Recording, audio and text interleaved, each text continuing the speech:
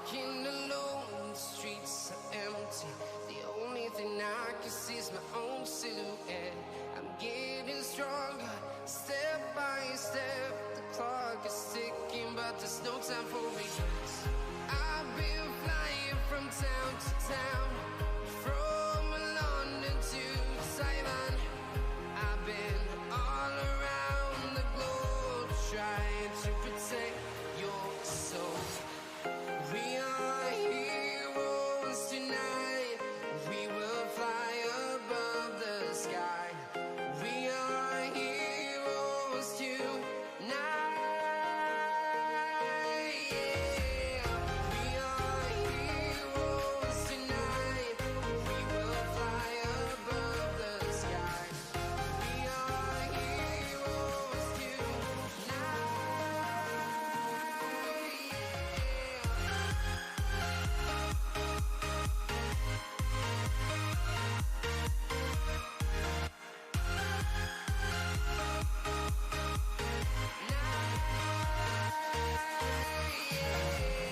Feel like a dynamite, ready to explode right up in the sky.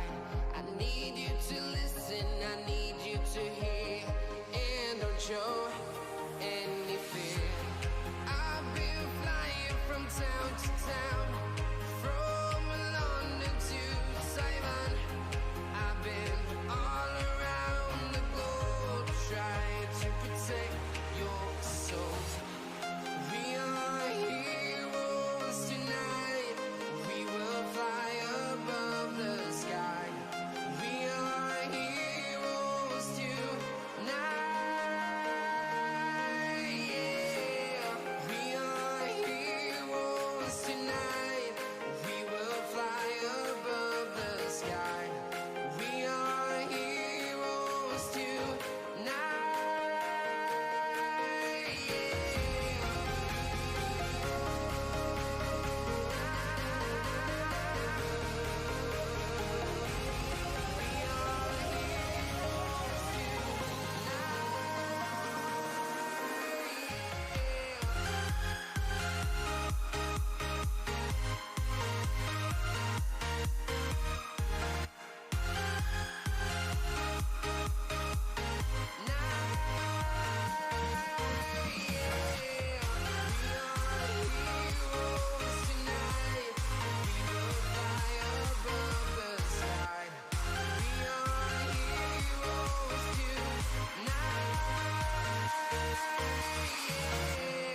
I've been flying from town to town, from London to Taiwan.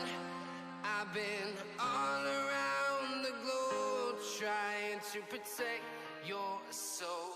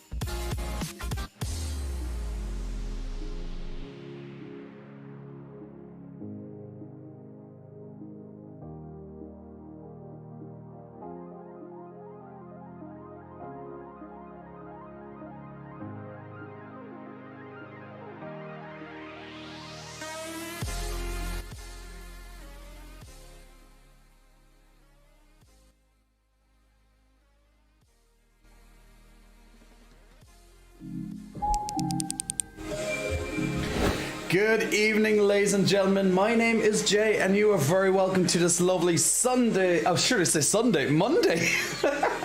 Monday's edition of Comfort and Titties Stay for the Personality. And yes, I think I did forget to update my notifications again, which happens more often than not, especially after the type of weekend that I have had.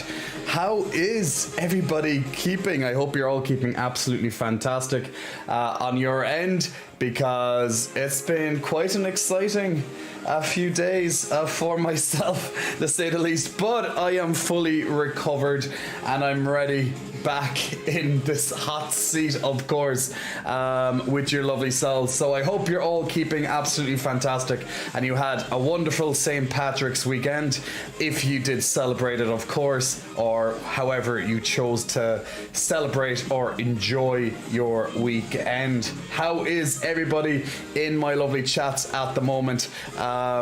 Hope you're all keeping well. Chaos, welcome to the chats, my man, lurking as usual at the start. Hope you're keeping well, Chaos. Makanayami, welcome, my lovely economics teacher. Ganko, welcome to the chats as well. Triaki, it's not Wednesday yet, Jay. Hopefully sooner rather than later. Because the sooner it is Wednesday, we are one little step closer to the release of Resident Evil 4, you know? And that is important, that Resident Evil 4 is going to be released soon. Also been listening to and loving the playlist you recommended a while back. It's really helped me focus while I'm at work, since there are rarely words. Great to hear. Glad to recommend playlists. I have a playlist on at the moment that you'll hear in the background. Hopefully not too loud for yourselves. But let me know if it is a little bit loud. Or maybe not loud enough. Above Ordness, welcome, Jay! Hope you're keeping well, Above Ordness. Leisder, hello, twins, and Jay and Polly. Good afternoon from Tenkucky. I'm going to call it Tenkucky. Alright, we'll go 10 cookie. That's how we're going to calling it, Polly. I'm good. I hope you've had a well. I hope you've been well, handsome man. Hope you got kissed as the day demands. Oh, did I what? It's more like how many people kissed me. That's the question. How many people kissed me? I have no idea. Now, when I say kiss, I don't necessarily mean tongue down my mouth, as only a couple of lucky people get that treatment. But I've got plenty of kisses over the last couple of days. Don't worry, my lips have been pressed on many different cheeks or other lips. Did the twins get kissed? Oh, the twins got kissed. The twins definitely got kissed. It's usually you give me a kiss here, and then you'll give twins a kiss as well. That's how we like it. You gotta say hello. That's pretty much the gay greeting from people, right? Got plenty of hugs along the way as well. So lots and lots of love. Lots of love been sent my way. Ganko, don't you just love when there's no hot water and have to take ice cold showers? Oh man, that feels bad, man. Oh no, ew. I hate cold showers. Like, they're really good for you. They're really good for recovery. But dear God, not nice. I hate it. RevNet, thank you for the 6 months. Can't believe it's 6 months already. RevNet, thank you so much for helping support the stream. Big muscle flexing, thank you for helping to pay the electricity bills. Hello, my Nebe, my lovely horse. Hope you're keeping well, Nebe. I actually do like it. It helps me wake up or cool down after workouts, says Leisner. There's cold and there's ice. Well, an ice bath is fantastic for recovery too. Not that I would do one, but fantastic. Happy Wednesday. It's Wednesday somewhere, maybe. Surely. I don't know. But happy Monday. Happy start of the week. I hope no one has the start of the week blues, because if you do have start of the week blues, I'm here to help cure some of those blues from you. So Let's turn you green. Let's turn you yellow. Let's turn you all the different colors that are up here behind me. We have multiple colors. We have all the colors of the rainbow up here behind me at the moment. So hopefully one of those colors I'll turn you instead of blue anyway. Just forget the blue that does pop up there every so often. For luck, clearly. For luck, of course. I'll have you in my ear while I grade papers. Look, Makaniyami, that's going to help. If that helps you grade papers, having a little bit of streaming action, then absolutely, why not, my dear? Why not? But I can't believe RevNet's 6 months already, man. But yes, I have another good playlist on in the background now, so definitely some different beats there. And thank you to all the follows over the last, while I was off since Thursday. Got a lot extra followers there while we were offline as well. So if you're one of those people, thank you very much, and let me know if you're in the chats, of course, as well. But absolutely, always lovely to come back to a lot extra followers since I last streamed on Thursday. But look, it's been an absolute busy weekend. It's been a long weekend from Thursday until, well, today, to be honest. There's been plenty of hijinks in my life, and Sunday could have been a lot worse. But I did decide to end up going home because I could have easily went. You know, there's a potential I could have been out for another like 6+ hours on Sunday, but I decided to call it a morning, an early morning, even though, well, it could have been going on until the afternoon, but no, unfortunately had to cancel that. Fortunately, unfortunately, depends on, I guess, perspective at that point. Bola Demir, I'm out on the road, but wanted to pop by and say hello to everyone. Of course, you too, Daddy J. Thank you very much, Bola Demir, for sending me your love. Soup Simon, hi, strongman. Hello, Simon. How art thou? Now, just as a note at the start of the stream as well, guys, we'll put up our Stream Raiders now in a moment, so I have that ready in the background. But just a note as well, there's only a few hours left on the 15% discount of J4Pay before that additional discount gets reduced back to the regular. Of course, if you are a previous follow, you'll always have a 10% discount. But if you followed in the past on J4Pay, a previous subscriber, but regardless of if you were or not at the moment, there is an extra little discount on top of that, and then it will go back to the original discount for previous subscribers, or 0% discount for non-previous subscribers. So definitely brand new 2 videos over on J4Pay, equaling approximately 30 minutes of new content. That was meant to be released yesterday, but my schedule, when I had it scheduled to be released, I think I pressed on the wrong date. So only actually got updated there like not even an hour ago, maybe. Oops.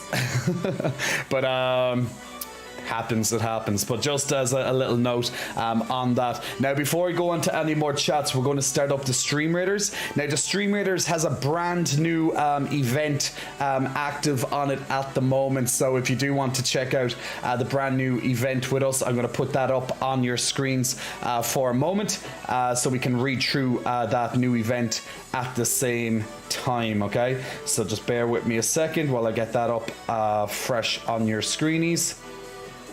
One moment. Oh, cool. I got lots of gifts from... Awesome. Just 1 second. Bring that up on your screens.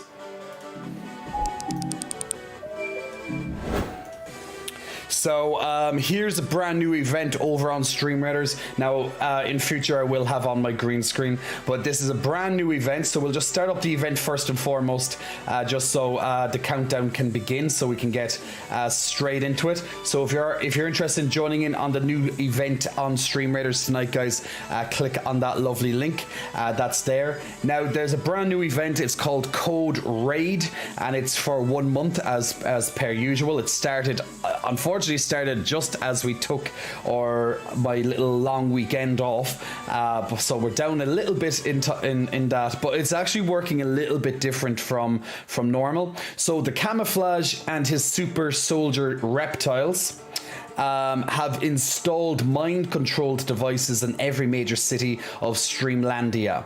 Direct confrontation is doomed to fail and could cost many civilian lives. The only way to stop these reptilian villains before an all-out war breaks out is by deploying special agents. This is not a mission for soldiers, this is a mission for spies. And so Code, or AID, has been enacted. So there's now a brand new global quest that has begun with this as well. So in every battle, some enemies will be marked with a sight as key targets. Those are key enemies of interest, and by taking them out, the whole battle is won. So it's going to be a little bit different. So if we take out the key targets, there we go. Now the key targets on top of that, there's a global event that the more key targets that people take out and we reach certain check marks along the way, we're going to unlock skins for every single person regardless. So we have to go through all of them, get them unlocked by the entire community, and you guys will get free skins as a result, on top of the new skins that are coming in this event as well. So brand new event, brand new skins to be had, new mini bosses, new bosses, and new event skins, as you can see here. So they're jam packing a lot of different stuff into this particular event. So and we're going to get these skins as a result of a global initiative. And this is going to be the community skin. So 2 people from my community will receive this skin when I get awarded it in about 2 weeks' time.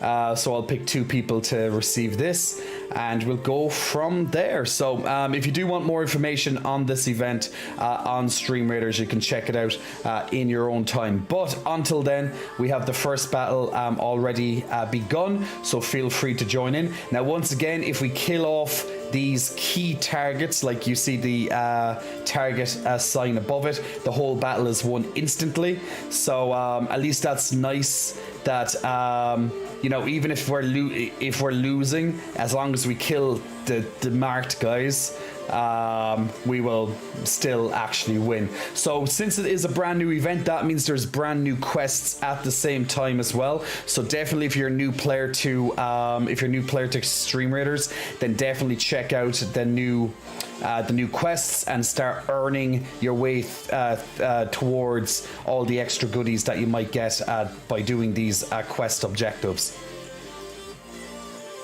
Very good way when it comes to events to earn new scrolls and all that, so definitely put down and do as you wish. Okay, so the battle has started, so feel free to put down your units anywhere you wish, and we'll go from there in 30 minutes. Remember, every 5 minutes there will be a brand new mission kicking off here. So that's the Stream Raiders, the kickoff at the start of the night. So if you want to join in on our lovely community Battlefield game that we play every single stream, then you're very welcome. Just click on the link that pops up every so often on your Twitch chat. Feel free to save it onto your browser at the same time if you wish, because we do play it every single stream. So if you want to put in a couple of units when you can, so you get the rewards and all that, then absolutely, we played every single stream, as I said, so it's always a good opportunity to get new stuff every single stream as well. So here we are. So let's check Duo. What did Duo say a moment ago? Hi Jay, did you have a great St. Paddy's? Lots of patties this weekend. So it's actually Paddy's, so it's Paddy. A lot of people think it's TTY, like St. Patty, but it's actually Paddy. It's just so Paddy is the nickname that we give for St. Patrick. Very, very normal for us, at least on our side. So, but it's a common mistake. But yes, but yes, I had a fantastic St. Paddy's. Absolutely chaos at times, especially on Saturday. I had a big house party here. There was about 30 people in attendance before we went out clubbing after that into the early hours. Then we were out on the streets. We came back to refresh, get food, etc. Then back out again into the after parties, into the early hours. I did manage to avoid a second after party. I wanted to go, I was ready to go, but while en route to go there, this like sudden tiredness came over me. And I was like, no, I'm in no position to continue this on for another like 6 hours at this stage or whenever.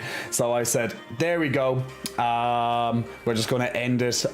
We're going to end it there. So I ended about 9:30 in the morning. I could have easily, you know, if I didn't have this sudden tiredness all over me, you know, I was dancing like crazy all night and chatting all night and all that since, you know, like 7:30 p.m. before that. So, you know, I was pretty much with people for 12 hours plus that evening alone. So I was pretty tired by the end of it. But yeah. Skazim, big muscle flexing. Welcome to you, Skazim. Thanks for pressing the follow button. Is it me or the syncing not right? Don't know. I don't know. It seems to be syncing right on my end, but who knows? Like a rice patty. Yeah, something like that. Something like that. The last weekend of boob kissing, says Ormana. We had a fun time, you know. I have a great bunch of friends. I have a great crowd. Thank God I've managed to make so many friends. While in my short stay, in my short time here in the city.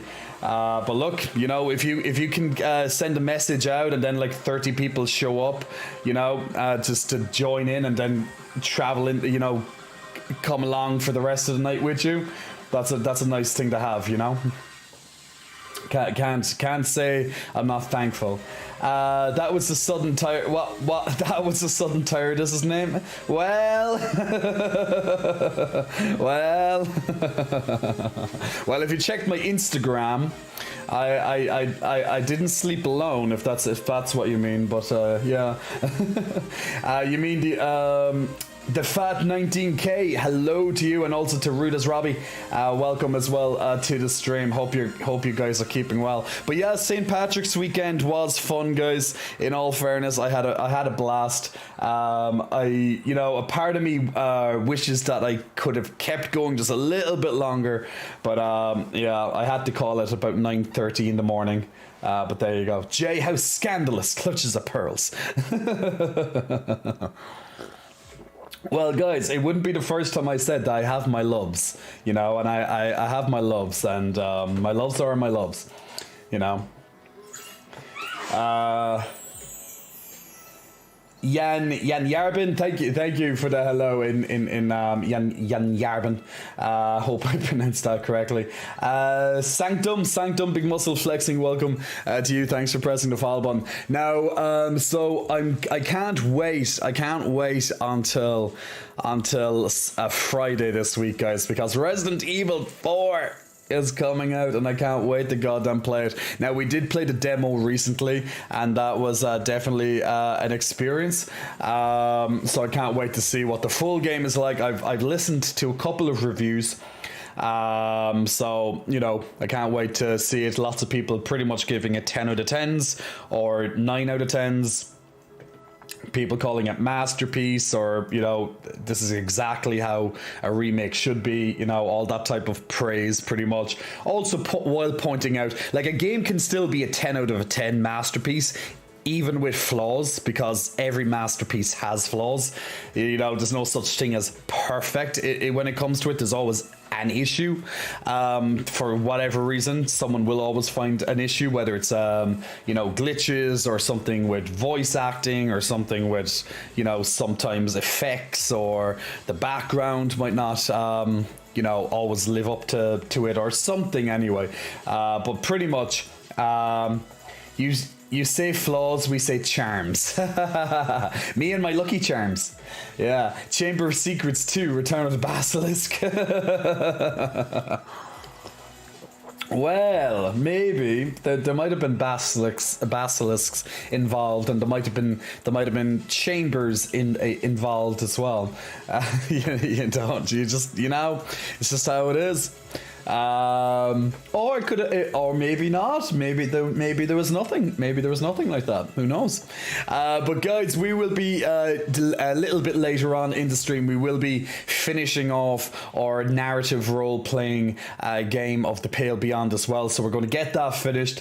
We have to, because Resident Evil 4 is coming out very, very goddamn soon, and we will be dedicating streams to that event as well. So can't wait for that. So we do have to finish off that game tonight, and then that means Wednesday we can do as we wish. We will be playing some Nitro Racing. We're going to unlock a new map as well for tonight, so we're going to be doing that very shortly too. Once again, we have our Stream Raiders Community Battleground field game in the background too. Why didn't that download it? Why didn't that? 1 second, sorry. Okay, that installer does just always giving me issues.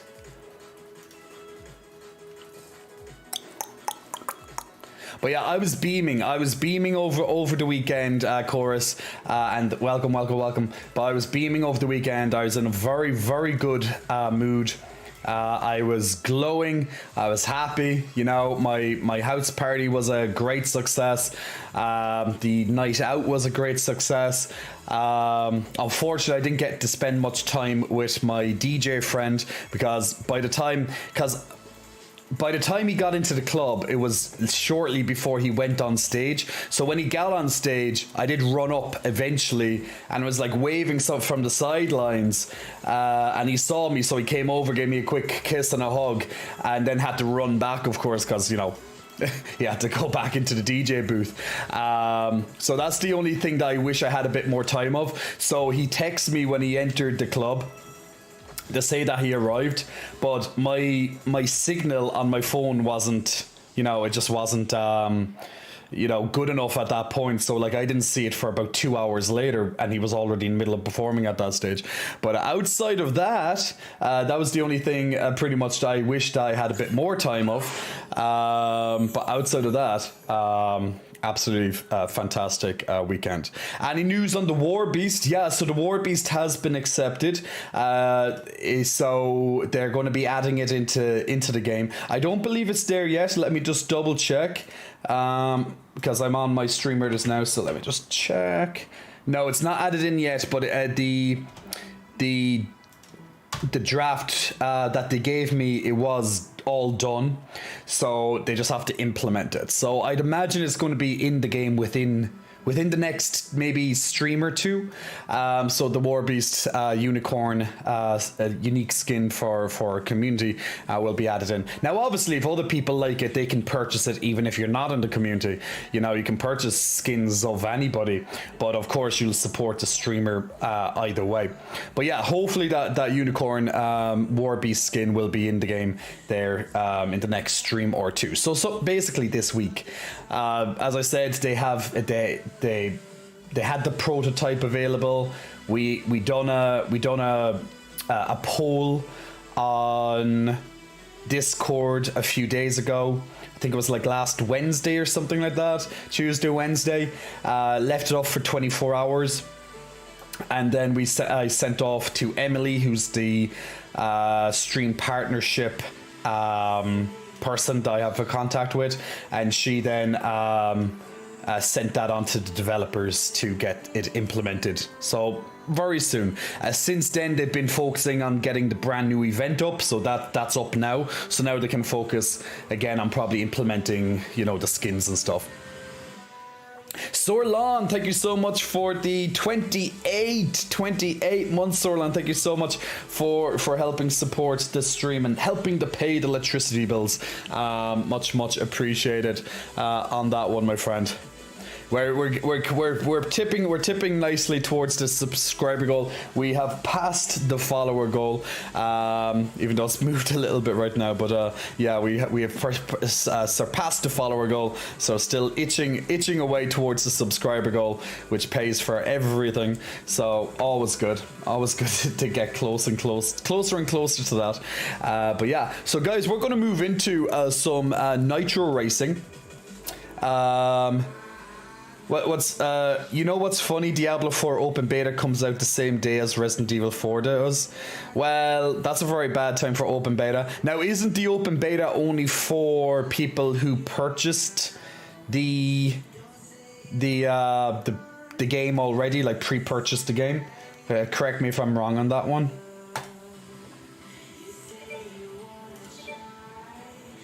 All right, let me get up my Nitro Racing. Soup Simon asking for a hug. Soup Simon, of course you can have a hug, my man. We'll get those huggies up for you right now. We have unicorn hugs all the way to you, Soup Simon. Big hugs sent your way. Nice warm hugs for me and the lovely unicorns on your screen right now. So hopefully you'll feel that love for yourself. So big huggies sent your way, Soup Simon. So hope you enjoyed that. Oh, so the next weekend's open to everyone. Well, unfortunately, it's going to be a very bad time because, well, Resident Evil 4. Like, to be honest, like the game comes out in what, like, not even 2 months' time. So, you know, people can wait. But I guess, look, at the same time, Resident Evil 4 is going to be out and it's going to be out forever. Whereas, you know, an open beta is, well, it's temporary, right? So I guess it is a good way to log into the game, see if you like it, so you can kind of try it before you buy it. Maybe I'll try it out. Like, I'd like to hope that the game is decent, because Diablo Immortal absolutely soured the Diablo name. I still play Diablo 2 from time to time. You know, it's such a classic, and I mean the remaster, but it's such a classic game in general. Even if it's kind of outdated in many ways, but you know, it's a great game. But Diablo 3 I haven't played in years, because that got very boring to me. And yeah, when I tried Immortal, that soured Diablo forever in my mind. So, and I'm not a fan of not seasonal play, but live service games, because they're constantly just trying to get, you know, rip you off with more money and stuff. So I'm not a big fan of live service games. So it really depends on how to do it. Because yeah, there's no game that I want to play again and again and again. I know everyone's different in that aspect, but there's so many games for me to play. There's no game that's going to capture my attention and keep me playing forever type thing. And those type of live service games, they generally speaking, they demand your attention as much as possible, you know. And that means then you don't get to play other games. Like, especially, it depends on how egregious it is. Like, if it demands your time, but like you have plenty of time to do it, so you might only have to play like once or twice a week kind of thing. But when you have that added pressure in the background of a live service game, oh, new rewards, they're going to be gone in 8 weeks time, or however long your seasonal event is, or blah blah blah, that never sits right with me. I don't like that. So generally, now the good thing about live service games is that they patch and they can add new content, but sometimes they take it a very cheap way out, and they just change a couple of minor aspects and call that new content type thing. It really depends on how they're going to monetize it as well, if it's going to be pay to win, if they will eventually go to that, like Diablo Immortal, which was a complete shit show, of course. But yeah, that game just soured Diablo to me. Now, obviously, I do have a love of Diablo. I love Diablo 1, 2, and 3 was pretty good. It had its issues, but every game has its issues. But yeah, Diablo 4, I'm not hyped for it. It doesn't mean that I don't want to play it. It doesn't mean that I won't play it. I'm just not hyping myself for it, because usually when you hype yourself for a game, it's never going to live up to those hyped expectations, right? So it's just better. It's just generally better just not hype yourself, and just when the game comes out, enjoy it. There's some games that are kind of unavoidable to hype, especially if it's a game that's like, you know, it speaks to your soul type thing. Like, you love the series. Sometimes it can be hard not to hype a game. Like even Final Fantasy 16. I love the Final Fantasy series in general. Like, I'm not even hyped for that, because I learned just not to hype yourself as much as possible. Like I can't wait to play Resident Evil 4. But I'm not hyping it, being like constantly like, oh my god, I'm like watching every little piece of information on the internet that comes out about the games, every single trailer, every single photo, all the different interviews. I'm like, nah, can't be asked. There's no point. I'll play it when it gets released. I'll watch a trailer here and there, but all the little minutia, just can't be asked. Can't be asked. Hey, Garen, dude, be looking like a beast. You look amazing, dude. Went to the gym already. I didn't go to the gym today. Today's my day off. But thank you. Tomorrow I'll be back in gym for the week, so I'll be fine. And Tara, big muscle flexing. Welcome to you, and Tara. Thanks for pressing the follow button. Also to your go art, your art maybe. Big muscle flexing. Welcome to you as well. And Jazzy Cola as well. Big muscle flexing. Welcome to you. Thanks for pressing the follow button. Skazim, am I in Dublin? I do live in Dublin.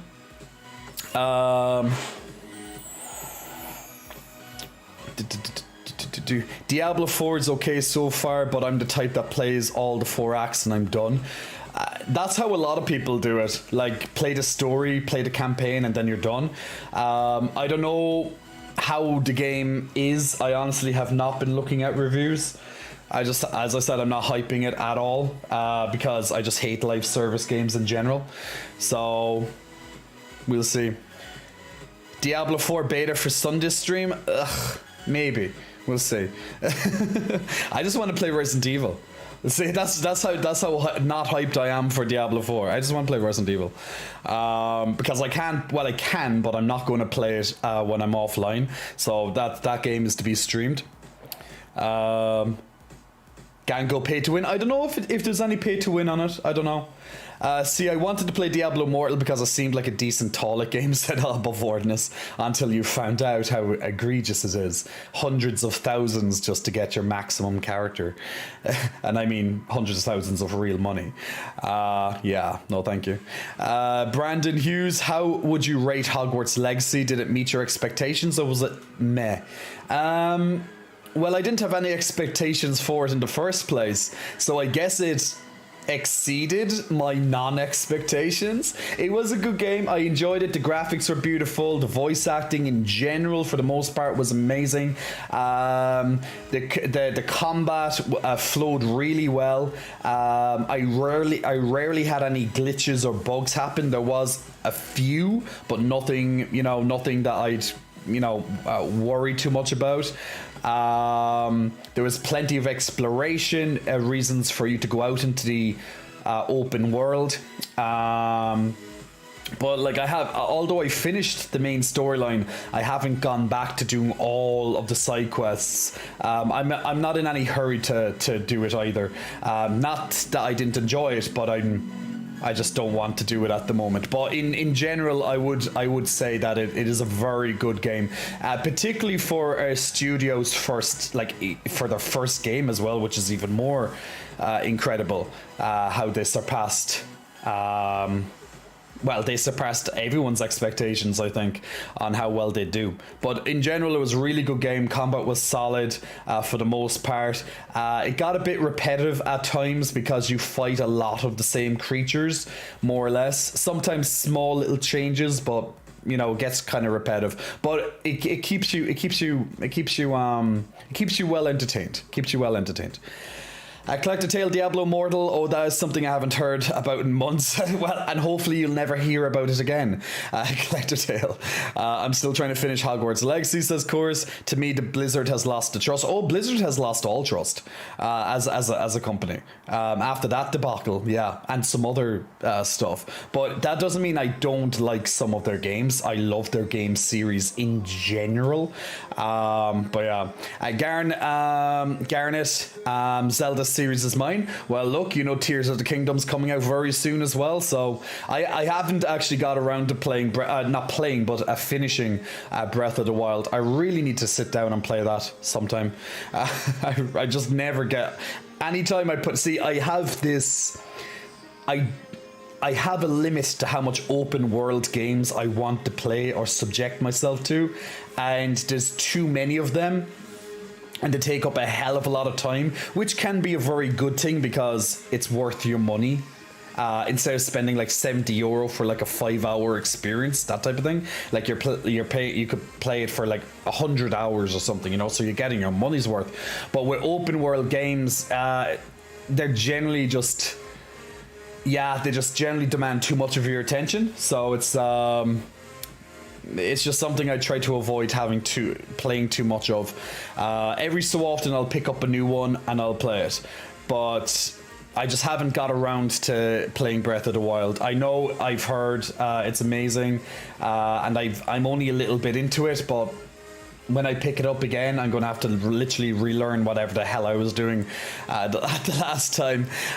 Intensified Lust, Big Muscle Flexing, welcome to you. Thank you for pressing the follow button. Blizzard, after their legal punishing artists for trying to unite, can F off, says Chorus. Well, there you go. Currently playing Breath of the Wild, almost at the end, says Ganko. Awesome. Guys, we're going to turn over to... We're going to turn over to some Nitro Racing, and we're going to try, as a community, we're going to try and unlock another map. So if you want to join us for 4 or 5 maps to start off our gaming for this evening, then feel free, absolutely. So just give me a moment to bring that up for yourselves. Just have to change my green screen. There we go. Here we goes.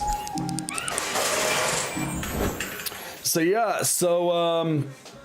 if you want to join in on our lovely fun game of Nitro Stream Racing and unlock the next map as a community, then type !play like you see at the top of your screen right now, and we'll join in on that promptly.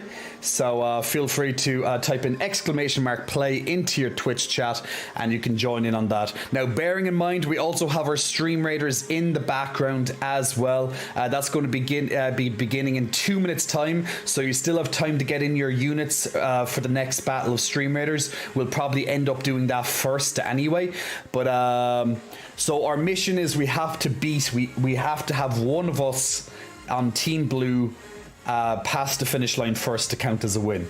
So we're going to have bots against us as well, so the more people we have, the better chance we have of unlocking a new map. So type !play to join in on that. And remember, very important to use your weapons at good times. We have seen it plenty of times in maps already. It can be the meaning behind a win or loss for the community. So if you want to join in, guys, !play.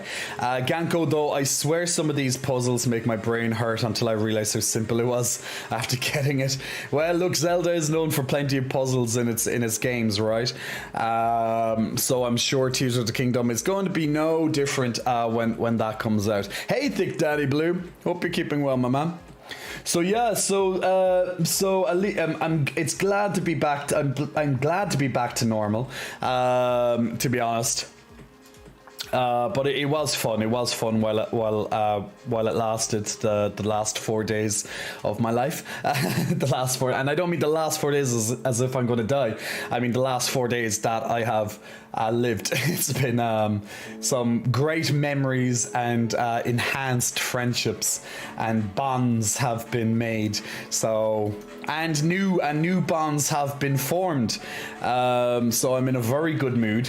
Although I'm slightly tired, but I'm completely fine at the same time. It's just been a you know, pretty long weekend. You know, 4 days. But hey, St. Patrick's weekend doesn't happen every day, right? Once a year. Now, once again, also, I'm going to copy and paste the website in for this game as well until it eventually gets added in to the game menu. But once again, this game is currently in beta. So let me just type that into Twitch chat. So you can join that website and you can get lots of coins. Now, those coins can be used to customize your racers. So definitely don't forget to collect coins as the game continues. I'm just pretty much clicking on lots of my claims from the last races that we did on the last stream. I forgot to actually get around to clicking on them. There we go. Like literally, when you do these quests, like you go up like 1,000+ coins, 2,000 coins easily, if not even more. I went up 3,000 coins there now in the background. It won't be updated in game at the same time until the next map ends. But yeah. So type !play, guys, and we'll play this just after Stream Raiders. We'll do our Stream Raiders first, so we'll get that on your screens right now too. And remember, this is a brand new event. Now, how this event works is that we have to kill off the guys with the targets above their heads. If we do that, the battle ends instantly. So pretty much, we just have to focus on killing two new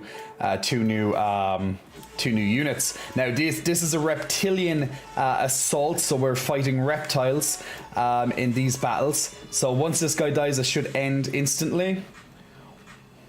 They do have a bit of health. Is that guy up there? Yeah, and as you can see, even though there were still enemies on the map, once we cleaned out those targeted high targets, as they're called, then the map ends instantly. So that can be very useful if we're getting absolutely swamped. If we just got those units down, it's all good. Congratulations, Ganko plus Ultra Eddie and Yohei on some extra goodies. And remember, there's brand new quests up as well at the moment, so get those. There's going to be lots of new skins. There's also a global initiative as well where you can get even more skins by just playing along. But skins can unlock for you the more globally things are done this time around. So absolutely, just they're stepping it up with rewards and stuff at the moment. So if you do want to join in, my lovely people, then click on that link and we'll join, and we'll get back to Stream Raiders in 30 minutes time. Let me just put down my unit. So feel free to put down units anywhere you wish, and remember, you can put down a new unit every 5 minutes, and then in 30 minutes time we'll do the next battle. All right, last chance to get in on Nitro Stream Racing as well. So if you want to join in on Nitro, and now's the last chance. We're going to play this. We're going to play 5 battles of Nitro. We're gonna start in 10 seconds time. So our mission tonight is to have at least one of us get to first place. That's going to count as a win. We need, I believe, 4 wins to unlock the last map on this line. So we'll have all the current maps unlocked. And here we go. Collector Tales. So St. Patrick's was fun. Oh boy, apparently wrote poetry. Hey, Glamorous. Hope you're keeping well. Stick Sizzles. Welcome. So when are we gonna bond? Says Glam. It is Monday, but I unfortunately forgot to update my notifications. That happens every so often. Alright, let's see how this battle is going to go. So, remember, type !mega into your chats, guys. !mega to use your abilities when you get them. So when you get the token that will be on the screen, that drop randomly on the screen, If your racer picks them up, then you'll be able to use those megas. So exclamation mark mega, like I just typed into the Twitch chat there, to be able to start those. So there they are, they have a dice over them. So if you see that dice down in the corner and it has your name next to it, that means you have a mega. Or if you see it on this list over here in the top 10, so for example Thick Daddy Blue has a mega on our side. Now the most important thing is to use the megas wisely. When you get them, usually use them when you're not in first place, and if there's bots in front of you. If there's bots in front of you, there's a good chance that I will hit a bot. So far, Chaos is currently in first place. It's good to see one of us in first place at the moment. All the bots are in the next 10 positions, more or less. So Thick Daddy Blue, if you want to use your mega, it's a very good time to use it. Because you'll be able to you'll be able to use your weapons. Now, as you can see with this particular map, there's lots of aliens, alien beams trying to knock you off the track. Chaos has his weapon now, a mega, so you can use your mega whenever you want, Chaos. Now, using your weapons at the correct times is very important to helping people win. And I would advise not to use megas unless there is at least one bot in front of you. Now, for example, Chaos just uses bananas, which can pretty much affect anyone by having them slip over it. So just treat this game similar to like Mario Kart or let's say Crash Team Racing, where you pick up weapons and you can use them. Obviously, you don't have the same amount of freedom, but that could get improved as it goes on. So Glamorous, for example, has just picked up a mega. So use your megas, especially if you see bots in front of you, because there's a better chance it will hit one of them instead of one of your own people. Garnet has a mega now as well. Now you'll see plenty of other reasons for you to get. Glamorous used his mega and hit that bot there, for example. So he used his homing pigeons to do that. So zooming into Chaos right now, who also has a mega at the moment. Glam has another mega. Thick Daddy Blue has another mega. Once again, you can see your megas down here or else up on the top 10. So Garnet's currently in first place, still holding on to his mega, which is fine if you're in first place. Otherwise, you might potentially lose out on it. I'm using my mega at the moment as well.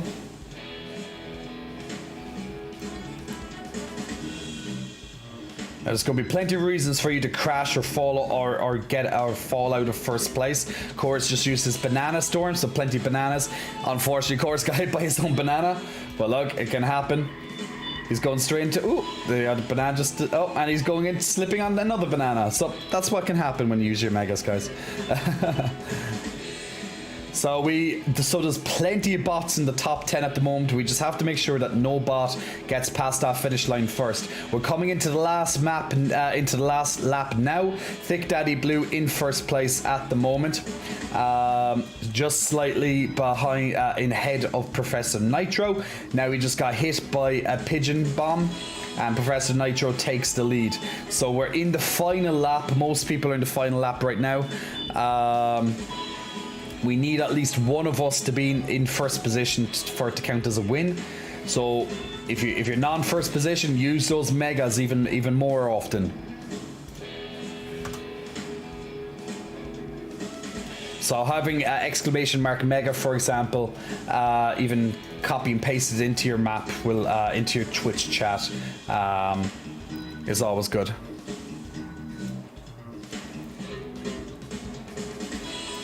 Garnet just used his banana storm, so bananas are slipping all over the place. So hopefully, and the bot in first place just slipped on a banana, slowing him down considerably. But another bot took his place instead. Thick Daddy Blue and Garnet falling off the map at the moment. Thick Daddy Blue coming slightly behind. He's getting into second place. And both of them just got hit by something. We have a tank chasing after the person in first place at the moment. And Thick Daddy Blue is right behind Professor Nitro, picking up speed. So I have a mega ready. I'll use the mega as well. Hopefully that will help. And I typed mega wrong. Of course I did. Oh my god, what am I spelling today?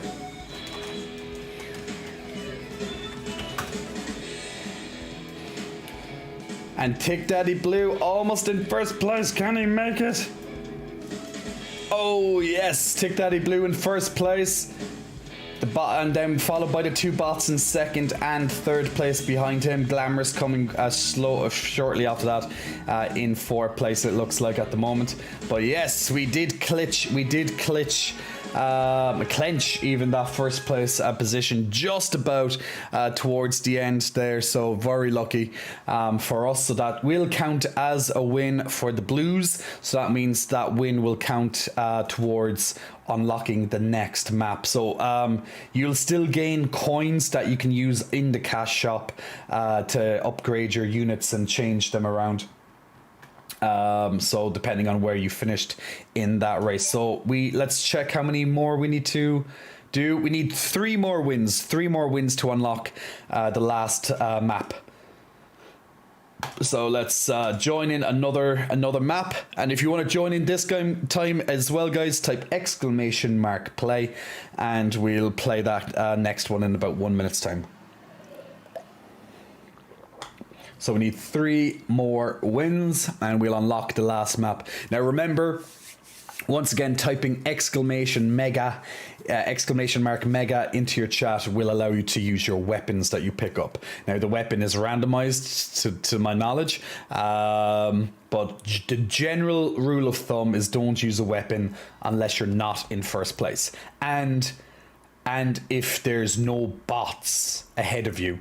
If it's only players with you, don't use the mega, because there's a good chance you'll hit one of your own team, which is all of us, because we're all playing together on one team in these particular maps. So our objective is to make sure that no bot reaches first place by the time the last lap is completed. The back pain from carrying all of you. Tick Daddy Blue. Tick Daddy Blue, I'm sure you're strong enough to carry all of us. I'm very sure you are. Or use a mega if there are a lot of bots behind. Well, usually the majority of the megas focus in front of you. Now, if your mega is the bananas, well, that can hit anybody. That'll just spray the track with bananas, so that can hit anybody. But realistically, if there's no bots ahead of you, most of the megas will just hit players instead. At least it gives a better chance that it will hit a bot. If they're ahead of you. Now, it may still hit a player. It really depends on what mega it is. Like the homing pigeons could hit anybody ahead of you, for example. Particularly whoever's probably in first or second place or something like that at the time. So it's like one of those those blue homing shells in Mario Kart. They usually seek out the player, usually the person in first place. Boosts. Boosts, I think it's just from the map itself. I don't think you can boost yourself outside of that, unless I'm wrong.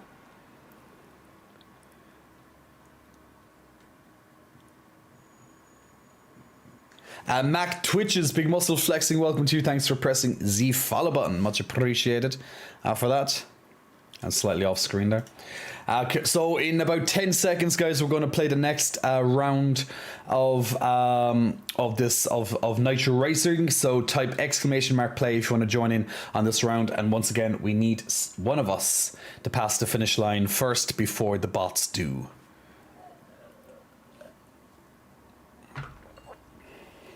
You wish there were more hunks like myself in your area? Well, there might be. Just gotta look.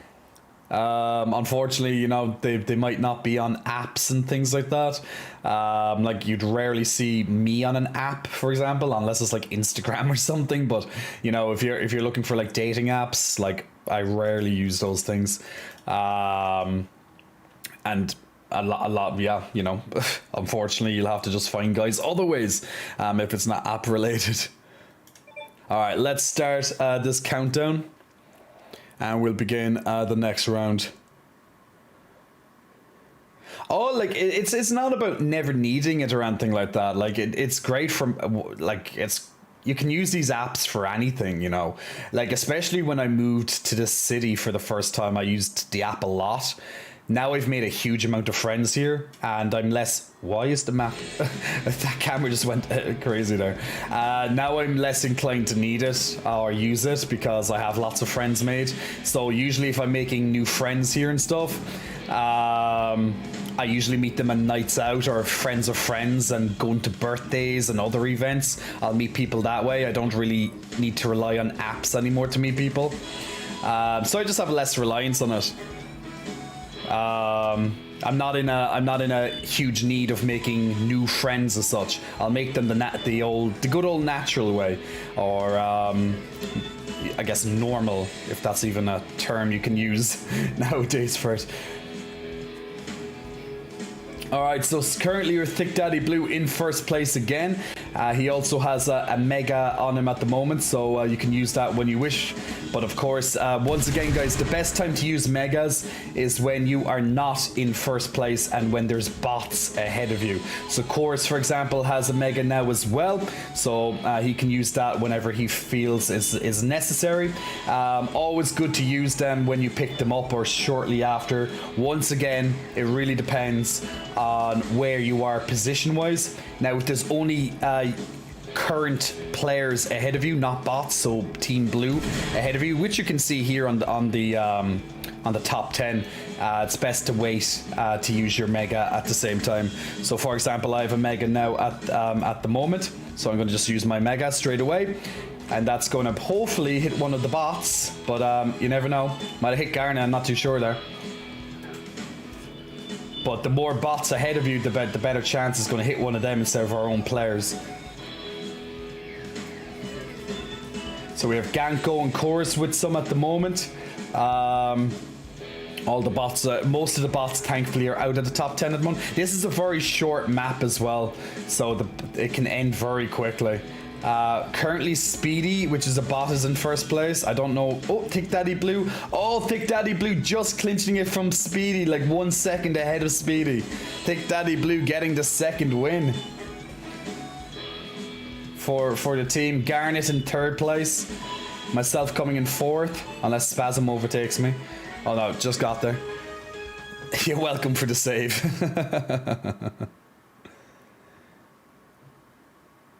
Glam Bandicoot.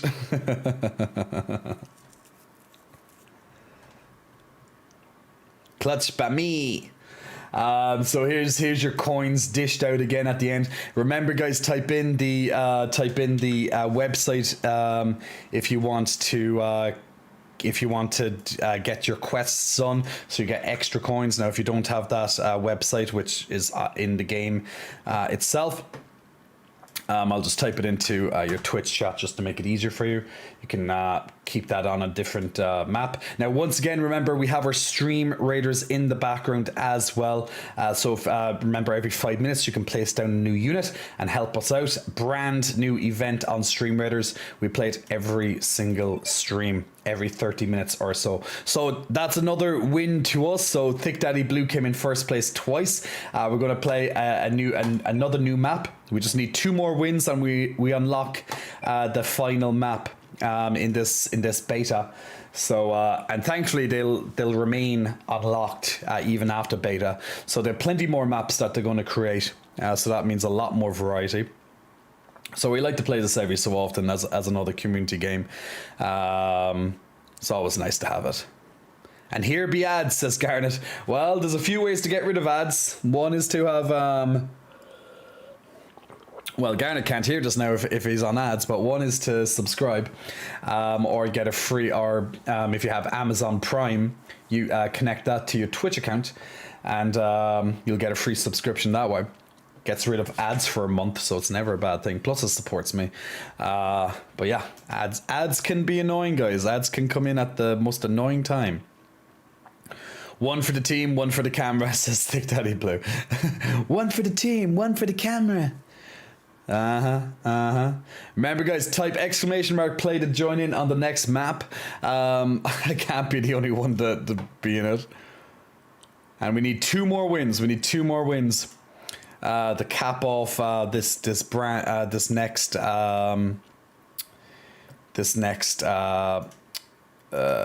map. So we're getting nice and close. We just need 2 more wins.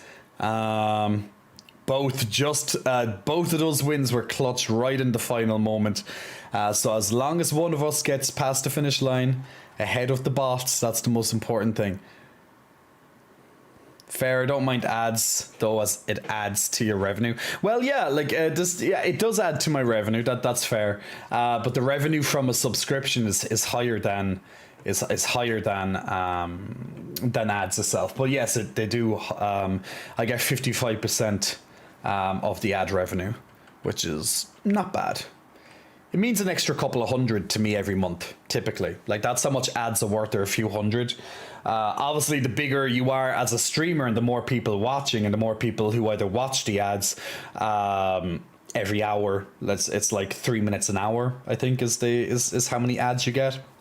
Which, in all fairness, it's not much, but like, you know, if you're going to be watching the stream for multiple hours, well, you know, let's say you watch the stream for 5 hours, you know, it's 15 minutes of ads. It's not that much when you break it down like that, but you know, but it pales in comparison to subscriptions usually. But it's always good. Is the items in the game, you get equipable or you get random items from the item boxes? So from what I see, Stick Sizzles, the item that you get in the box is random, and then you use it with exclamation mega, like I typed into the Twitch chat just a moment ago. So just type in mega anytime you get one of those items. Also, as far as subs are concerned, Twitch makes it difficult as I only use prepaid cards. Ah, right. Well, fair enough. Now, if you do, as I think the ad came in when I said it to you. If you have Amazon Prime, you know, if you use Amazon Prime, then you get a free Twitch subscription every month as well. You just have to connect you have to go into your Twitch settings and connect your Amazon account. Since Amazon owns Twitch, so they have a nice little kind of you know, to have that little additional accessibility.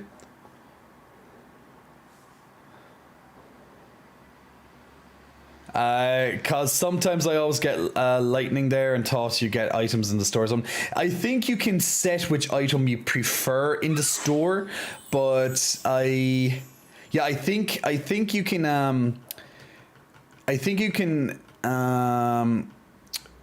choose your preferred items, but I think it's random outside of that. Like, I usually get the pigeon bombs. Let me check, actually, if I check the website, did I select pigeon bombs in my loadout? One moment. I think I did, you know. So if I just bring up the website here, yeah, I have my mega chosen as the pigeon bomb. So yes, so if you're on the website, you can choose which one you like more. So if you have one of these equipped, otherwise I believe it's fully random. But generally, pigeon bombs work well for me. The lightning is very powerful, of course. Tornado just blasts everything out of your way. But yeah, you can unlock whichever power you like as your favorite, as your preferred, for 5,000 coins. But if you don't select any of them, it is completely random to my knowledge. Outside of that, of course, you can customize the body of your car. I'm just saving up at the moment. I'm not sure which car I'd like, but you can change around your car. You can change around the unit within the car. You can change its color, and more things will get added as the game, you know, progresses. But you can even add flags at the back. You can even add the J Cots banner on the back, which is a unicorn. That's true, but that you have to pay for that. But yeah, you can customize the driver. There's only a few drivers available at the moment, and they cost a lot to change your driver. Otherwise, it's random, I think. But yeah, they'll add more as time goes on there as well. But when you're playing the game, make sure that you're checking out the quests, because you unlock a lot of goodies through the quests, and then your race pass as well. You'll unlock lots of stuff on the race pass too. So always good to keep that website in the background. to do it. Yeah, I put the website. I'll link it again. I put the website in. I'll just copy and paste it for you. It's just an easier way just to collect your, like, once the beta progresses, it will be all done in the game menu. But for now, it's on the website.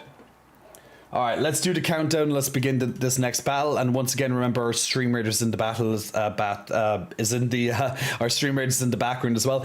Chorus, Big Muscle Flexing, thank you for gifting a sub, and congratulations to Leisder on getting a free subscription courtesy of Chorus there as well. So thank you, Chorus, for helping support the stream, and congratulations, Leisder, on that. All right, so here we go. A different map, and once again we have to make sure that one of our Team Blue gets to the end first and passes that finish line, not those pesky bots. Remember, you can help. You have a bit of control when it comes to your character. Type in !mega, like you see me in the chat. Anytime you get a weapon, and you can use that weapon to help control the playing field a bit. Funnily enough, I pick up the first mega when I just typed in mega. It's funny how that works. So I just used some pigeon bombs. Hopefully we'll hit one of the... Oh, and it did. It went straight for tempo. So as you can see, me using my pigeon bombs, he got a temporary stun, sending him back multiple positions there. So it kind of paved the way for Sam to get to stay a little bit ahead. So once again, as long as one of our team on Team Blue, which is any of us here in the community, come past the finish line first, that's the most important thing. Now this map is a little bit longer than the previous map. It takes just over a minute typically for each round to end. Ganko has a weapon at the moment, so use Mega to use your weapon. Now if you're in first place, generally it's not advised to use your weapon, as it generally would be wasted, unless you have maybe Banana Storm. If you have your Mega set to Banana Storm, oh, Ganko, unfortunately your own banana betrayed you. So Sam, for example, has a Mega at the moment, and since you're not in first place, it could be a good advice to use your Mega. Currently, Styx is in first place, just picked up a Mega, which he can, if he wants to, save for now, until maybe one of those bots come up behind him. Now, currently, that bot is a little bit behind him, but Styx Sizzles is losing first place. Has some trouble. He's stuck in a wall at the moment, but it unlocked him. Now, Styx Sizzles, this could be a very good time to use your Mega, because there's only bots in front of you at the moment. And Stick has used his lightning. That's going to take out the bot right beside him. Maybe take out a bot maybe in front of him as well. Oh, yes, he has another bot right there that he just took out in front of him too. Shockwave getting hit by possibly Ganko's bananas from earlier. Here's my pigeon bomb. Ooh, it passed that bot. It probably hit the bot. There it goes. Hits the front bot there. Usually hits one of the first people. So that's going to slow him down, giving us some time to catch up. Now, unfortunately, at the moment, we have no one in first place. Styx Sizzles currently has a weapon. Sam still has his weapon. Use your weapons, guys. There's no point keeping onto them for too long. So, at the moment, Styx Sizzles and Ganko are our only hope. Styx Sizzles has unleashed his Banana Storm, so bananas will appear throughout the map. Ganko getting hit, unfortunately, by one of those turrets. Ganko using his Banana Storm as well. Lots of bananas, straight for that Shockwave character. Not Game Cow got hit by a banana as well, so at least you... you hit everyone in first in the first 3 places got hit by at least one of your bananas, Ganko. So that's good. Styx Sizzles flying backwards, unfortunately. Ganko getting slipping as well. Sam right behind him, still holding his Mega. Remember, use Mega, guys, to use your Megas. Oh, damn it. One of the bots finished first place, unfortunately, so not this round.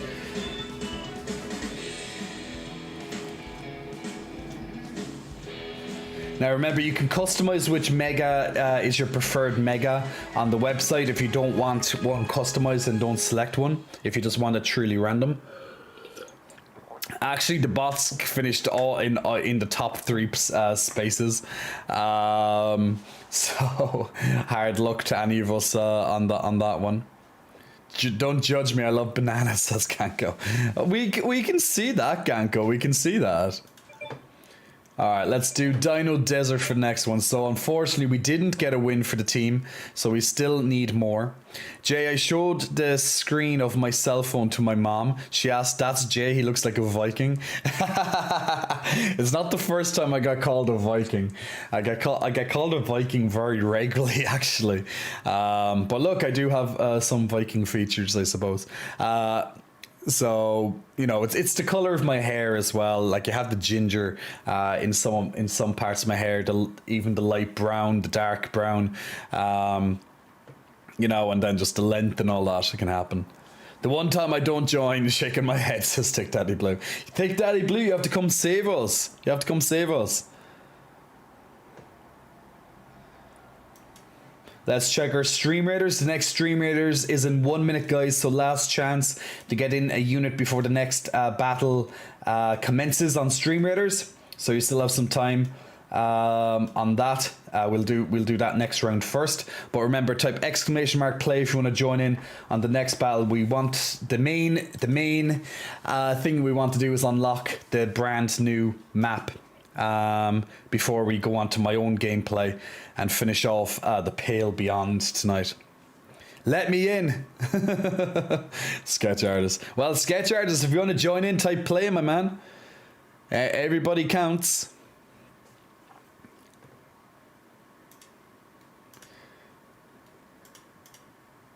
Jazzy Cola asking for a kiss. Mwah, big kiss blown your way, Jazzy. Make sure you catch that kiss. Robin Ruby asking for a stretch. Of course, we can do a nice stretch. Can always use a stretch. Now, once again, when I started the stream, I have a promotion going on at the moment. It's in its final couple of hours, but if there is a discount, 15% off J for Pay at the moment. So if you wanted it a little bit cheaper, there's still a couple of hours left on that.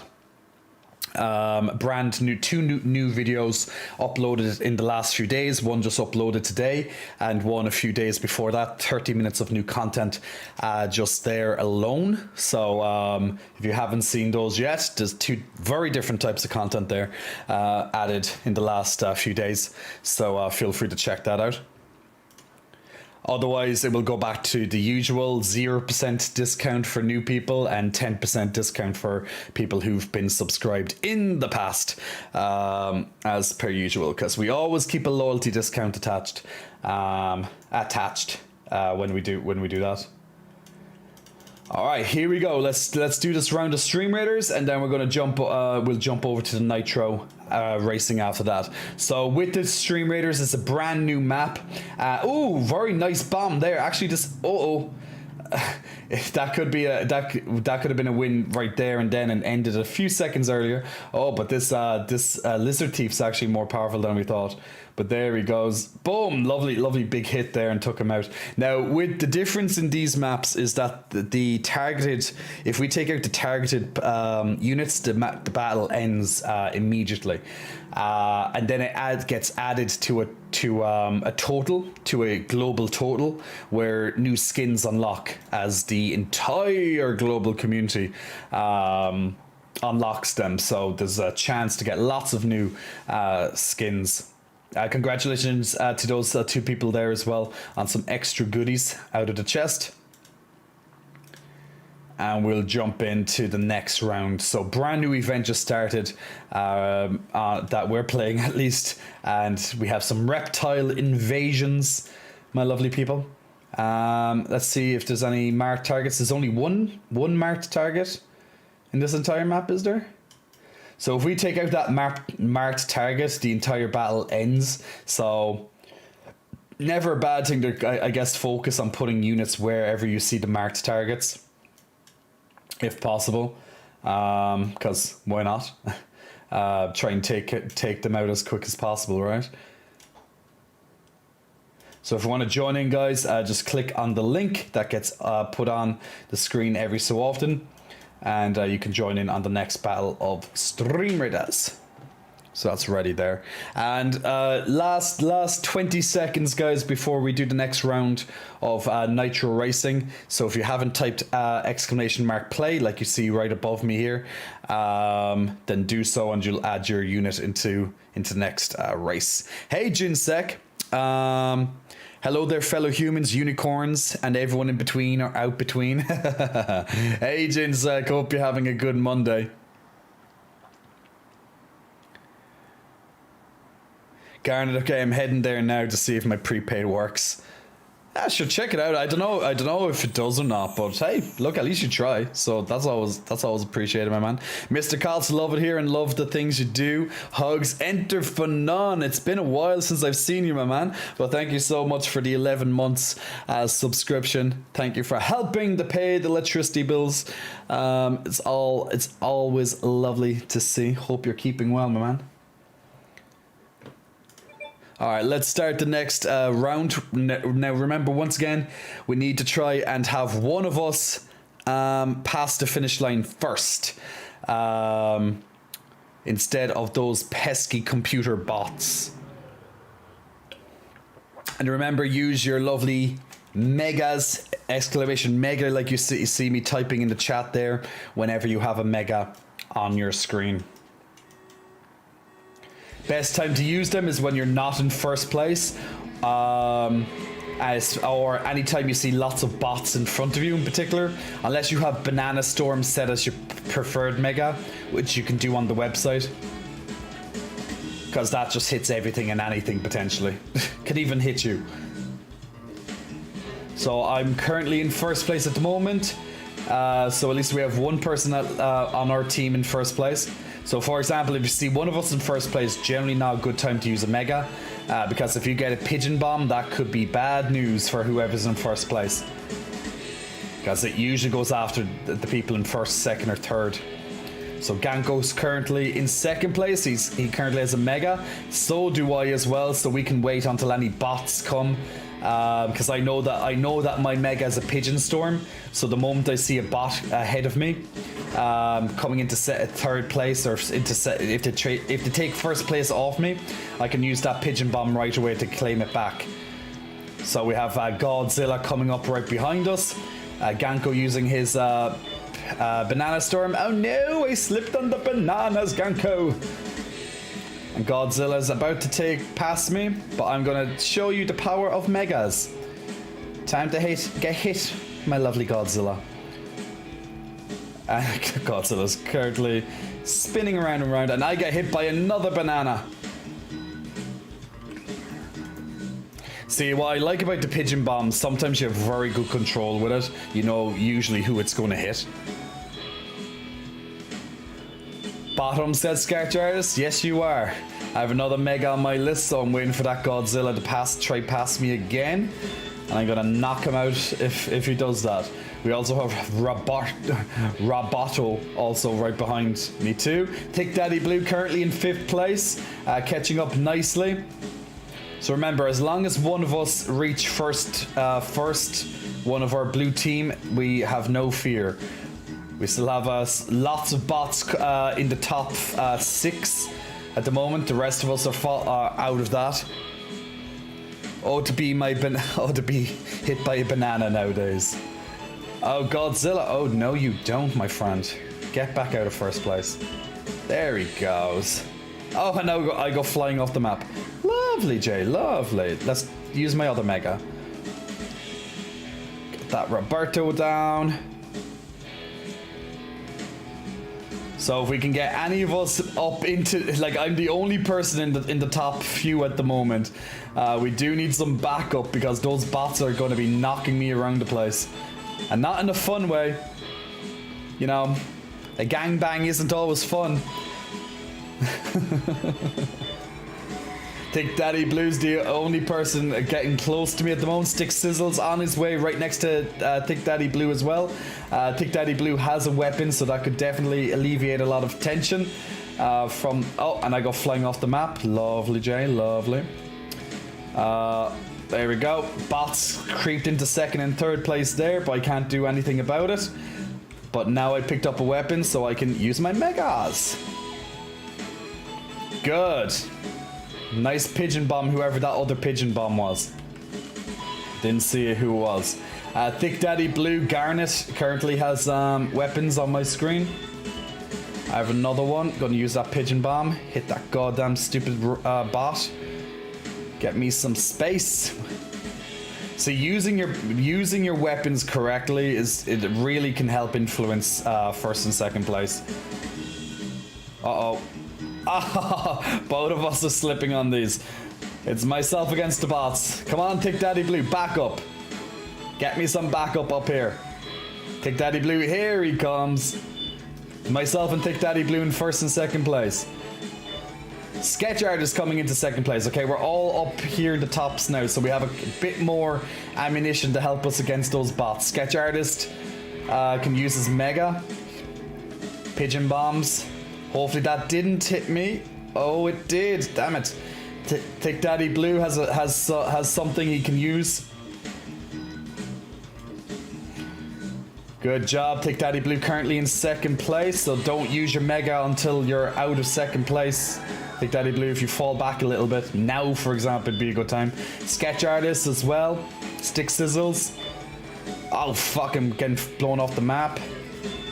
Not... Getting so close to the finish line. We're in the last big... Oh my god, I'm hitting everything. Garnet. Oh, Garnet got into first place, but now fell off the map as well. It's anyone's game, but we need one of Team Blue to take it home, people. We need one of Team Blue to take it home. I wish I had a goddamn weapon to stop that goddamn bot from turning it. Oh, we're in the final few seconds of the map. Oh, is a Sketch Artist? Oh, it's myself and Sketch Artist, first and third place. Just about. Good job, that's a win for Team Blue. The chat wins. Jay slipping in those bananas.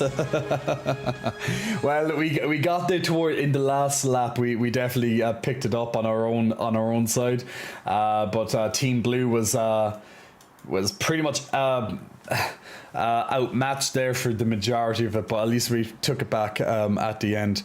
So yay! We need one more win, I believe. Let me just double check.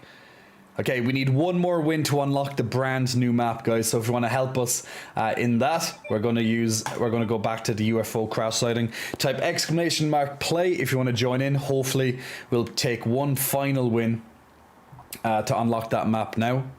I want to slip on Jay's banana milk. Ayo.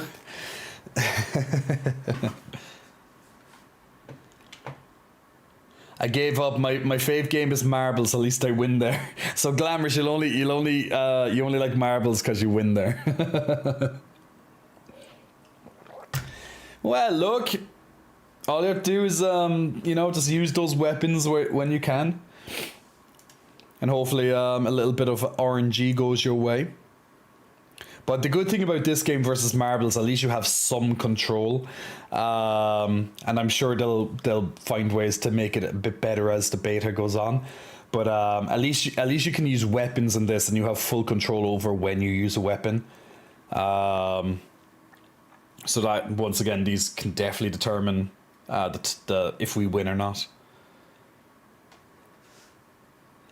I was fort and weaponless all the time. Yeah, you just need to hope that your racer goes over a weapon, right?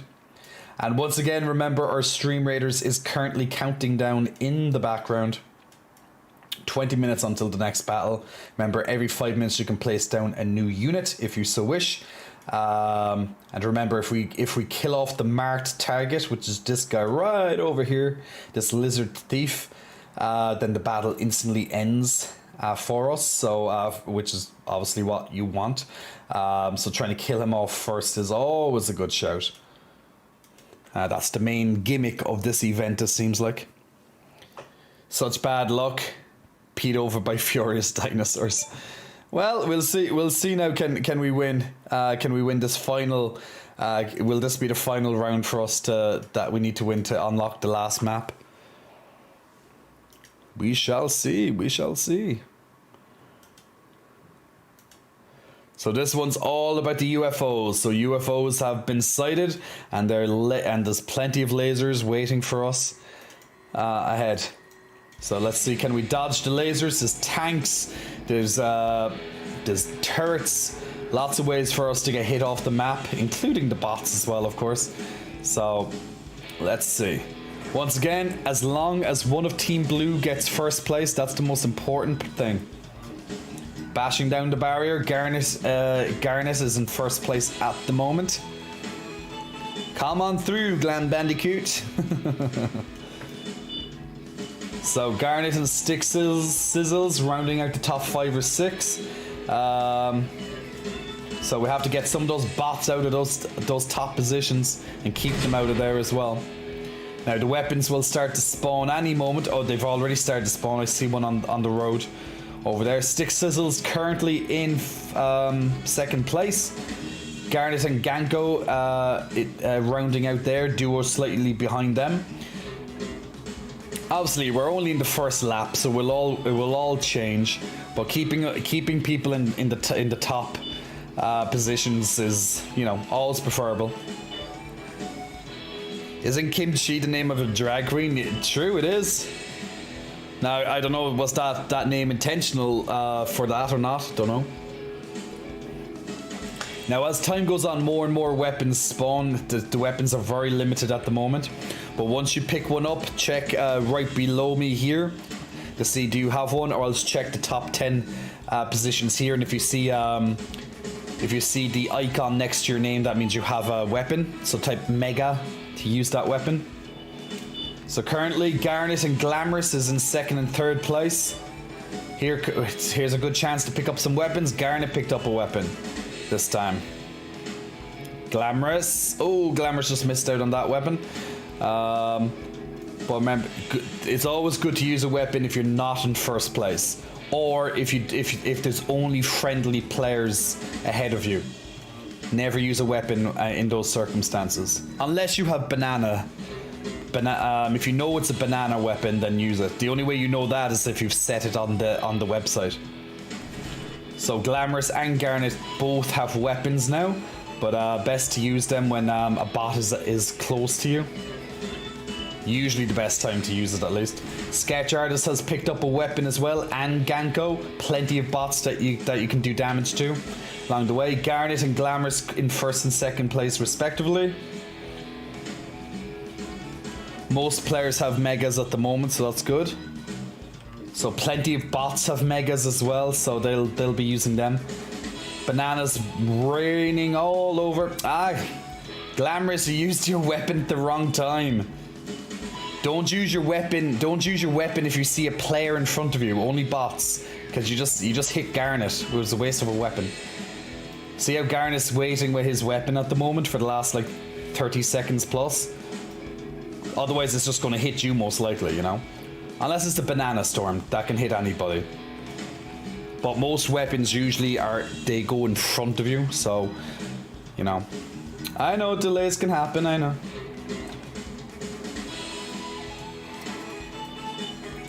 So I'm going to use my Mega now. Hopefully we'll hit that bot in second place, but we'll see. Or first place now.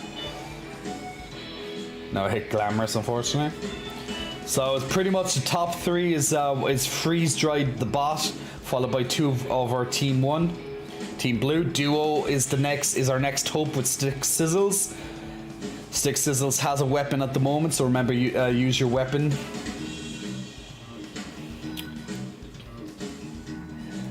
So that bot with Garnet and Glamorous pretty much are just back and forth between first to third place. 2 more bots coming up shortly behind them.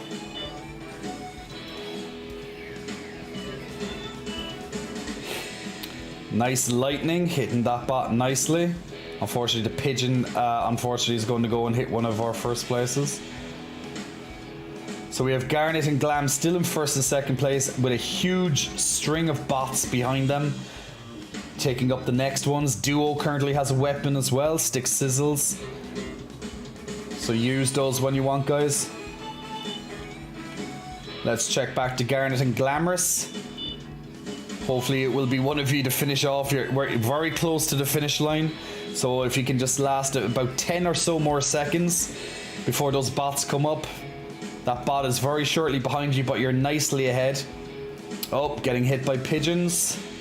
Or maybe the turret, I'm not sure which one that was. Garnet currently in first place. Slipping on some bananas right towards the finish line. Uh-oh, this could be bad. Oh, this is gonna be close. He's gonna get it. Is it gonna be Garnet or is it gonna be Slow? Oh, that was a close finish. And then Garnet getting hit by the Mega right at the second. Now that's what we call a photo finish. Now that's a fucking close first and second there, right? Telling you. But that's it. That's how close it can be in these races. And Glamorous coming in third. So there's all your lovely coins. That will help towards. That'll help towards your cash shop. So it's called Casinopolis. Now it's our first time that we've ever seen that. We're gonna do one more map and we're gonna check what this one, what this is going to be like. We've never seen this map before, so if you want to be one of the first people to see this map, then type !play to join in and let's have a look at what this map has to offer. So we had to win plenty of battles or plenty of rounds, races, whatever you want to call it, to get to this point. But at least we got there. So we have a brand new map available to play. From Sonic the Hedgehog, maybe. Daddy Blue, your internet's bad today. This looks very good Mario Kart based and right up there in quality. Yeah, it's fun. I hope they add extra. I hope they add like a little bit of extra, you know, control for players with different things. But at least it's nice that players can use their weapons. So it's not like Marbles where it's just, you know, computer kind of controls who wins. At least you have a little bit of a say in this game. Hey JJ, how's my favorite hunk? I'm doing well, JJ. Thanks for asking. Had a fantastic St. Patrick's weekend there, so I'm fully recovered, thankfully. But you never know, that tiredness. Now that I say it, might creep up on me little by little. But I'll be back to full pace now tomorrow. So my week starts on a Tuesday, guys. My proper week starts on Tuesday this week. Not bad, I suppose. But I don't have the Monday blues, at least. I had a lovely, relaxing Monday. You know, I can't ask for more. I'm doing a 3-month sub. Ooh. Well, thank you, Garnet. If that goes through with the prepaid, thank you very much. Hey, Lizer. No problem, man. So type !play, guys, if you want to be in the first group of people to play this map with us. It's giving me a hard time. It's all good, my man, don't worry. Glam asking me to dab. Whoosh, getting that dab in. Whoosh, getting the dabs in. Glam asking for hugs as well. No problem, my Glam. Let's get those unicorns giving you some hugs after this map, okay? We'll get those unicorns giving you some love. Hey, titty daddy, says Jedi.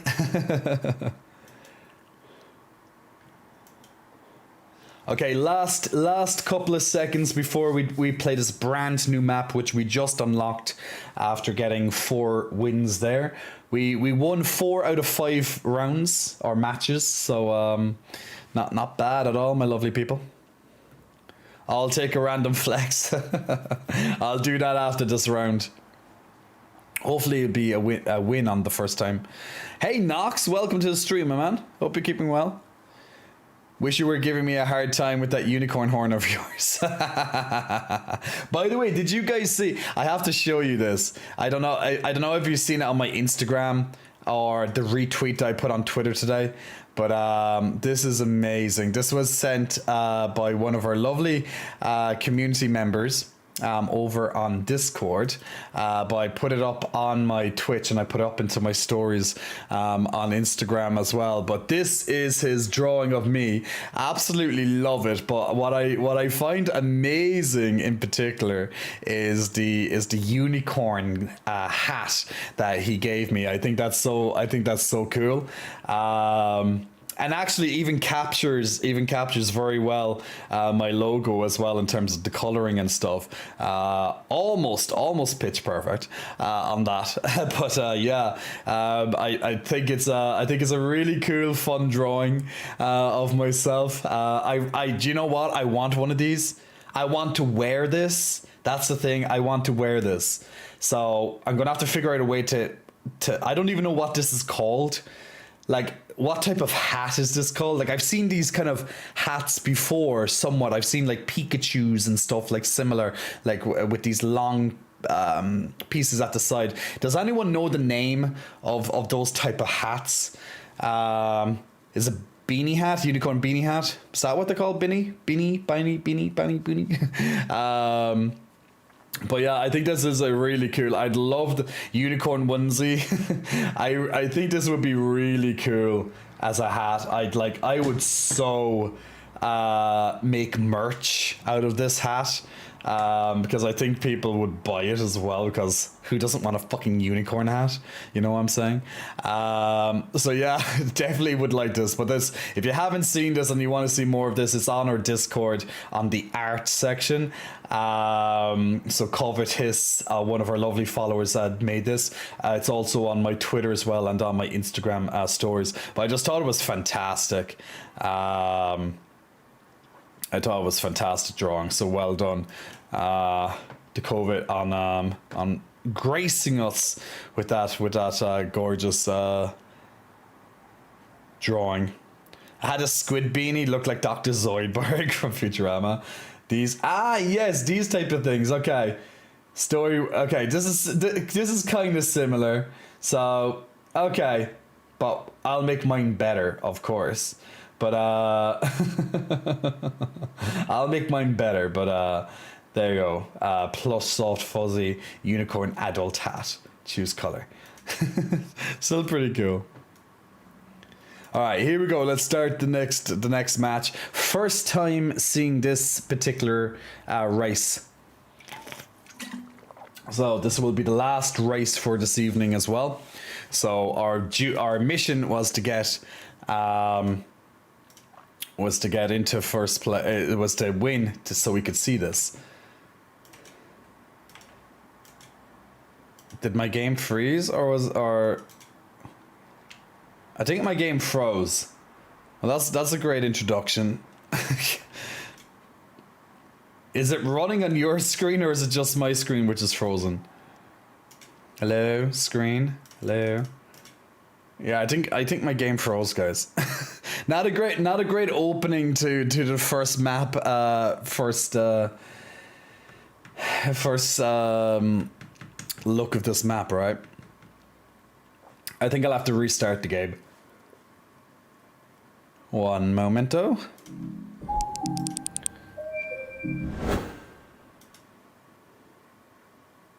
Nitro. Well, just one moment there while I'm restarting this game. Sorry about that, guys, but I guess it can happen. Alright, here we go. We're back to it. You'll have to put back in your racers again, though. So guys, put your name back on the list again. Apologies for that, but the game froze when we were loading into the map. So if you do want to check out the first look of this map, just type !play and you can join in. We'll begin it in 30 seconds. So 30 seconds to get in, to type !play to put in your car. Unfortunately, the game froze, so I had to restart and that kicked us all out of it. So apologies for that. So we haven't seen this Casinopolis map before, so happy to have unlocked that. So we get to see it in action. Now, once again, also our stream raters is almost up to. So we have less than 5 minutes on our stream raters. So actually perfect timing. So you still have at least, you can put down at least one more unit before the next battle begins. And the main target is this guy here because it has the target above him. If we kill this guy off, we win the map instantly. So that's the main gimmick of this one. Alright, and here we go. Let's do this brand new map. And remember, if you get a weapon, that little icon next to your name, like a dice, then type !mega like I've typed into your Twitch chat, and you can copy and paste it anytime you get a weapon. Best time to use them is when you're not in first place, unless you have a Banana Storm weapon, which you can use as your preferred from the website. Alright, let's have a look. Ooh, okay, as expected, very casino-like. I'm just going to keep it on Ganko for a moment so we can see how this map looks. It's a pretty cool looking map. Okay, so there's taxis and limos and stuff that kind of knock us out of it. We have these little shrubs that move side to side to knock us out as well. Seeing if there's any other gimmicks in place. Okay, the computer picks up the first one. Okay, so there's an intersection we go past twice, so that can actually be pretty nasty.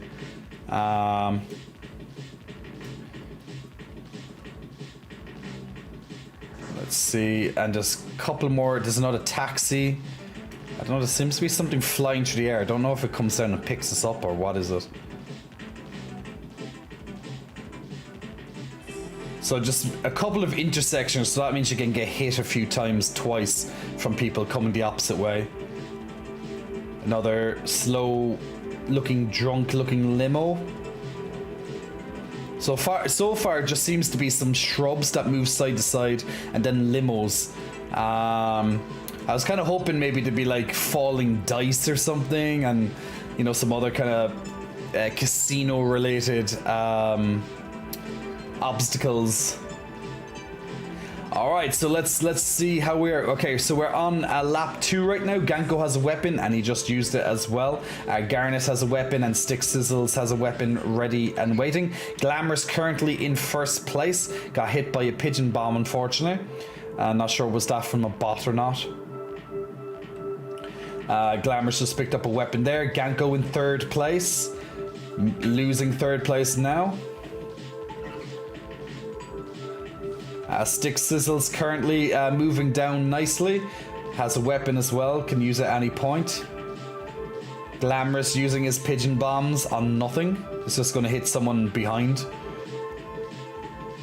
We'll just hit someone who's in front of him that's like not in the top positions. Just because this map allows it, because the intersections. Ganko currently in 4th place, has a weapon. Glamorous has another weapon as well. So we're almost into... Ooh, okay, that actually hitting those cars can knock you very far back. Can take you out for several seconds, unfortunately. Glamorous holding on to just about to first place. Crypto has now passed him out, and Engineer as well. Looks like.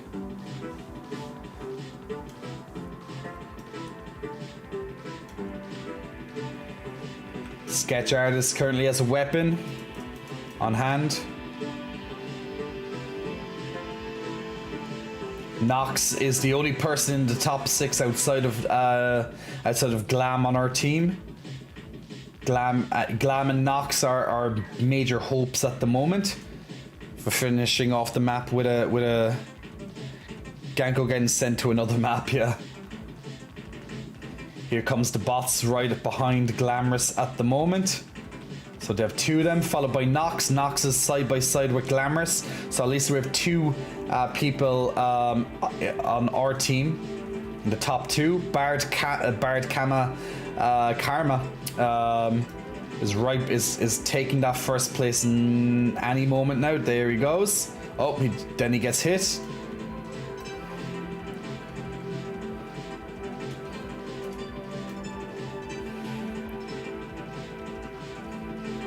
So can we get that Bard Karma out of the top three, or at least far enough away from part one? Oh, and was it Nox? Or was it Glam? I'm not sure. I think it's Glam past first place, followed by Nox. Yeah, and then Bard Karma coming in third place. So good job, guys. We got our own win on a brand new map there. See, Glam, do you like this game now because you actually won? I heard there was hunky guys serving pancakes. I couldn't help myself.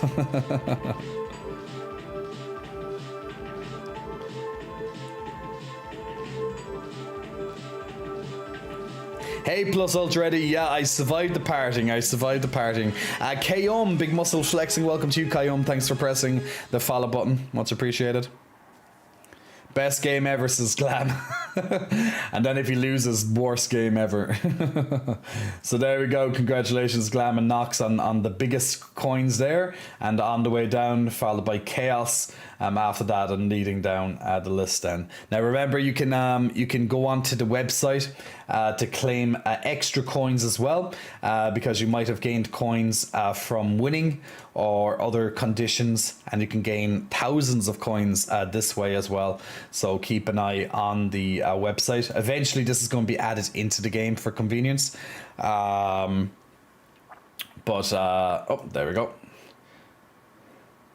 But right now it's all being done on the website. Also on the website you can customize your vehicles and things as well. So but it does cost a bit of money to do that. Now if you do have a preferred mega that you like to use, you can purchase them, or you might unlock them, and you can or else you can buy them. So if you want your mega to be something specific, like I like the pigeon bombs a lot, for example, because I know I have very good control with them, then you can do so by unlocking them here as your preferred.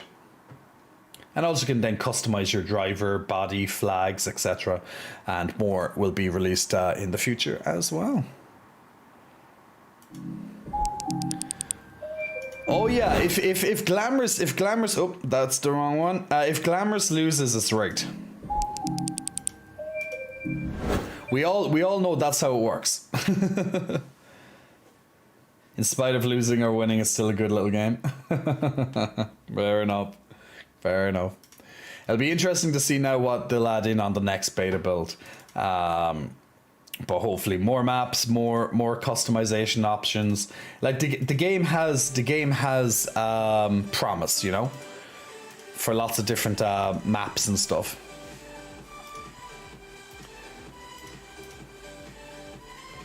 All Stream Raiders is ready as well. Awesome. So guys, what we're going to do next, we're going to do our lovely Stream Raiders, and then next on this stream coming up for tonight as well, we're going to be checking out the final major part of our Pale Beyond adventure game. So our narrative driven exploration game in the Antarctic. So we'll be getting to that very soon. Want to finish that off tonight. We're currently about to set sail into well, unknown territory, but we're definitely in the finale of the game, so we'll be doing that next. So we'll see what the big mysteries or final craziness can happen in the final chapters of the game. So we're in the final 2 chapters. I'd imagine that this chapter is just about crossing the ocean, which we're about to do, and then the final chapter is probably, well, whatever lies behind that when we get to wherever the Viscount was. Or Stampede of Unicorns leaving Rainbow Speed Boost Road. I want a giant laser beam as a mega. Oh yeah, well, request it. Laser beams or Stampede of Unicorns. That'd be cool. Your chest is like pillows. I want to cuddle you so bad. They are like pillows. They are. They really are. Anytime someone gets a hug, they always go down into the pillows. Alright, let's do the next battle of Stream Raiders. Now remember, all we have to do is kill off this marked guy, regardless of any other targets, and we instantly win. So hopefully... Okay, he's running away from us up to the other side. But maybe this team might kill him off. We don't know. Oh, he's a strong little bugger, but here we go. Take down that thief. Get him down. Okay, he's running away from us. Okay, now he's coming towards us. Now he's getting reinforcements. Kill him, kill him. On down he goes. See, so instantly the battle ends in a win. Once he drops. So good job, guys, and congratulations to Picolis and also Chorus on some extra goodies there.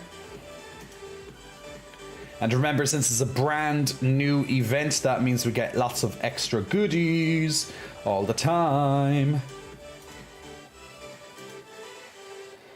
So make sure you pick up your scrolls and check out the new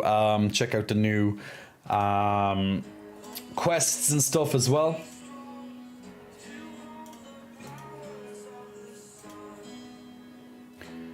Though I'm curious, Jay, did that artist give you a private NSFW for it as well? He didn't. Just that one, Ganko. Just that one. Okay, so in this round we have 3 different marked targets, so we have to take these down to win. Once again, so that's the most important thing, is take them down. We have a brand new character as well. We have a reptile bodyguard appearing in this round too. So if we can take down those 3 marked targets, we'll be in a very, very good position. I'm gonna put down a nice war beast.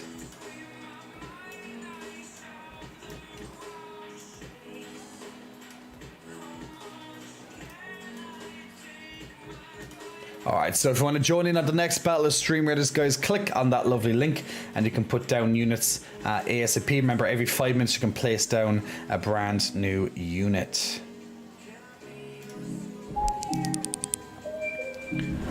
That bodyguard can get it. You like the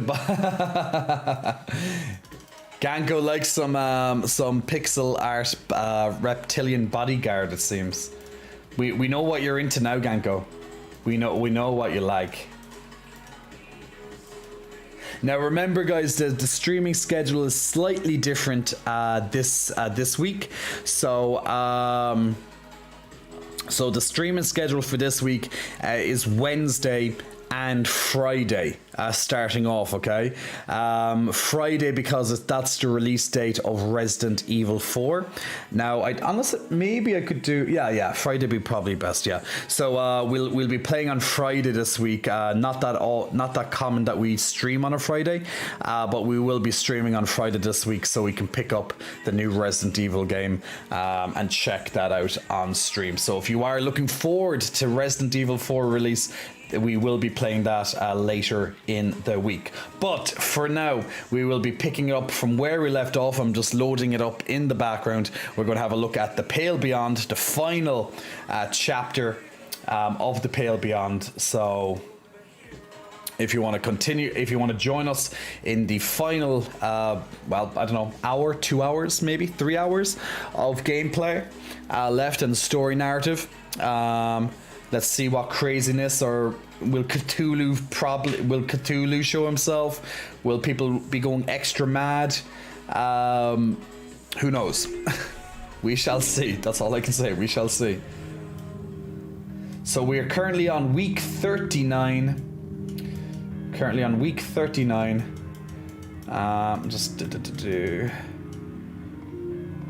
And I believe this is like the final week of the game as well. Or is maybe we're on week 38. We're on 38 or 39. Whatever. Yeah, for week 38, yeah. There we go. I believe week 39 is the final week. I mean, trade the suit for a Speedo and give us the skin and we're golden.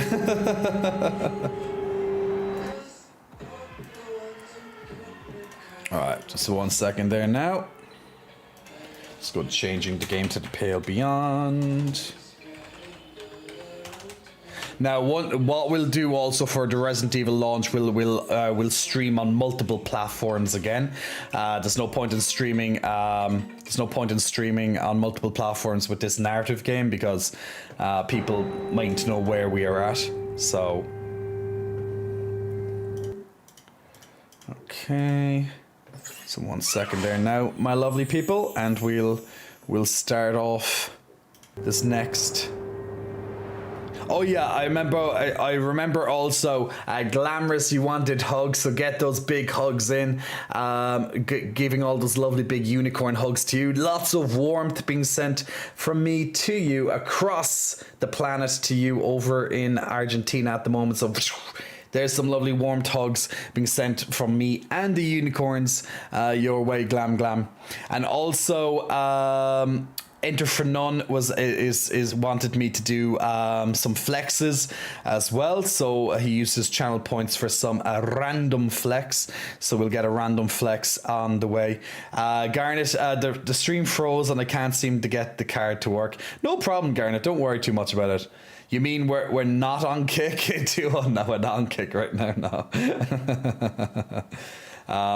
Well, we survived the worst trauma of the game true to us, the rest be a breeze. Well, let's hope. But yeah, we did survive a very, very harsh reality in that game with the dogs, unfortunately. King Deviant TV, Big Muscle Flexing, welcome to you. Or is it Devante, sorry. TV, Big Muscle Flexing, welcome to you. Thank you very much for the follow button. Famous last words, watch Last Dog getting eaten by Cthulhu, says Chaos. There's an article out that the average American person is too obese for the Mario Kart ride.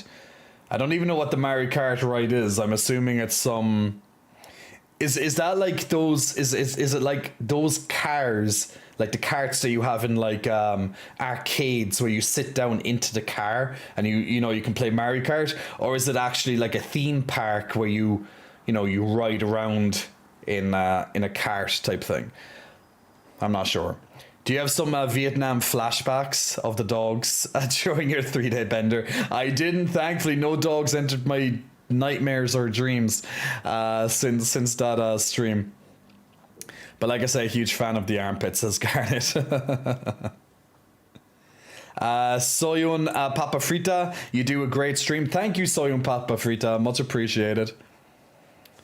It's a theme park right at Nintendo Land and Universal Studio Parks. Oh, okay. My famous last words was never too deep, never too hard. Okay, cool. My taco fell. Wow. Enter for None. Don't lose your tacos, man. All right, let's get a flex up before we start playing the Pale Beyond. Now, if you're just joining us tonight, guys, we just played Nitro Racing for I think it was like 6 races there. So I hope you enjoyed that. If you did partake in it, we do have our Stream Raiders in the background, which we will continue to play throughout the night. We will be now playing the Pale Beyond. We're in the final chapter of the game, or final 2 chapters of the game. So we'll be finishing that tonight. So if you've been following along with the narrative so far, then this is where it's all going to culminate tonight, and we're going to find out what happens to our lovely crew and how many of them, well, live or die. So far, we haven't lost a single person in the game. We had, but let's see who's going to die or survive in the, in the next part. We'll have to see that, right? But then on Wednesday, we can play any game we want. So if you have suggestions for Wednesday and even a short type game, we can do anything on Wednesday, provided we finish this tonight, that is.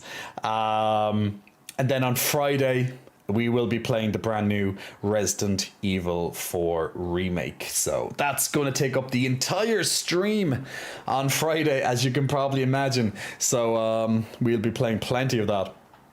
A different sort of Pale Beyond, says Nox. Wow.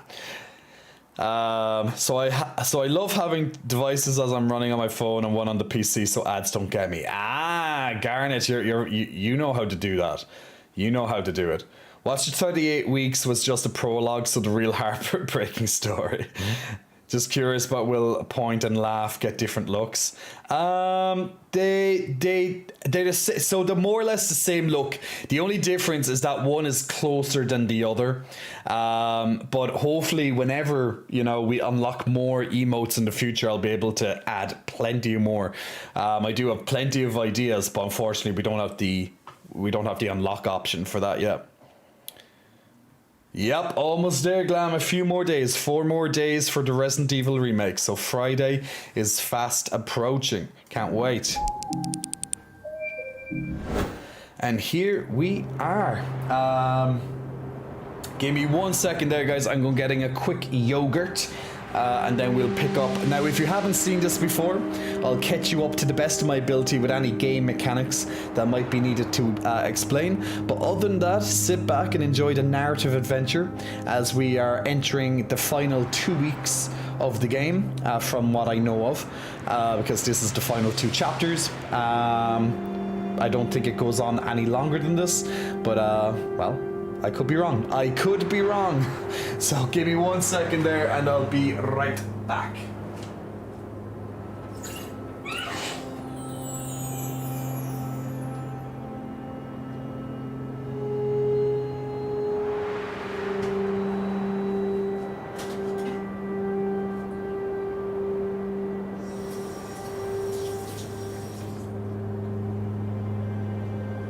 Alright, we got my yogurts. Okay. We got the yogurt, because I'm thirsty for yogurt. I know, you don't drink yogurt. Well, I guess you could, but you just have to heat it up a little bit so it melts right. But generally speaking, you don't drink yogurt, but I'm thirsty for yogurt.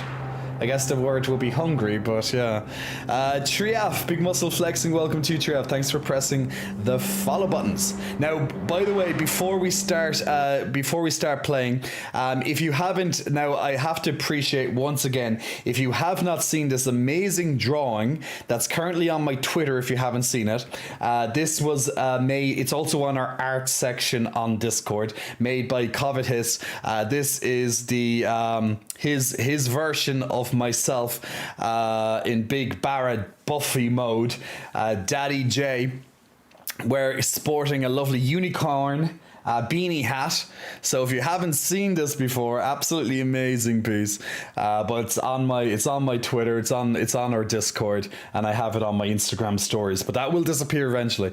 But yeah, so if you haven't seen this, absolutely great drawing. And I love when people, I'm always honored, I'm very humble when people take the time to, do a impressionate drawing of myself. Always really cool and fun to see this type of stuff. Those glowy nips are hypnotizing, says Thick Daddy Blue. Wallace, Big Muscle Flexing, welcome to you. Thanks for pressing the follow button. But absolutely always appreciate when people, when I can inspire people with their art. So just to show where we are in the game, there's no more hunting or anything. Unfortunately, we don't have the dogs alive anymore. And we're so close to the V count. We have to do a final set sail expedition to there. So let's start. We have plenty of resources still. We're just going to maybe throw in a few more resources into the furnace. I think we're pretty fine, to be fair. Let's put in a few more into the pot. So we have plenty of resources on the side. Are the puppies dead? Yes, unfortunately, all the puppies died. We had to shoot them, all but one. So there was 14. So if you check here, there was 14 paw prints. Now there's only one.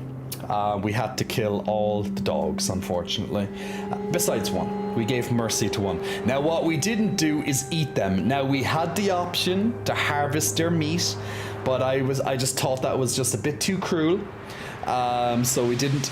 So at least we didn't take the dog's meat, because yeah, I'm already traumatized that we had to kill all the dogs, and you actually have to watch the dogs die as well. pretty heartbreaking. To be fair, the game did it. The game made sure that. However, we did have the option to either do it ourselves or just let the crew do it.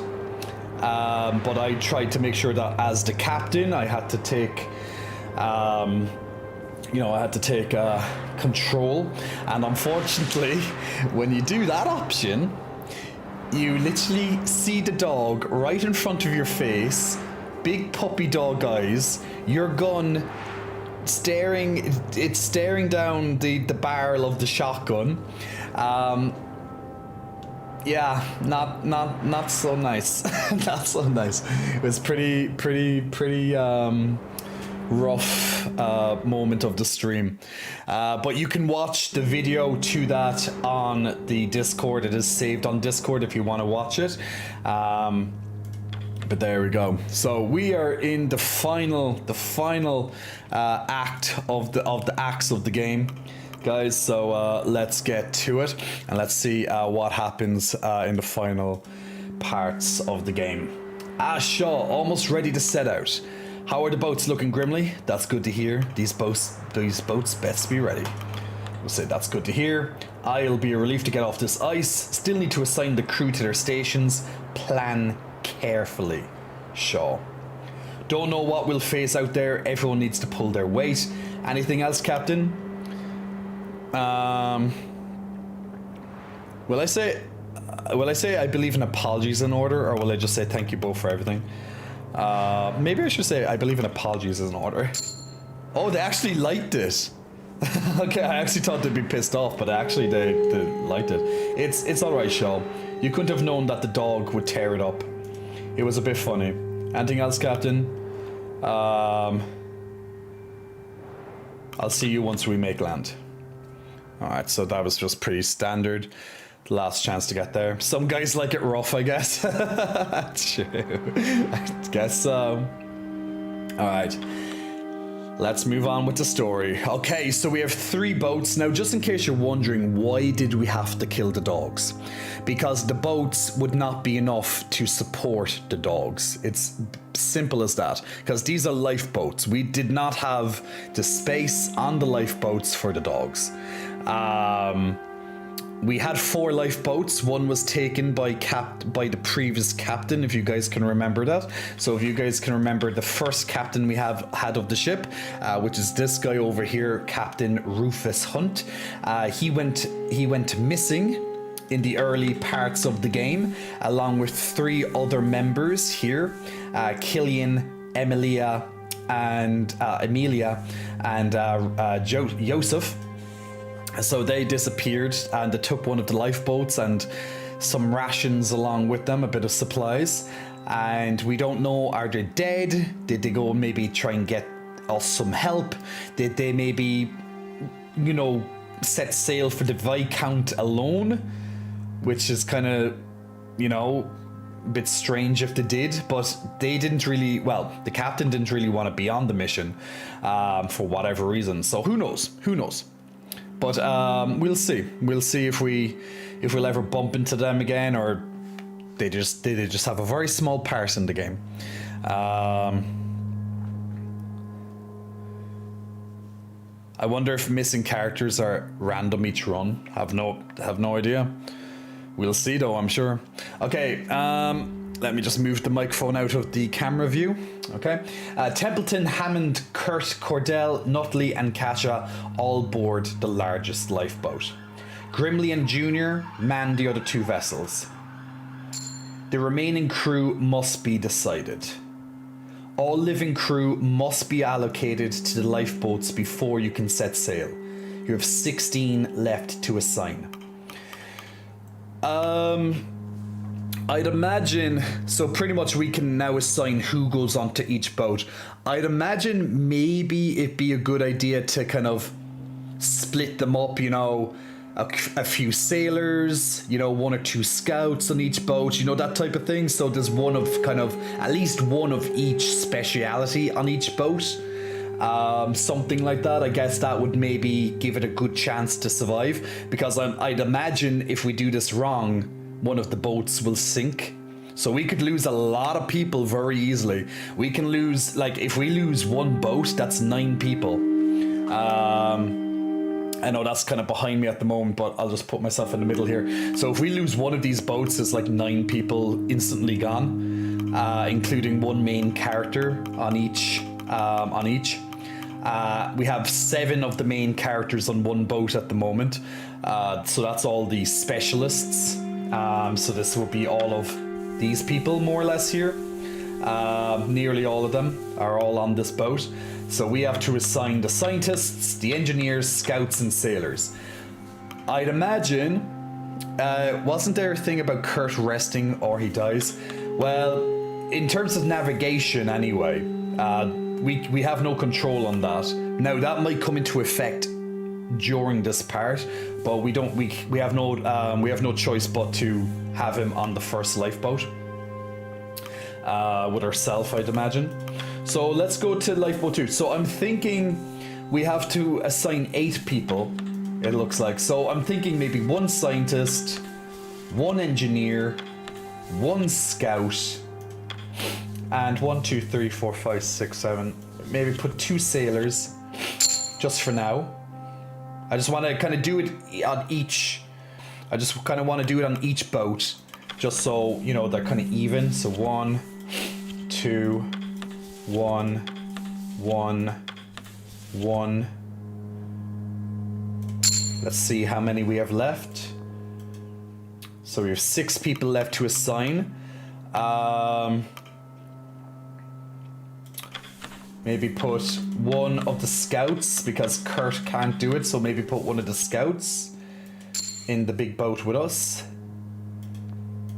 And then maybe allocate...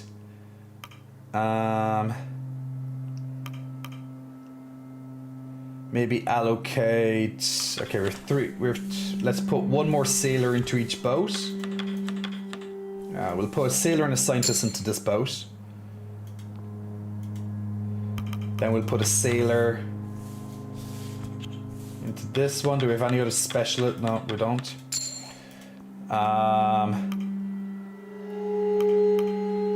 Let's just even it out, I guess. So, yeah, maybe just even it out so that it all has at least someone. So pretty much each boat has 8 people in it. So I guess that's pretty even. So I don't know, like, you know, if I'm doing this right, but I'm just thinking 1 scout per boat, 1 scientist. Well, there's only 2 engineers, so I just put them on the 2 smaller boats, and you know, maybe about 3 or so sailors each one, so it's quite even. So hopefully that would be, you know, a decent choice. I think that's everything. Oh, there's 1 person unassigned. Oh, who's unassigned? I wonder. Who's unassigned? They're taken. Ah, yes, Timmy, because he's normally a sailor, but he's actually now being trained as a doctor. So I guess I'll just put him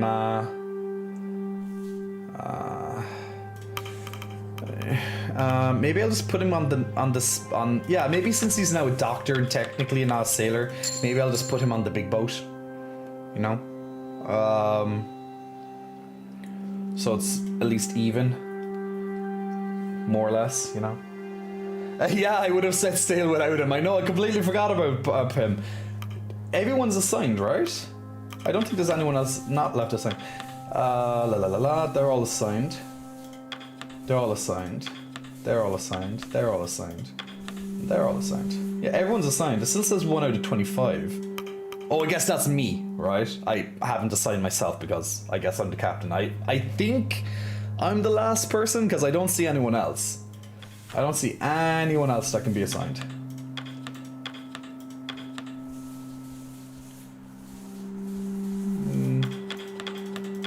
No, I don't see anyone anyway, so it must be me.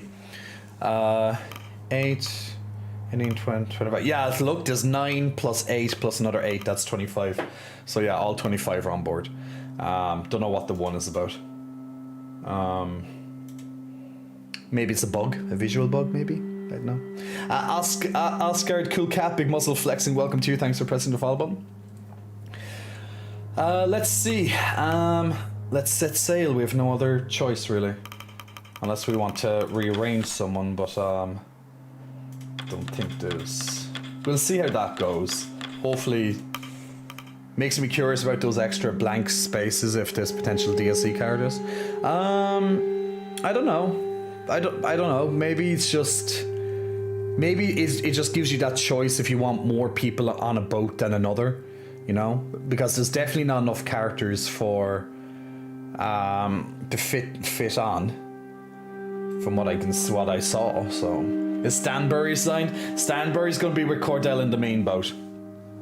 Stanbury's the final dog alive. All the other poor dogs, rest in peace. Alright, let's set sail and let's see how it goes, right? All we can do. You'll not be able to return from this point. Are you sure? Yes. Aye. Camp is packed up and the lifeboats are prepared for sail.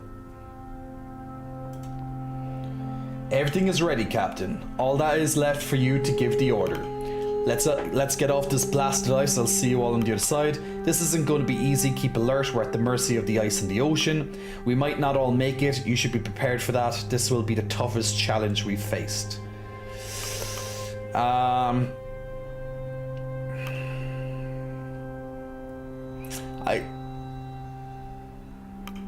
think I'm just going to keep it positive. Be like, I'll see you all on the other side. I think that might be a more pleasant... I think that would be like a more pleasant option. Being like, I'll see you on the other side. Now you could, in a way you could kind of say the other side. You can almost see like the other side is like, the other side, eh? The realm of death. You know, the other side of life. But let's hope. Cthulhu, is that you? Hello, Cthulhu. Are you coming? Are you coming into the game very soon? Let's see. But yeah, it's like let's get this yeah, I know, right? Soggy plays, big muscle flexing. Welcome to you. Thanks for pressing the follow button. All right, let's just blast it off. Let's just give them a positive message. I think that's a positive message. It is 2:15 in the afternoon. For some back home, the end of lunchtime. For you, the beginning of a countdown. It's the final countdown. Yeah, guys, the final countdown. Cthulhu is on his way. This is confirmation. Cthulhu and his eldritch abominations are entering the game. They're coming in the storm. They're gonna... The Kraken is going to be unleashed. Cthulhu is going to be in the waters waiting for us. Consider the boats carrying you through the ice. Try to keep your mind on the mission ahead. Observe the souls aboard. That's an interesting way to word that, isn't it? Observe the souls aboard. Obviously, it means observe everyone aboard, you know, look after each other, help each other, you know, but it's just like, how it's wrote is like, Cthulhu is coming for our souls. Let's just say observe the souls aboard. Let's, you know, look after each other, you know, help each other through this. Let's see. Those tentacles are after Jay again. Alright. Anticipation has quickly melted away the malevolent stagnation all were feeling on that flow. Your past and future seem to shrink against the glaring challenges of the ice ahead. Consider your previous sailing experience. Allow yourself to enjoy this, but for a moment, get on with it. Consider my previous sailing experience. You grip the tiller firmly. So I'm going to grip my tiller firmly and I'm going to stroke. Are we all ready to grip our tillers firmly? And are we all getting ready to have are we all getting ready to stroke, people? We're not, yeah, we're going tugging the mandrakes. We're going tugging the mandrakes, guys. This is another game that wants us to play with certain aspects of ourselves, right? So let's grip our tillers firmly in unison, my lovely stream. And chat, let's get ready to stroke together. I want to stroke your tiller. Is Kurt behind giving a helping hand? He might just be, Ganko. He might just be. Stroke. The boats lurch forwards, bobbing side to side, parting the inky waters. Okay, guys, all together again. Stroke. That noise. It's like countdown to Cthulhu or something, right? You're gaining speed now. Oh, I bet you are gaining speed now, chat. Stroke!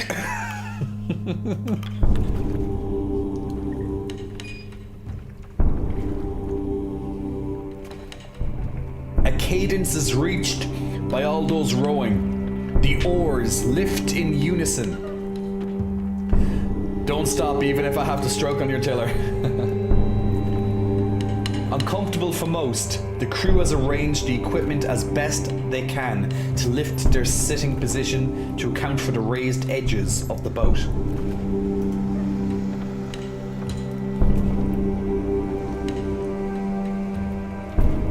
Watch this eldritch horror be just a big pee-pee. It's not long before Nutley begins a periodic ritual of dry heaving over the side of the boat between his turns rowing. Well, we know Nutley, which is the doctor, he does get seasick. Kasha curls over her camera, paranoid of any moisture that may enter its mechanisms.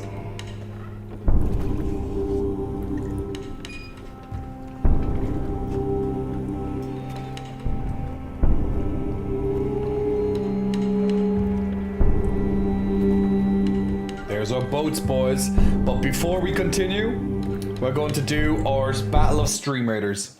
So we're going to interrupt to do our Stream Raiders, and then we'll get back to continue stroking our tillers. And let's see how this battle plays out. Masterfully done there with the bombs. Took out that new bodyguard unit very easily. Well done. We have one guy on his way down here. The next big target. The rogues are coming up to try and take him out. He took out all the rogues, unfortunately. He hits quite hard. Now he's coming from behind to our lovely flag bearers. Everyone else is too busy running after this other device. Oh, where did it go? Up. And down he goes. Well done, guys, well done. And congratulations to Sam, Duo, and G Miles on some extra goodies there. Tilos Leviosa. We have the game paused in the background, so it's all good. I'm not missing out on anything. Now, if you want to join in on the next battle of Stream Raiders, guys, click on your lovely link and you can join us in the next battle. Once again, we have 1, 2, 3 marked targets. Which are the most important targets. We have new units here. Lizard spies. So we have a bit of a bigger battle against us here. So if you want to join us on the next battle, guys, click on the lovely link. And we will be ready for the next battle of Stream Raiders. I'm just going to complete my mission. Before I begin anything else. Level up my rogue. And back in. So remember, every 5 minutes, guys, you can place down new unit, and then in 30 minutes time, we will play the next round. Here we go.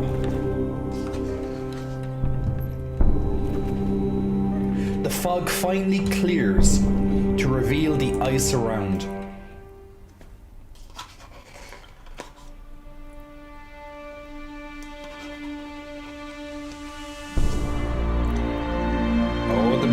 Coming on. Oh, and it's zooming out.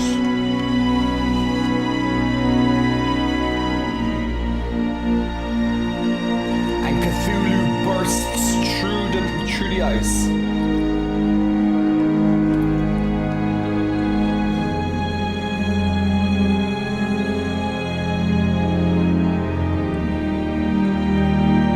Just showing us,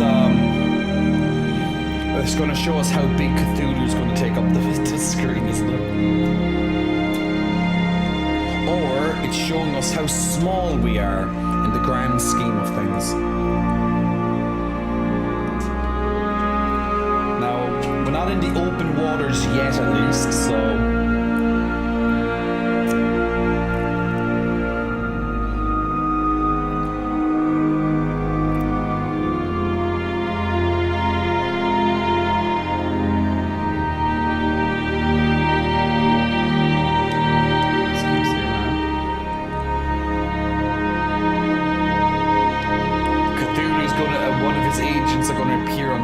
flows over here overlooking us.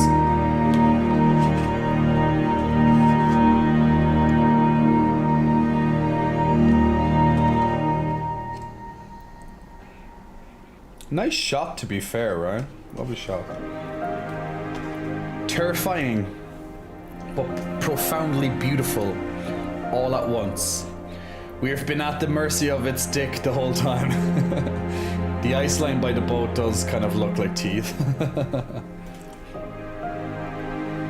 The music's actually very beautiful at the moment. It's very relaxing and pleasant.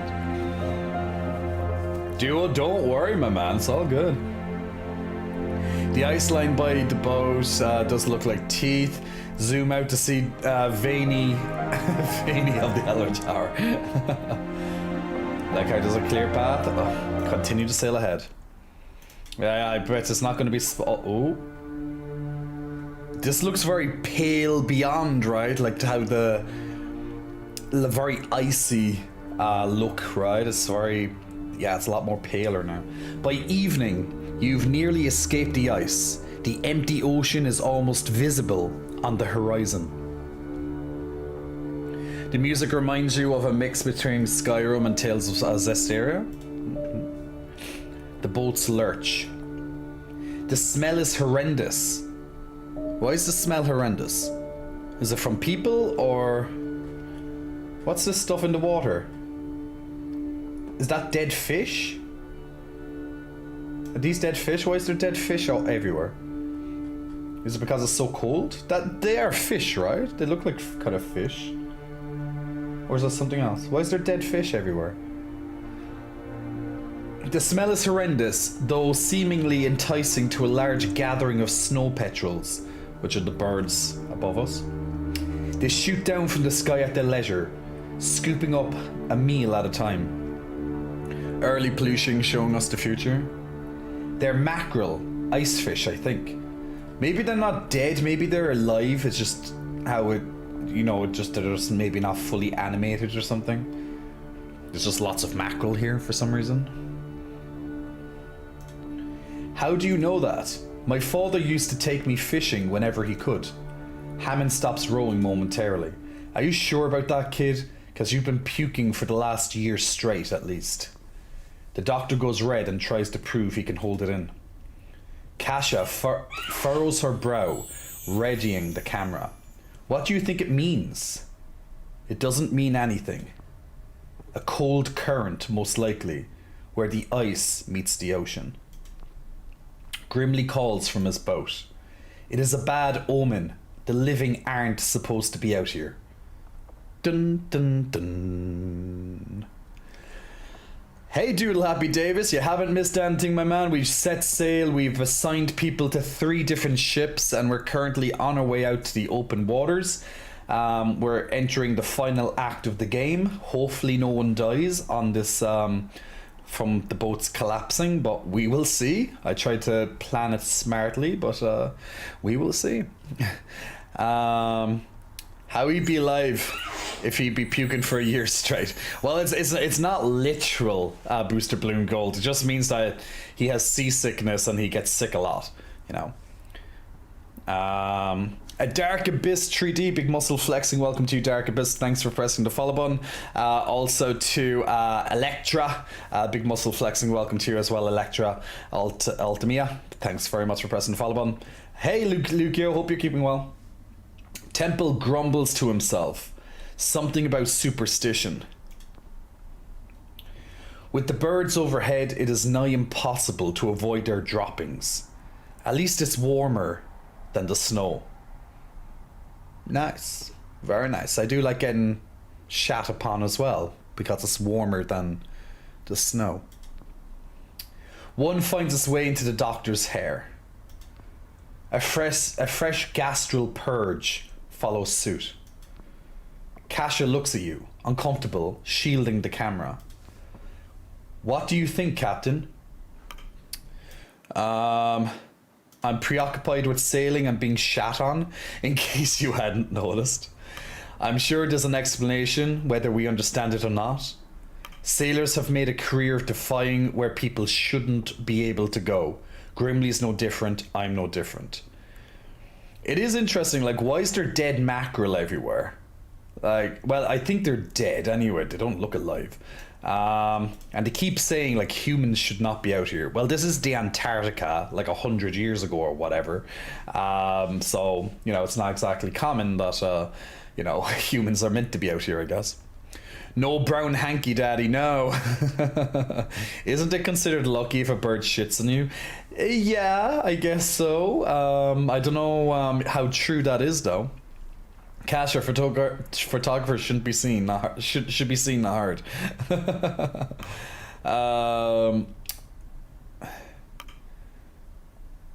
I'll just say sailors have made a career of defying where people shouldn't be able to go. Kasia liked that. She seems satisfied with the answer, taking a photo across the water. Cordell lifts a fish from the ocean and presents it to Stanbury. The animal smells it before shying away from the food. She drops it back into the ocean and buries herself in the animal's furs. So even Stanbury, a dog, doesn't want to eat this fish. I wonder what's going on.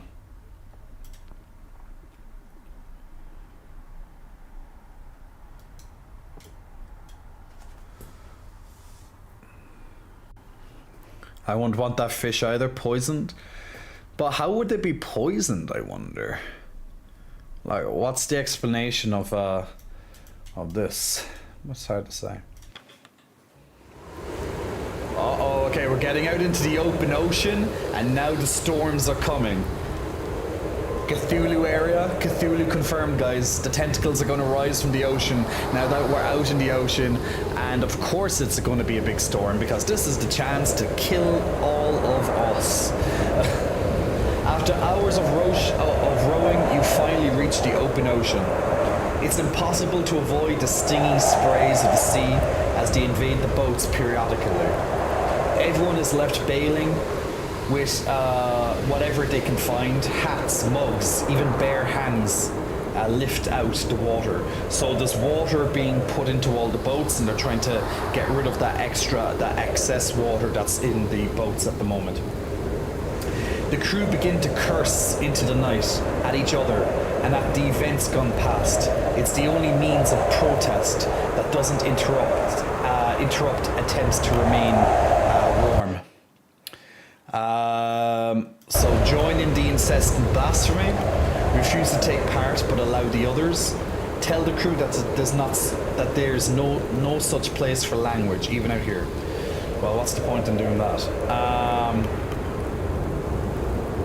You think join in the cursing as well? Well, cursing is meant to be good for you, so yeah, why not? Just show that I think if I join in, it shows that I'm the same like all of them. I'm not better than them. Like, I am the captain, but that, you know, I think joining in might actually be a good idea, yeah.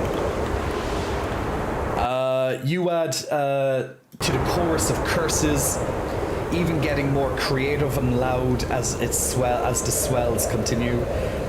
Varied of past and class, each brings their own flavour to the pulpit.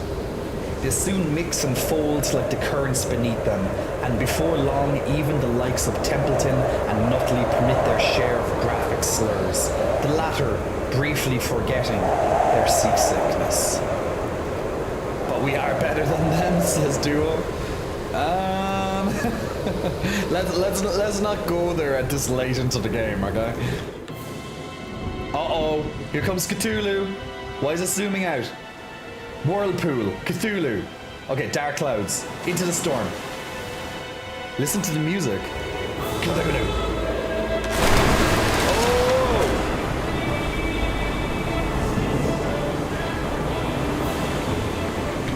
Cthulhu coming. Eye of the storm. Lightning flashes to the west, followed by rapturous thunder, underscoring the sounds of the current of the sea. Hold fast. Your screams are lost in the thunder as a large abrupt wave smashes against the boats. Rogue wave! You just about crested, so we just about bypassed it. Like as in went over, like cut through. A moment passes before the other two lifeboats join you. Every sailor knows the tales of rogue waves, freak anomalies that plague seas such as these. You hear singing, started by Junior. It soon infects the rest of the sailor folk, defiant against the storm. The song is about the three sisters dancing to seduce a sailor. Is that like harpies or something like that, I wonder? Like, you know, or the sirens, you know, the siren, you know, that kind of mythical, kind of mermaid-like creature that sing. Maybe that's what that's kind of about. Raven, big muscle flexing, welcome to you. Thanks for pressing the follow button. This is surely the place where bad crew assignment results in casualties. Oh yeah, absolutely. Here we go. That's a big wave. It's Destiny's Child singing. A second larger wave hits the boats. The same again, just about. The sailors change key. What should we do, guys? Should we sing with them? Or should we focus on the task at hand?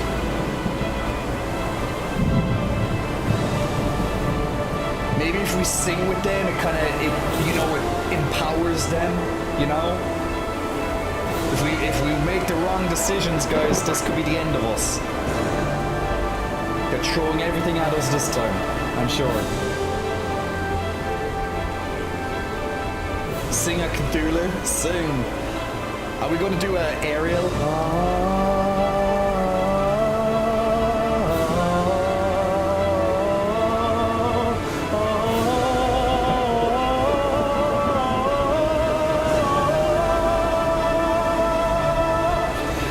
We'll sing with them. Sing, my pretties. Sing your fucking hearts out. You don't know the words, but you'll never forget this tune. Echoing as best you can, the others suit from beneath the tarp. Even Templeton sings. Uh-oh. Big wave, big wave. Look at this. They're getting split up now. Yeah, the music is building up. Fun fact, sirens don't only seduce for fun.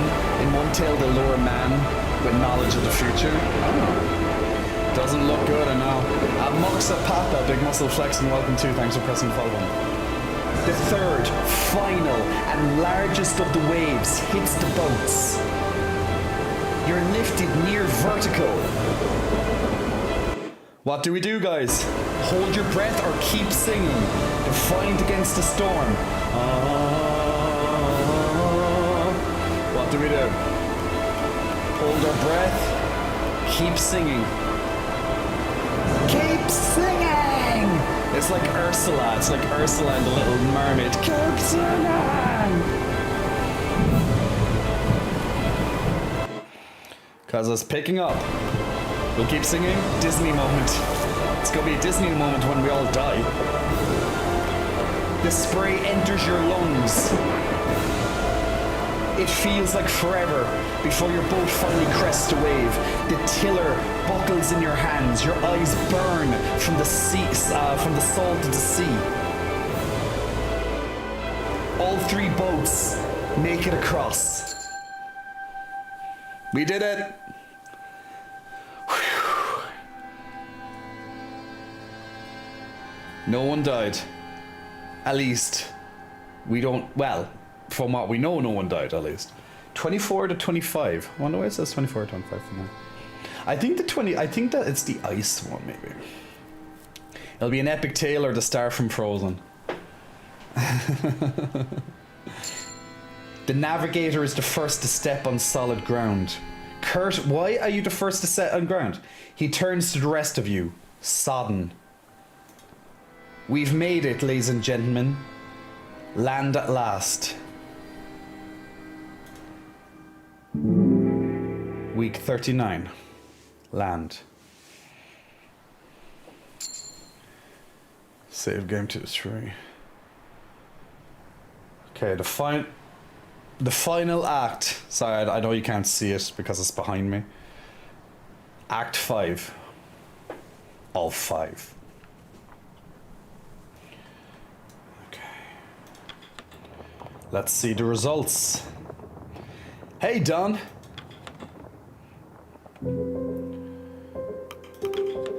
The carpenter sent me.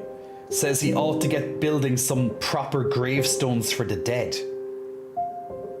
Who died?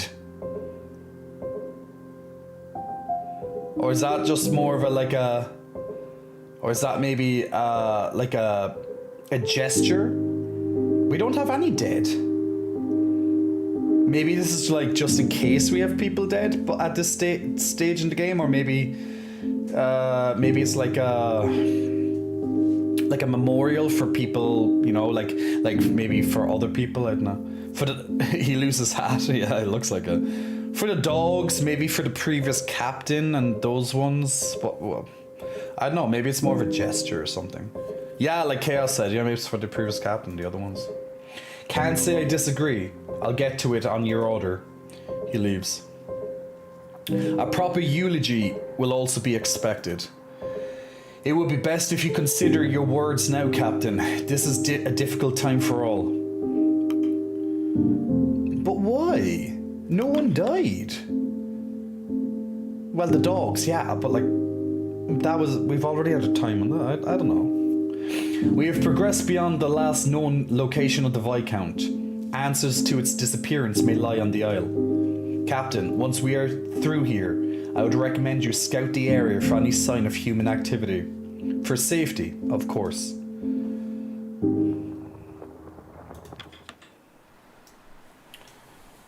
Visit the grave site. Well, nothing's built yet, I guess. You see the engineer tinkering away at some navigational equipment with his usual sour expression. Shit. He places the equipment to the side and lets out a grunt. Damn thing still won't work, or doesn't work. It's your job to fix it. We don't need it. We have our navigator. Do you think it could be the environment? I said, do you think it could be the environment? Hammond gives you a sideways glance. Maybe. Couldn't begin to know. Not like we have any bloody experience for this. Not a bloody soul has come this far south. Who knows what's ahead? Having trouble? Kurt approaches. A more noticeable limp on the man, forcing him to use his cane. Oh, Daddy Kurt is using his cane, guys. He's getting a little old. He has to be careful. I think the cold weather has gotten to his hip. What do you want? Still trying to get the compass working again? Threatened that I might? The look on Kurt's face is one of hesitation, as his eyes dart around, doing all to avoid the gaze of Hammond. Ahem, I have something to declare regarding my previous actions. Carry on, Kurt. Well, I believe that in dire circumstances, pride can often take the better of us. Stop stalling, what are you trying to say? I would like to apologize over our earlier scrap. I got carried away before, and I see it did neither of us any good. You're right there. It's not in me to hold a grudge, Hammond, least of all trapped out in this cold. Enough with the appeals, just spit it out, why don't you? We should be working together, and more importantly, I am sorry. From the bottom of my heart, I apologize. Hammond pauses for a moment while looking towards Kurt. After that moment, he returns to tinkering with his equipment before finally speaking. Accepted. Good man. Excuse me, what was that? Apology accepted. And do you wish to apologize to Kurt Hammond? You are really the bigger man, Kurt? Well, evidently he is the bigger man, right? So I expect you two to work together from now on. So I can expect you two to work together from now on. As best we can, I don't think I have another fight in me, Captain. First and last, eh? I fought before. Could have fooled me. Well, I suppose I'll be off. Best of luck with your adjustments, Hammond. There's no chance of getting them to working here. We're relying on you. I'm sure I'm a relic when compared to your machines. I'm relying on you.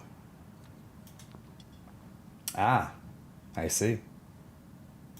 Oh, look at his little smile.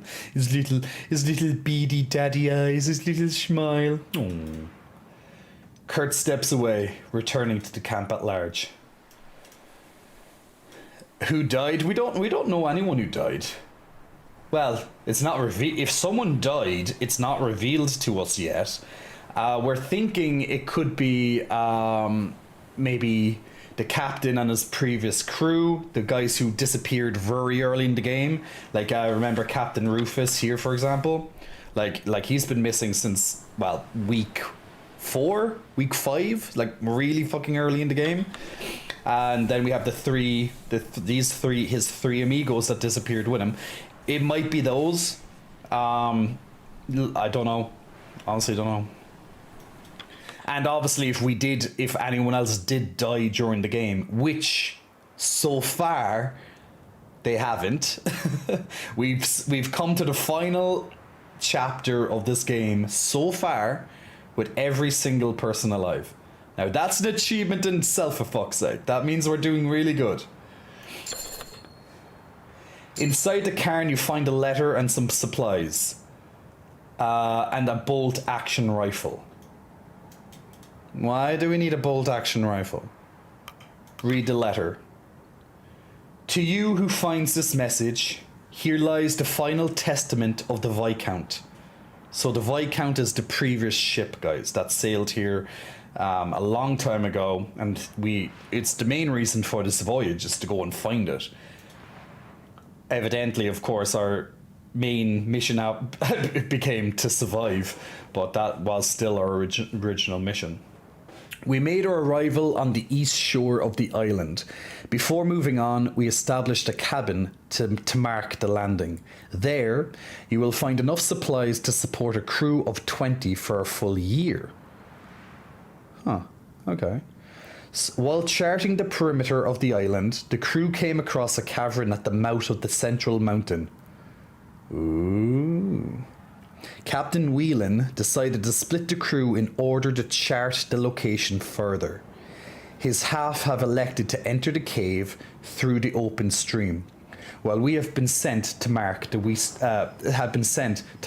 western coast on land. I don't trust the captain. His actions of late have become erratic, cagey. He has avoided all questions from myself and the rest of the crew. This behavior has only exasperated since encountering the cave. What's in the cave? Cthulhu. Maybe it's the Mountains of Madness, as you guys said, yeah? Enclosed is an instrument that may be needed in some time. That's the shotgun, or the bolt rifle, whatever. If you find said instrument to be missing from this cairn, then you will know that the worst has occurred. If you're reading this in our wake, another poor crew sent to this isle, heed my advice. Turn back. I wonder what's in the cave. Why were they driven mad? Especially when they saw what was in the cave. What's in the cave? Cthulhu? Who knows? There is something truly wrong with this land. It has felt the touch of the three sisters, cursed to swallow poor sailors whole. Well, I guess some of us here in this chat wouldn't mind swallowing some sailors whole, would you? If you're wise, you will not allow it to happen to you. Turn back.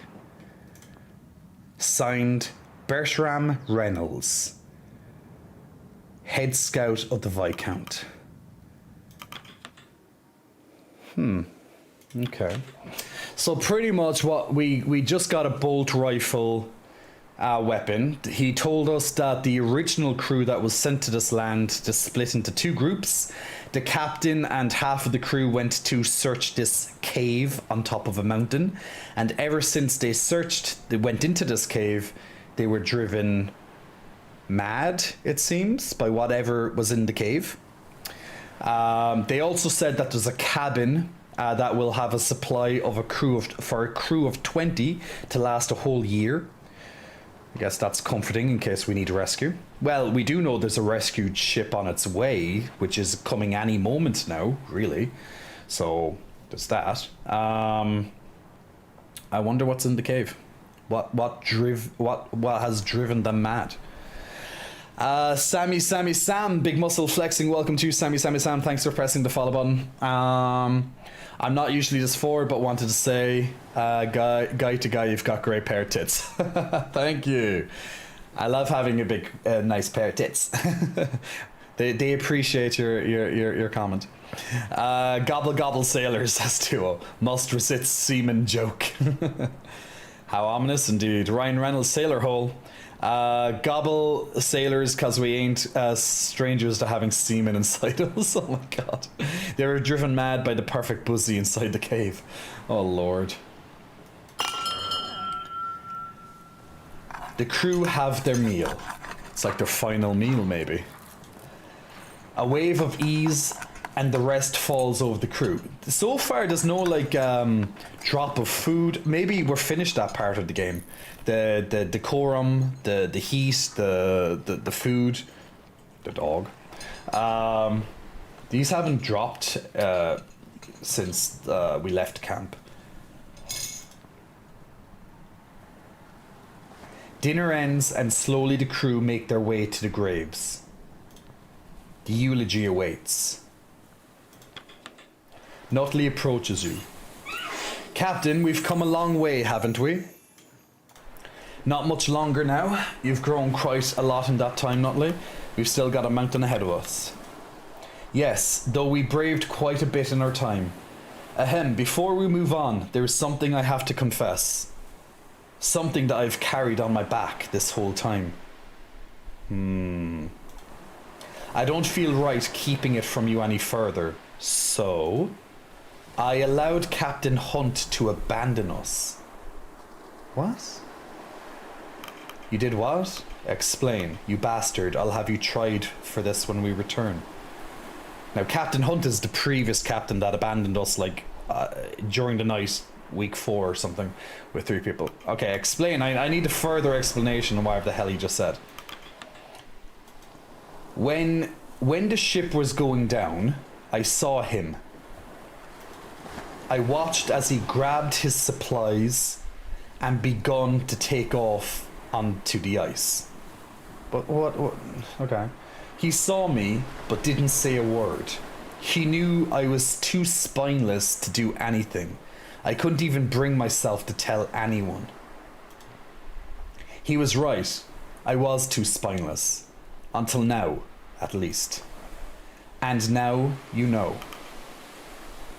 Arthur, it wasn't your fault. Expect no punishment for this. Deception, assisted mutiny, insubordination. You will never work again. I don't care about the mistakes of your past. Learn from this and move forward. But realistically, like, how did he allow it? He didn't obviously allow it in terms of like it's not like he could have bossed the captain around, you know. But I guess it's that he could have alerted us, as in he could have told us that what was happening. So I guess that's why he meant that he allowed it to happen. This five-eyed nerd comes to us now, says Luki. I know, right? I'm just going to say that I don't care about your past mistakes. Learn from this and move forward. I should have known better before, but you're right. I'm sorry, the truth had to come out. Do what you will with this information. I'll accept anything you decide, Captain. Nutley walks off, returning to his tent. Captain, is there something I should be made aware of? What do you mean? Is this about the Apperton Company? We're keeping no secrets, if that's what you're implying. I'll just say, what do you mean? Because that's kind of hard. That's very vague. Mr. Templeton has been snooping around, interrogating me on my report. It seems as we approach rescue, he's taken upon himself to approve what lies in my writing. He has taken it upon himself, correct? You didn't set him up to this, right? He has good reasons. I will inform Templeton to leave you be. Templeton is acting on his own accord. I'll just say Templeton's acting on his own accord. Good to know. I'm no stranger to people who want to admit parts of my work. I saw plenty while covering the riots, but I have no intention of censoring this report. A story not based in the truth is worthless. If I have to leave parts out or fabricate others, then was it a story worth telling in the first place? You could always gloss it up a little. You turn your head to Kurt approaching. Of course, the movie star would want to do something about this, right? Apparently having eavesdropped on the conversation. What do you mean? Well, a story that can be plenty honest, but some require a little bit of polish. What about your films? Weren't they honest accounts of your expeditions? Ah, they were. Well, more or less. Okay. More or less. Most of it was true, I'm sure. There's no objective truth after all. The camera adds £10. I'm certain that films played up his heroics. What's my okay, it's a pretty good one. I'll say most of it was true, I'm sure. Most of it? I'm not interested in mostly true. I thought you of all people would understand the tricks of a camera can pull. You're right, Kurt shouldn't suggest you lie about this expedition. Don't be so naive, Kasha. This much of this expedition I don't intend to be heard by anyone. I'll just say, well, Kurt probably won't like this, but fuck it. You're right, Kurt shouldn't suggest you lie about the expedition. I'm suggesting nothing of the sort, but I'm no stranger to the world of show business. What I do isn't show business, Kurt. It's journalism. I've been around both long enough to know they're one and the same. You should hear some of the tabloid rumours I've read about myself in my time. I'm aiming to be better than the gutter press, Kurt. You've been part of countless documentaries. Surely you would care about presenting the facts. The facts are not immune to artistic license. I can't believe what I'm hearing. I'm certain Kasha has no need to lie in order to paint this crew positively. Do you wish us to omit your fight with Hammond? The facts are facts, Kurt. If we look bad, so be it. How's the... Okay, Kurt's still pretty good to us. Kasha has plenty of loyalty to us. I'll just say Kasha has no need to lie in order to paint the crew positively. Of course, but those who read these sorts of things can be tremendously judgmental. Why are you suggesting this, Kurt? I just feel that we've braved so much that we deserve a somewhat flattering write-up. So perhaps some omissions are necessary. Such as what? Basically, I think Kurt, because he has such a reputation back on land, he's probably being like, uh-oh, there's some shit that I've done, or blah, blah, blah, that I don't want it to affect my reputation, basically, right? So I'd say some of this is literally him and his ego talking. That he's worried that he won't be portrayed as, I don't know, as this amazing hero like in the movies and stuff like that he's been in before. That's why I'm kind of getting the gist. That's what Kurt is trying to protect himself a little bit here. -10 says Duo. Jay, are you trying to get Daddy Kurt to spank you? Maybe. He has kids. He's definitely worried about his legacy. Yes. I think that's what he's getting at here. Many of this crew come from backgrounds best not shared with the public. And more has happened here that should remain on the ice.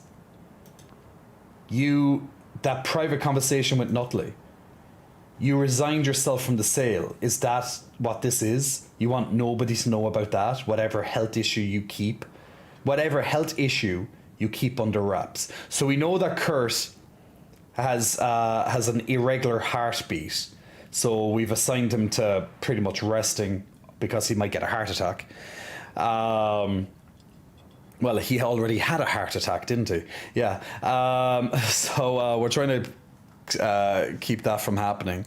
So let's see. That's none of your business, Kasha. Cardiopathy, Nutley said. Kurt avoided a heart attack. Oh, he avoided the heart attack. Regardless, it will remain under wraps. It's not for the public to know, right?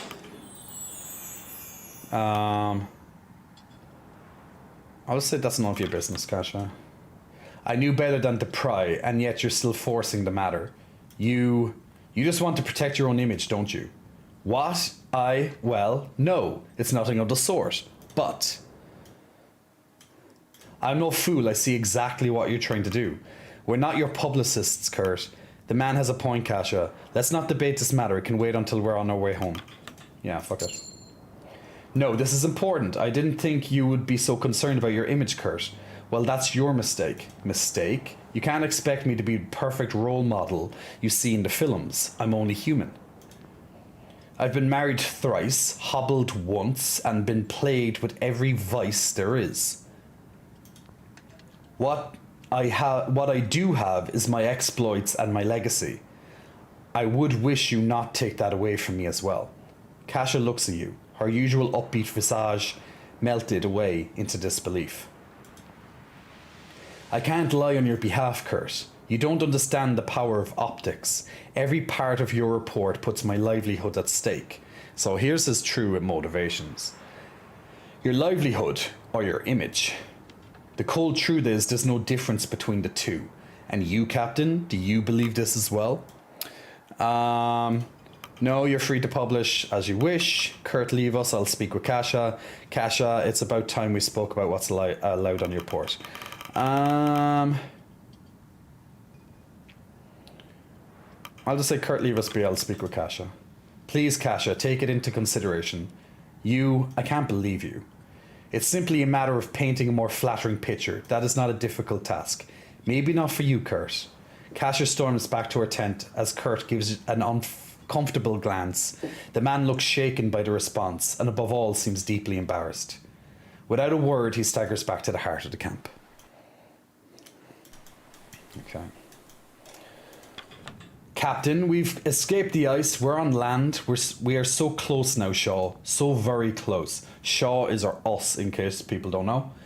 We both saw that cairn, Captain. Traces of the expedition which came before us. Shaw, I believe we can still find the Viscount. Our mission can continue. Are you joking, Templeton? Your mission is over. Why is finding that ship so important to you? Do you really think there's a chance we could actually find it? Let's say, why is that ship so important to you? Because some things are greater than the lives of the individual. I've chosen to live by that philosophy my entire career. I know that after all this time, the specifics of our employ may seem inconsequential. But tell me, Captain, do you think the Appertons would pour all of this effort, put many lives at risk, if they didn't think there was something truly paradigm shifting at the end of it? We still have a mountain to ascend before making that choice concretely. Ask me then. Don't think for a second that we aren't going to finish what we started. I will make this clear, Templeton. I have no intention of recovering the Viscount. Our survival comes first. Look, let's just ascend the fucking mountain. We're going to go up a mountain and then we can find out... We're going to find this cave or whatever. And then we can have a chat about it. Like, there's no point talking about it now. I'm just putting it off. Very well. We can discuss this further once we've traversed the mountain. He stops and turns before leaving. One last thing. What happened to your captain's hat? The dog ate it. It wasn't my hat. I didn't need it. It didn't fit. So the dog ate it. He leaves. Well, it did. It did. Stanbury ate it.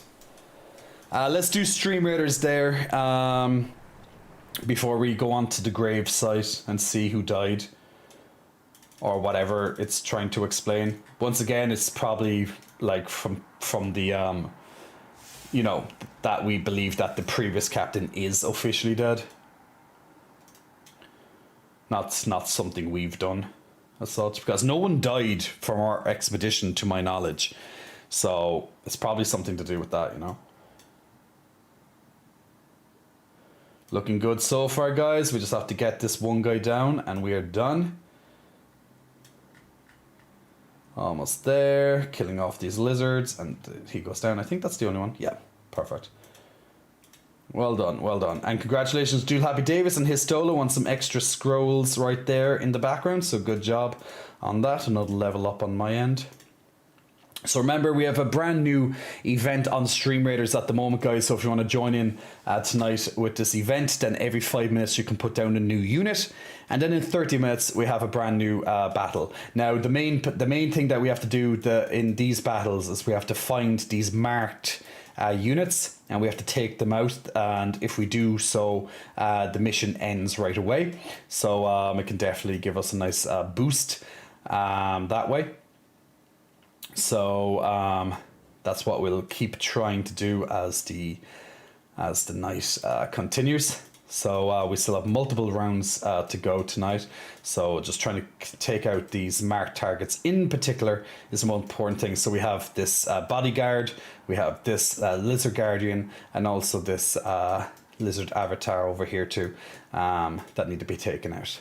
So every 5 minutes, once again, you can put down new units, and then in 30 minutes we'll play the next battle. So how was the party you held? Oh, it was fun. It was really good, Dukes. Thanks for asking. Had a fantastic time. Vish Washaradi. I'm just calling him Vish. Big thank you, Big Muscle Flexing. Thank you for pressing the follow button a couple of minutes ago. Also to Nas Nuvens, Big Muscle Flexing. Welcome to you as well, and also to Hebsy as well. Big Muscle Flexing. Welcome to you as well. Thanks for pressing the follow button there. Surprised no loss of loyalty there, says Gango. I know, right? Evening, the titties are partially out. Partially, indeed. Daddy has some issues, says Chaos. He does indeed. Who was the cutie you shared on Instagram post party? One of my lovely loves. I'm sure you did, says Sketch Artist. Can we get a twins bounce? Bam, bam, bam, bam, bam, bam, bam, bam. There you go. All right, let's check this Holden eulogy for the dead. There's still no graves made. I still don't see any graves, unless this is the grave. But I don't know what it implies. The crew are called together before you. You tentatively lift yourself onto a crate. Hushed, whispered roll through the audience. Hushed, whispered roll. Whispers roll through. Yeah, some spelling mistakes I see every so often. Kasha readies her ledger and pencil. They once again await your next words. How will you deliver them? Okay, so we're holding a eulogy for the dead. No one has died on our side, so it must be for the previous, but we'll find out what it means now. As if nothing has changed since you last did this, with renewed optimism befitting of solid land, with the weight of those lost resting on your shoulders, with the implicit confidence in the impossible results you've achieved so far. Let's say with renewed optimism befitting of solid land. Might as well have a nice a nice start, I suppose. Yeah, Gango, I agree. I think a good optimist. I think a very good. What's the fucking word I'm looking for? Let's just say, I think a very good way to start off it would be with high optimism, yeah. The crew look at you miserable, the scars of the sail past, exposed, under the light of day. Okay. I would like to begin by honouring those we have lost. Now, I'm not one for grand speeches, that much should be clear by now. I'll keep this short. We should all be acquainted by now. I'll say I would like to begin by honouring those we have lost. Optimistic, thank you. I would like to begin by honouring those we have lost. The eulogy begins. Oh, and music. The Stoke brothers begin a tune together in remembrance. Read out the names of the souls lost. May all be granted their rest. Okay, let's read out the names of the souls lost. Omit the names of Rufus Hunt and the missing crew from the Temperance. Include the names of Rufus Hunt and the missing crew from the Temperance. Omit Rufus Hunt's name only. I guess include his name, because the others will, like those who are loyal to the previous captain, probably would get very pissed off if we didn't include his name and the missing crew from the Temperance. You know? Yeah, I think the second option is probably the best one there. I think if you refused to list their names, you're like, I think it would be a very sour. Yeah, I think it would be very sour to the, you know, to those who served with him along the way. You recite the names and stations of all lost to the ice and ocean. Each individual name seems to sting different groups of the crew. By the time you're finished, not a single soul is left without their affecting moment. If you omit all of the names, there won't be much point to. Okay, include the name of the lost dogs. Leave the dogs out of it. Oh hell yeah, we're including the dogs. The dogs are a huge part of the crew. We have to include the dogs, guys.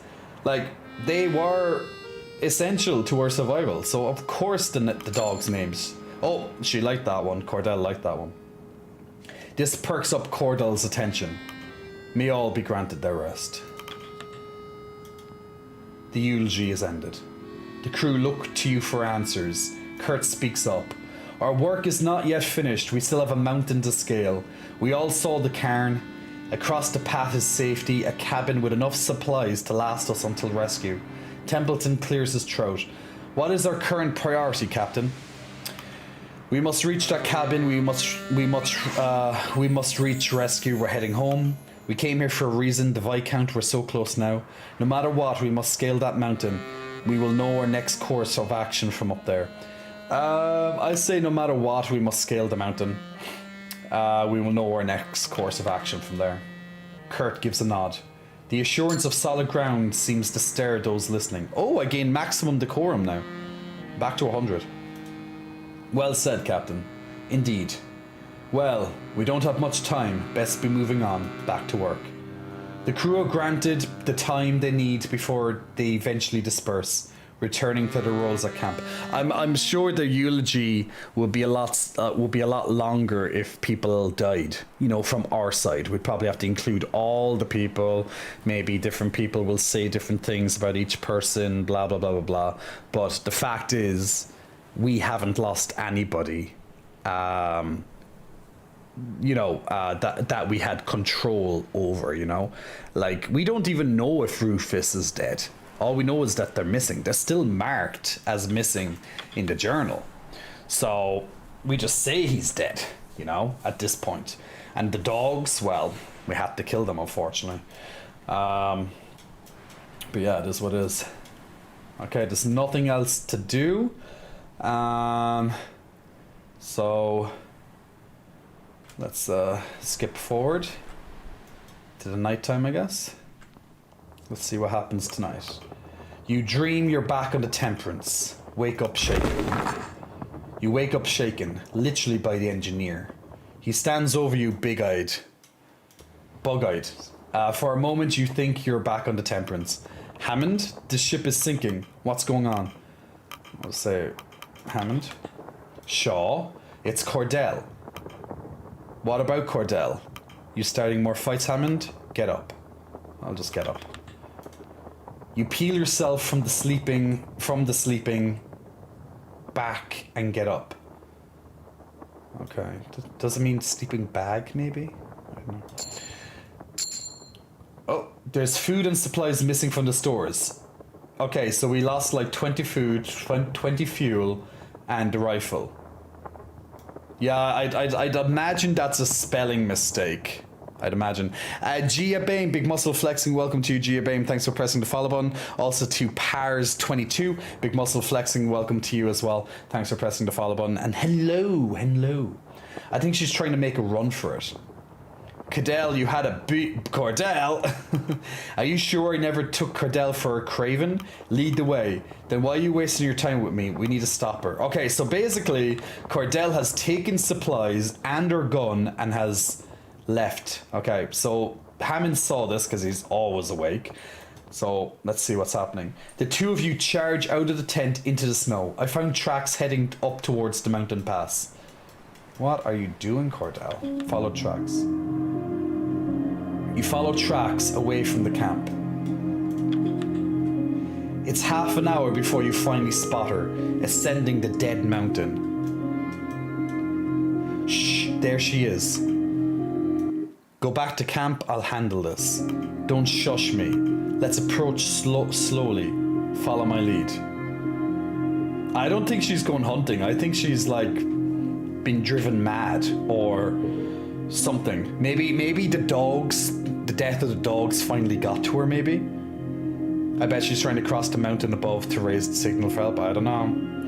We almost had to include the kid if you ended up forgetting he was around. I know, right? It's the grief. Maybe. Hey, G squared. Go back to camp, I'll handle this. Don't shush me. Let's approach slowly. Okay, let's approach slowly. Let's maybe see what she's doing. You both creep up towards her silhouette. Get closer. Draw your gun. Cordell. Maybe shout at her, because if we sneak up on her, maybe she'll try and shoot us. I don't think drawing our gun will be a good idea. Maybe if we just yell at her now that we're a bit closer, maybe that might be good. Or maybe just get closer, yeah. Maybe just sneak up on her a bit more. I think that she might try shoot us. I'm gonna call it, I don't know, I think if we get closer, I think she's gonna maybe hear us. Like the dog will bark or something, she'll turn around and shoot. Maybe that will kill, well, it's not gonna kill me because I can't die, but maybe we'll shoot Hammond and maybe Hammond can die here. Like when the game does these particular type of moments, it's usually when a character can die. So either Cordell can die or Hammond can die, because I can't die as the player, you know. So I'm gonna shout out Cordell. Cordell picks up on the sounds, slowly turning back around to spot you, both in her line of sight. She clears her throat. Captain Shaw, Hammond. Jay relying on protagonist plot armor. Yes, damn right. To what do I owe this surprise? Don't play coy. We know what you're up to. Then you seem to be several steps ahead of myself. What am I apparently up to? Please, educate me. You think you can just abandon the crew in the dead of night? You know full well why we're here. Getting a head start on tomorrow's scouting. A fine idea. Yeah. Maybe we can try and entertain her. You know, maybe she'll laugh and like kind of relax a little bit, maybe. And because if we, now maybe she'll agree with us if we you know, tell her why, or else she'll just get pissed off. We have to be very careful in these situations because someone will die. Someone will die. Getting a head start in tomorrow's scouting. Kind of, you know, a fine night for it, yes, and a fine story. But I don't think either of us believe that's what I'm doing. Stanbury's expecting. Oh, Stanbury's pregnant. Ooh, Stanbury's a girl? Okay. I didn't know that. Expecting what? I don't care. Then you should be doing what's best for those pups. I said then you should be doing what's best for those pups. What does it look like I'm doing, Robin? Robin's our name. Robin Shaw. I don't care. If you leave, you're ensuring their demise. Draw your gun and train it on her. Well, I don't think drawing our gun is a good idea. Think of the puppies. I know, guys. This could be guys, maybe Stanbury can die here too. Not just Cordell, but both Stanbury and Cordell. Or even Hammond. I goes, if you leave us, you're ensuring their demise. We're trying to talk, well, let's talk her out of it. Let's let's diffuse the situation, not stoke the flames. Perhaps, but there's more of a chance out here than with the rest of you. I'm not going to allow Stanbury and I to be part of this expedition any longer. Or any further. Fine, you can leave. Do you really think the two of you will be better off without us? Draw your gun and train it on her. No, still diffuse it. I do. Those puppies will be my new litter. I'll start over. Certainly not the first time I've had to do that. The snowfall has begun to set on you both. You should have come to me first, Cordell. It's not the leaving I'm concerned with. It's the theft of this expedition's supplies. You're going to have to shoot me before you leave. I propose a duel. Oh, Jesus. Let's not act to violence. You should have came to me first, Cordell. Trying to diffuse the situation. I think that's the best way to get out of this. We both know that wouldn't have worked. It's not the leaving I'm concerned with, it's the theft of the expedition's supplies. Then let me convince you now. Draw your gun and train it on her. Let me convince you now. Okay, she's liking it. I'm listening. Okay. So we have our chance, guys, to maybe bring her back to us. Stanbury, here, girl. Oh, Stanbury's not going to go to me. There's no fucking point. You might feel that because that's just going to prove everything. No. You might feel that you don't need us, but we need you, both of you. Hammond needs someone else with their head screwed on straight. Well, I'd say so much gun drawing, I know, right? I'm gonna say you might feel that you don't need us, but we need you, both of you.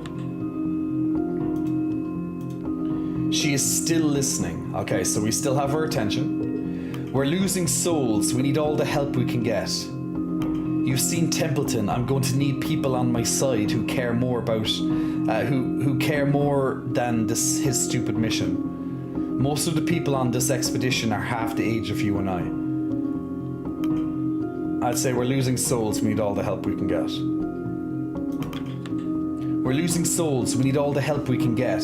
I know you didn't intend to be part of this, but you are one of us all the same. Yes, your dogs are gone, and I'm very sorry about that, but please, help me look after who's left. I can't do it alone.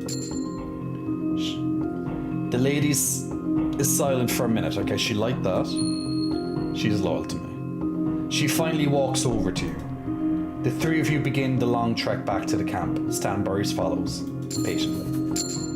Okay, she gives back the food, the fuel, the bolt rifle. Not a word is spoken on the journey back. Whew, no one died. Okay, good. Good. No one died. Well done. Okay, let's see who's gonna try and die this time. Kasha, careful. Okay, Kasha's gonna die this time. You just know it. Okay, her potential turn for it. Yeah, more puppies. Now the word is spoken on the way back. Would you like to train your gun on her? True. That's so true. You turn your head to spot Kasha perched precariously over the edge. Her camera's in hand, lining up from another shot. What are you trying to do? Seriously? You're leaning over the edge of a fucking mountain over a crevasse just to get a fucking shot. Come on, you know it's going to go bad. It's a great shot of the horizon, trust me. You've got a good shot of falling to your death. Get back here. The ground isn't safe. You can't trust anything beneath your feet this high up.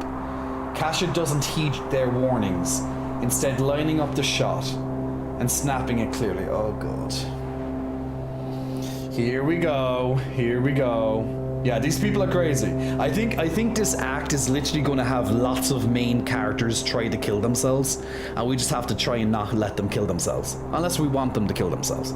Like these are like the last challenges of the game, I guess, right? Bye bye Kasha, maybe. Hello Stun, hello chat, how are you all doing? Hey Nocky, doing well my man. Kevin's Torres, big muscle flexing, welcome to you, thanks for pressing the follow button. There, no issue, and this might be the banner image of my report. If the civilian is done being foolish, might we move on? Kasia nods and turns back around to join the rest of the crew. ... Oh, here we go. Here we go. Only for her to slip on the ice beneath. Oh, fuck, she fell. You lunge forward and pull Kasia forward so she isn't hurtling over the edge. But her initial stumble sent the camera falling below. Oh shit. So she's gonna now. Okay, so we pulled her back, but she obviously wants to fucking save the camera. You just know it. That was a close one. My camera! Be thankful the camera took the plunge and not yourself, young one. Despite reassurances, Kasia moves back to the edge. Oh, for fuck's sake. Peering over, searching for her camera. I can't lose it. Everything from this expedition was on there. Wait, I see it. Nonsense, it's a blip on the rocks. You can't see the ground from this distance. No, it's not on the ground, it's snagged on the ice. It's not too far down. I can climb back down and... Not a hope. You want to go back to climbing? If I lose the camera, my entire reason for being on this nightmare goes with it. I'm getting that camera. She turns to you. Captain, we have to do something. This is your mistake. If you fall to your death, it's your own damn fault. I'm not putting anyone else at risk over this. It's just a camera, Kasia. You've still got your notes. No. I'm just going to say it's your camera, Kasia. You've got your notes. My notes aren't enough. The world needs those photos to believe this. This was your mistake. If you fall to your death, it's your own damn fault now. Aren't they? You'll have the testimony of the rest of us. The story comes from you, not that machine. I'll just say the middle one again. Kurt steps forward. I'll do it. Oh, dude, Jesus Christ. Is everyone... No, you're trying to be a fucking hero, Kurt. Get the fuck back from that ledge. Now Kurt wants to kill himself too. No, you won't. Fine, but be careful. Have you two gone mad? Yes, exactly. They have gone fucking mad. It's the mountains of madness. So much option 3. I know, right? He's trying to be here. I goes, no you won't. No you won't. I insist, Captain. This isn't up for debate. You're both staying here. That's an order. Fine, but be careful. Kasia goes alone or doesn't go at all. No, I'm going, this isn't up for debate. You're both staying here. That's an order. Don't give a shit if they lose loyalty. Oh, they're both loyal to me? Alright, Captain. Kurt reluctantly agrees. The camera slips from the edge into the pale below. That could have been a bad one. Minus 29 research, minus 1 camera. Well, that's what it is. Move on to the peak of the mountain. Screaming at the TV. You're starting to sound like my aunt when she watches telenovelas. Yeah, they might be loyalty check spots, exactly. I'd imagine that if they didn't have the loyalty, they'd probably try and climb that. Like this, you know how it is. They probably have a couple of different options, and depending on how you do it, they'll try and do it, and they could fall to the death and die, or they'll listen to you. So I would almost guarantee that you have a... Do you know how, like, when we play games like Until Dawn, The Quarry, those type of those highly suspenseful, option-driven games, right? I'd imagine, like, generally they don't let characters die from just one mistake. Usually they give you like a second try to save them. So I'd imagine that's what it's like. They'll be like, okay, if the player doesn't have enough loyalty with these people, they'll have a second, event that happens at that point. And then they have one last chance to save them. If they select the wrong option, blah blah blah, now the character dies. So I'd imagine that's probably built in there. The only, the only loyalty you don't have is Grimly, yeah, exactly.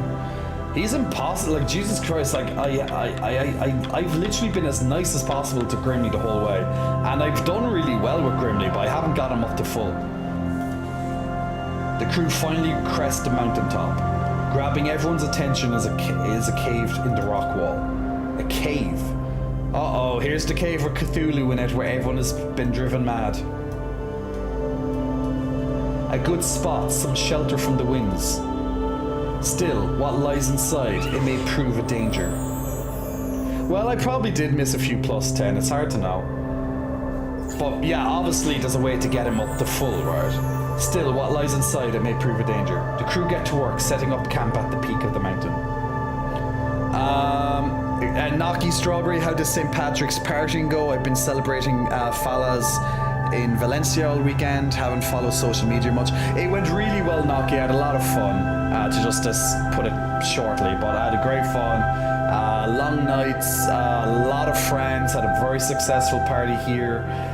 Then we went out clubbing, had a lot of fun, great times. Okay, so we set up camp again at the top of at the peak of the mountain. Daisy, big muscle flexing, welcome to you, Daisy. Thanks for pressing the follow button. Also to Damlask, big muscle flexing, welcome to you as well.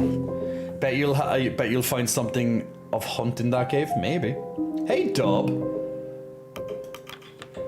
Captain, it is time. We're at a crossroads and a decision needs to be made. We both read the cairn. We know the location of the Viscount lies in this cave. We are this close. Our mission's end lies in wait. And what if pursuing it causes us to miss our rescue? Survival is our goal, not the Viscount. What do you expect to find there? What do you expect to find there? Answers, for better or worse. If what we read is correct, the shore cabin should hold enough rations to last us a year. We can afford the risk of missing a single rescue ship. I think it's still worth it. We should secure the cabin first before returning. I don't care about the Viscount Templeton. We're heading to the shore. You're right. We can't turn away from this opportunity. Well, I guess if we secure the cabin that has supplies for a year, then we can always come back here to find the Viscount. You know, just in case, because all we know is that whatever's in that cave has driven the last crew mad. Whatever they saw.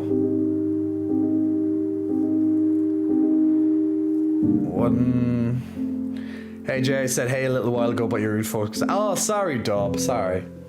Welcome, Dub. Fortnite Pro, big muscle flexing. Welcome to you. Thanks for pressing the follow button. By the way, I've been meaning to ask how big are those massive pythons. Pythons is in these. These are 17 inches. All right. Maybe I'll say secure the cabin first. Right, of course. But this mountain is perilous, Captain. Can we survive a second trek? You should inform the crew of our movement as soon as you leave this tent. I know you will make the right call, Captain. Interesting. Hey, Hayden. Hayden Seeker Diablo. Howdy doody. Ooh, what's these love marks about? Maybe this is about the loyal... Okay, so let's see this. The view to the shore. What's this? You look out across the ocean. Abandon the mission and seek the rescue ship. Return. Okay. Huh. The cave entrance. You notice that the compasses are pointing directly toward the cave. Forgo the rescue ship. Search for the Viscount. Oh, so this is like... Oh, okay. So they're giving me the final decisions. Okay. Let's check what all the crew are talking about first. Yeah, I think these are end game options. Yeah, I think that's it. Speak to the brothers. You overhear the Stoke brothers engaged in what sounds like an argument. What did you say? I'm sorry, Grimley, but I can't fool myself any longer. Let's face it, Hunt abandoned us. Wrong. That's all you have to say, Grimly? We've been out here so long. He left without a word. He left us to die, to be torn up in a blizzard, to be eaten by a seal. Whatever else, he didn't care, did he? You don't know what you're saying. I know Hunt better than you, Junior. The captain would never. He's not our captain. What? Junior is right. Hunt is a traitor to this expedition. Take it easy, men. Nothing is for certain. Leave them be. I'm just going to say leave them be. Best not get involved in the squabble. If it wasn't for Hunt, we wouldn't be stuck here. He did this to us. Fine. Grimly storms off, marching towards his tent. Junior only lets out a sigh in response. Oh, loyalty check here, fail. Maybe, I don't know, yeah. We didn't have enough loyalty probably to, get a good, turn the rest of the crew to us. But in all fairness, we still have enough crew. Like, even if this goes down to some vote or whatever, we still have like everyone loyal to us, bar Grimly. So, which means a few other sailors along with that. Okay, let's. Okay. Ooh, look at what's happening. Ooh, there's romance. There's romance. Dr. Nutley and Kasha. Ooh, romance and I think they were driven mad. I think the madness has got to them. They're kissing each other. You pass the tent and are quick to notice what's going on. Kasha, the intemperate photographer, is standing close to the doctor, their faces pressed closely together. She is alerted to your footsteps and opens her eyes which quickly widen as you're spotted. Quickly, she and Nutley pull away from each other, their heads nervously swiveling around the tent, Nutley letting out a punctuated cough. Gotta keep warm somehow, indeed. Captain, you could have cleared your throat or something. We were just, care to explain? Sticking together for warmth, a clever decision. There we see, chorus, there you go, right? I should have expected this with two immature youths above the crowd before the queue. They're not LGBT. These are male and female. I'll just kind of be like, sticking together for warmth. I gotta use your option chorus. Sticking together for warmth, a clever decision. Yes, quite clever. Very, very clever of us to be doing that. That was definitely what we were. Arthur, I think our good captain was joshing us. That our Shaw is quite dense, and that would be a greater issue for us. And just when did this start? Did you honestly intend to keep this a secret? Congratulations, both of you. Faces are priceless, yeah. We were simply exchanging long protein strings. If you have a better way, I'd like to hear it. I'm just gonna say congratulations, fuck it. Oh, okay, they both like that. Oh, thank you, Captain. We should be thanking you, Shaw. Placing us together in one tent for a year certainly fostered conversation. Well, that's true. I could have, like, if one of them died, or if I wasn't loyal to they weren't loyal to us, this wouldn't have happened, you know? So this is like as a result of good loyalty. Like, he could have killed himself, like he was going to commit suicide, and she could have fallen off a cliff, or something else before then, I suppose. I never considered myself a matchmaker. Don't blame me for this. Don't blame me for this. Spare me any of the details, I don't care. I'll say I've never considered myself a matchmaker. We spoke at length at first about this unexpected vast knowledge of ice fishing. Ice fisting. And ending with a casual conversation about our favorite newspaper strips. Strips, eh? Well, it wasn't entirely casual. What do you mean? Aha! I knew you didn't notice it. Notice what? Kasha clears her throat before putting on an affected voice, dramatically quoting her past statements. Why, Doctor, I think you would be a great subject for my next report. I'm sure you wouldn't mind a write-up on your interesting life.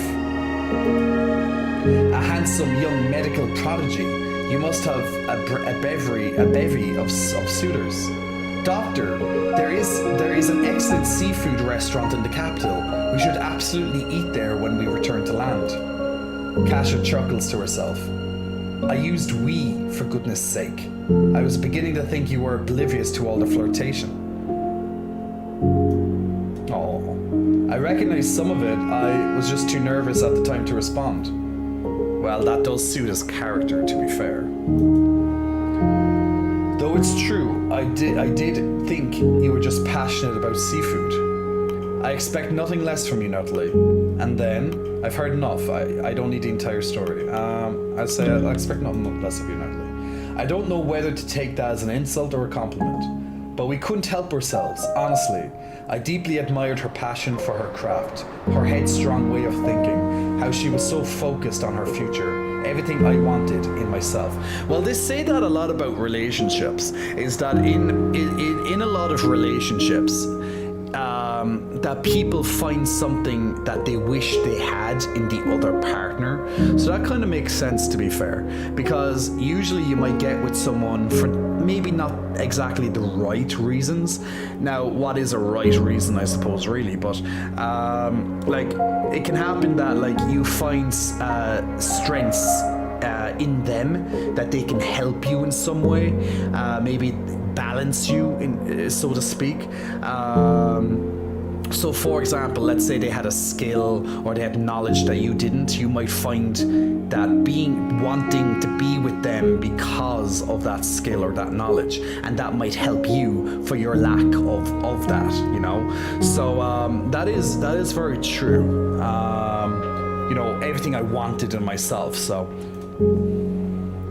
And I admired his courage when up against his fears in possibly the worst situations possible. That's the kind of thing they make films out of. And just as I thought we were winding down, I told her I wanted to see her again after we returned to civilization. Suffice it to say, I was surprised that he would just blurt it out. I surprised myself. Before that, I had long since stopped considering that we'd make it back. Of course, that led to a new conversation, all through the morning, and before we knew it, we were having a romantic embrace at the south of the world. That is, until you walked in, Captain. Yes, it was rather inopportune of you. Kasia pauses for a moment. You don't take issue with this, Captain, do you? You both know that fraternization is forbidden, I presume. So when will you be holding the wedding? I'll just say, when will you be holding the wedding? Excuse me? Ha! Good one, Captain. Presuming all goes well, of course, not for another year or 2. Or 5. Now, Doctor, you know me, I like to live fast. 5 years is fast. You think I could just whittle you down? I'm joking, of course. It's far too soon to speak on that. Well, forbidden or not, we're at the end of our journey here, I hope. Matters of the crew are in the past. The sail home with Kasia. Well, it's something to look forward to. Been quite a while since we had that. That's true, there hasn't been that much brevity in the game, you know? Agreed. Well, don't let the rest of the crew, don't bother the rest of the crew with this. We're not back on land yet. We shouldn't grow too confident. I wish you both happiness. It's what you deserve. Let's just keep it light. I wish you both happiness. Thank you, Captain. Now, if you'll excuse us. Okay. Before we do any more there, let's do the Stream Raiders, because I know that's also up there. So let's jump into our lovely Stream Raiders for this evening and see how this battle goes. Remember, every 5 minutes you can place down a new unit. Every single map, brand new event out at the moment. And every 30 minutes we'll do a brand new battle. The main gimmick of this event is that we have to kill the guys marked with a target. Once all those guys die, the map ends instantly in victory for us. Relationships are a problem. If humans learn to live alone, they must have real peace, says Joe. Well, Joe, you have to have peace and you have to have love within yourself before you even consider a relationship, because it's just cruelty and it's destined to fail if you don't have peace within yourself. Like, you don't need to have a relationship, you don't need someone else. You want to have someone else because you're ready to accept someone else into your life, because you have peace, because you have love. Like, you're capable of surviving without a relationship, for example. So if you want, like, that's my honest opinion, because, you know, whether you're in a relationship or not, you're happy, right? And as RuPaul would always say, right? If you can't love yourself, then how the hell can you love anybody else? Can I get an amen up in here? So, you know, and it's so true, because if you don't have love for yourself, someone loving you isn't going to make you love yourself anymore. It might enhance or make you appreciate yourself a little bit more, but it's not going to fix anything. Like, if you still have a lot of problems, just having someone else in your life isn't going to fix all these problems. So, you know, you have to be able to, you know, just have love for yourself, you know. Ice fisting sounds painful. It does indeed, Pop Polydon. Ice fist me all you want, says Garnet. So what are you wishing for that you find attractive, Jay? What do you mean, Chorus? What do you mean by that? I've been with my BF for almost 5 years, says Pop, and then Cthulhu eats one of them 5 minutes from now. Possible, Knox. Whatever's in that cave is coming. We're gonna have a huge surprise, I'm sure. You also got to follow. Pup Gotti, Big Muscle Flexing, welcome to you, Pup. Thanks for pressing the follow button. Also to Leonardo, Big Muscle Flexing, welcome to you as well. Thanks for pressing the follow button. All right, so my bomber just leveled up to level 20. That means I can specialize him, which can happen to any of your units in Stream Raiders. So a specialized unit that runs into enemies' troops and explodes, dealing 100% more damage over a smaller range. A specialized high damage unit that runs into an enemy troops with 100% extra speed and explodes. That could be useful. A specialized high damage unit that runs into enemy troops and explodes, dealing damage over a wider range. I'm going to go for a rushing buster, this one. That could be, for me, I think that would be more useful. Alright, let's start the next battle of Stream Raiders, guys. So if you want to join in every 5 minutes, once again, you can place down new units. Just click on the link, enter your Twitch ID if you haven't done so in the past. We play this every single stream in the background, and in 30 minutes we'll do a brand new map. So if you want to join in, put down your units once again, and remember, keep following your quests as well to get some extra goodies along the way, help you advance even faster where possible. And as I said, we'll begin the next battle shortly after that. Actually, I don't want the flying rogue. Let's put in a centurion.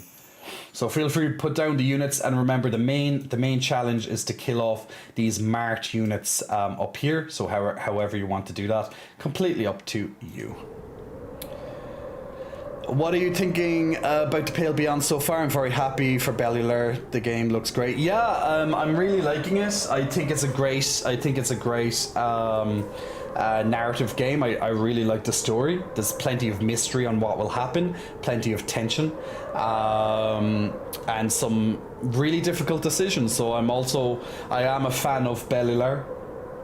I do watch a lot of his videos on YouTube, so that's why I wanted to support Bellular, because he's given me hundreds of hours of videos, in all fairness, so the least I could do is splash out a little bit on Steam and help support him, and also give him a bit of visibility from my side, at least, on playing the game, and hoping some people will pick it up as well. But I'm enjoying the game very much so far. We're at the end of the game, more or less. We're in the final act, just going through the final bits. Whatever we decide next, which will be whatever's inside this cave, which has driven people mad. So we'll see what the big surprise is going to be. Daisy, thank you very much for that follow there. See you on Insta. Let's speak to Hammond and Kurt. Captain, didn't see you there. Apologies, Captain. Seems we were both caught up in our work. My work, you're just watching me, Kurt. But you did manage to pick out the materials. We were just replacing the spyglass I cracked on the mountain. It may not be of any use for in this cave, but you never know when we might need it next. Once again, my boiler comes in handy. It's good to see you two aren't bickering again. Kurt, I've been meaning to ask how you're faring after the incident on the mountain. What do you make of this cave, Kurt? I'll just say, what do you make of the cave? It's an odd one, no doubt. A lot of questions we shouldn't be answering. Our priority should be to get to the shore, not to go spelunking. Coming from you? Isn't that the point of your shite films? Upon hearing that, Kurt puffs out his chest. Once again, Kurt, I can also puff out my chest. It's not that hard to do. Oh, so you've seen my films? Just the one. And what did you think? Pure bollocks. I should have figured. I think they're rather good. I haven't seen enough to judge. Tripe is kinder than what I'd call them. I haven't seen enough to judge. You've never seen any of my films? Well, I hope you would amend that once we return to civilization.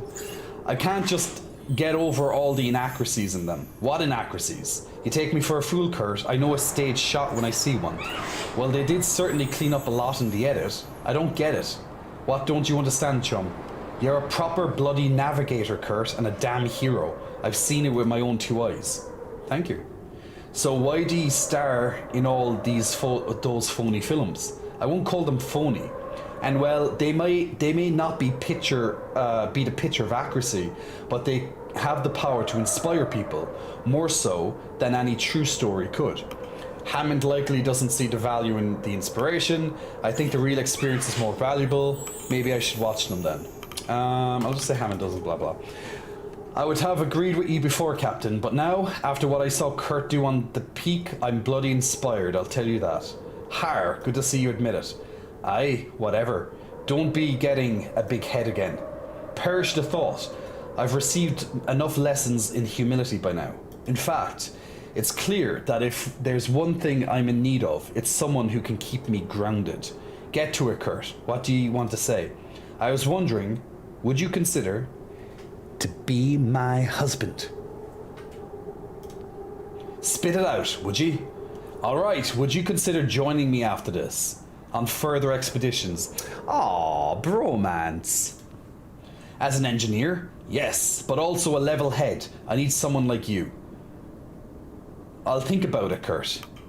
I think Hammond would love to. The two of you on the same crew again sounds like a recipe for disaster. Perhaps I could join you both. I'll say perhaps I could join you both. Asking for a job, Captain. The 3 of us on the same crew again, that's bound to go horribly wrong. Perhaps, but I think our ingenuity will help us pull through. Hammond pulls up the replacement spyglass.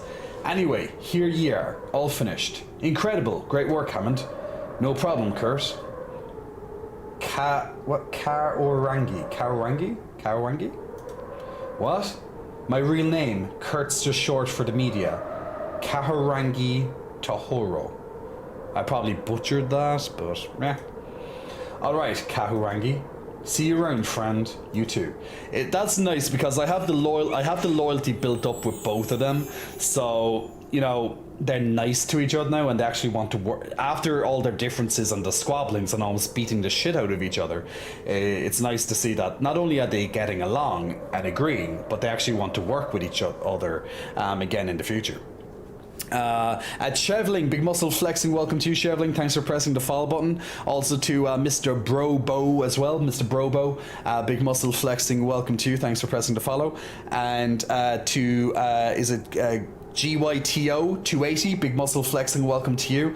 And also to Mega Drawchilla, Big Muscle Flexing, welcome to you as well. Thanks for pressing the follows. And also to Mr. Brobo, Big Muscle Flexing, thank you for the Prime subscription, much appreciated. Enjoy 30 days free ads and extra goodies and perks on the channel, including all my lovely unicorn emotes. And also to Pup as well, Pup Goatee, good boy Pup, Big Muscle Flexing, thank you as well for your Prime subscription and also 30 days ad free. And all the unicorn subscriptions and more on the channel as well. Garnet, what's the difference between flex and low light flex? It's just the lighting difference. It's the exact same, other than there's lights on versus no lights on. Or very little lights on, should I say. Okay, let's see the loyalty that Templeton, what happens here with his finale. You find a cruise science officer overlooking several petri dishes containing various materials picked up from the walls of the cave. This might have a couple of questions answered. W. 3 men in a room, they might fucks. Maybe. Curiouser and curiouser. Don't be concerning yourself with some minerals, Templeton. What's curious? At ease, Templeton. Let's see what's curious. Captain, observe the materials we've uncovered in just the entrance of this cave. Copper, tungsten, antimony? Those are deposits more likely found in lakes, not all in a cave, let alone a mountaintop cave in the polar region. Nothing about that seems natural. Because it's not natural. Could this be why the Appertons were looking for this area? I don't like it either. So some rocks are different, it doesn't mean anything. I'll just say, could this be why the captains were looking for the area? Perhaps. Captain, may I ask you a question? Go ahead. I've assumed you must enjoy my questions at this stage. You keep humouring them. Well, regardless, we have been working together for quite some time now. And in that time, I've been able to evaluate you. After assessing your abilities and your decision making, I can safely conclude that you are more than capable in your role as captain. As such, I would like to offer you a job. Job? With the Apperton Company? You wish to work with me again, Templeton? What's the pay like? I'll say with the Apperton Company. Yes, who else? You have precisely the right set of skills to make you a valuable asset to the company. It's time I told you the truth of who we're working for. Ooh, so here we go. Here we go. Let's get down to it. What were you keeping from us the whole time? There's even more you haven't told me? About time. Out with it. I have a feeling I won't like this. I'll say, why haven't you told me? It's beneficial to keep cards close to my chest. I understand the value of keeping things close to my chest too. Until you were fully evaluated, Templeton reveals a tinned can of rations. He passes it over to you. The woman modelling on the front stares back at you. Before you look back at Templeton. Yes, the Apperton Company. I already knew that. What? Am I working for the model? I'm not hungry, besides this is long expired. Let's say what? Am I working for the model? Yes, actually. Her name is Minerva Apperton. She is the president of the Apperton Tinning Company. Her? She's real? Templeton, I fear I may have lead poisoning. But why would she fund this expedition? The same reason anyone would. Tinned foods is perhaps the lowest priority with the company in today's age. As you likely tell by the shoddy work on our rations. Instead, Lady Apperton is focused on turning her company into the only option in commerce, which is why she sought after the expedition of the Viscount. She's interested in what the Viscount found in the ice. And just what did they find? She thinks it will help her company. Tell me everything you know. I goes, what did they find? No doubt, there are several details Minerva has kept hidden from even myself, but I will tell you what I can. The original expedition of the Viscount was carried out by the government, a race to find the southernmost point of the world, charter it out in the name and glory of science. But upon arrival it appears they discovered the same strange environments as we have, and so they chose to investigate instead of heading back. And contrary to legend and hearsay, it wasn't the cold and starvation that drove the crew mad. It was the tins. It was the lead. It was what they found in there that took their minds. Okay, maybe. It was what they found in there that took their minds. And how do we know this? And just what did they find? More secrets? How many more are up your sleeve, Templeton? I goes, and how do we know this? There was a witness, a survivor, washed ashore. Half mad, their tongue cut out.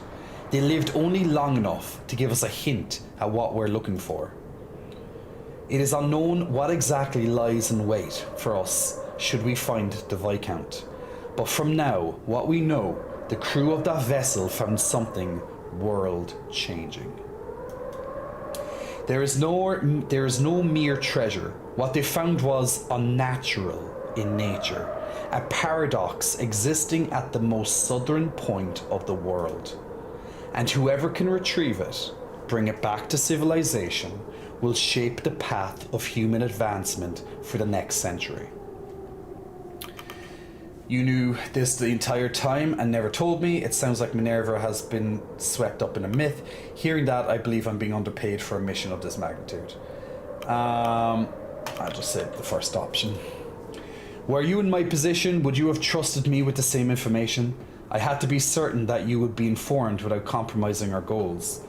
I cannot forgive being kept in the dark like this. It's a legend, nothing more. This expedition has been a waste. Then it is our top priority to recover what the Viscount found. I'll just say that one. Precisely my thoughts, Captain. It is good to see we're both on the same level of mind. Now I have told you all I know. Please lead me to my research. Oh, Captain, you never officially responded to my offer. Do you wish to work with the Apperton Tinning Company after this? Yes, I would. I'll take it under consideration. Certainly not. I'll just say I'll take it under consideration. See that you do, Captain. So, whatever is in that cave, which we will find out very, very goddamn soon, is what drove the last crew mad, which we already knew from, like, about an hour ago.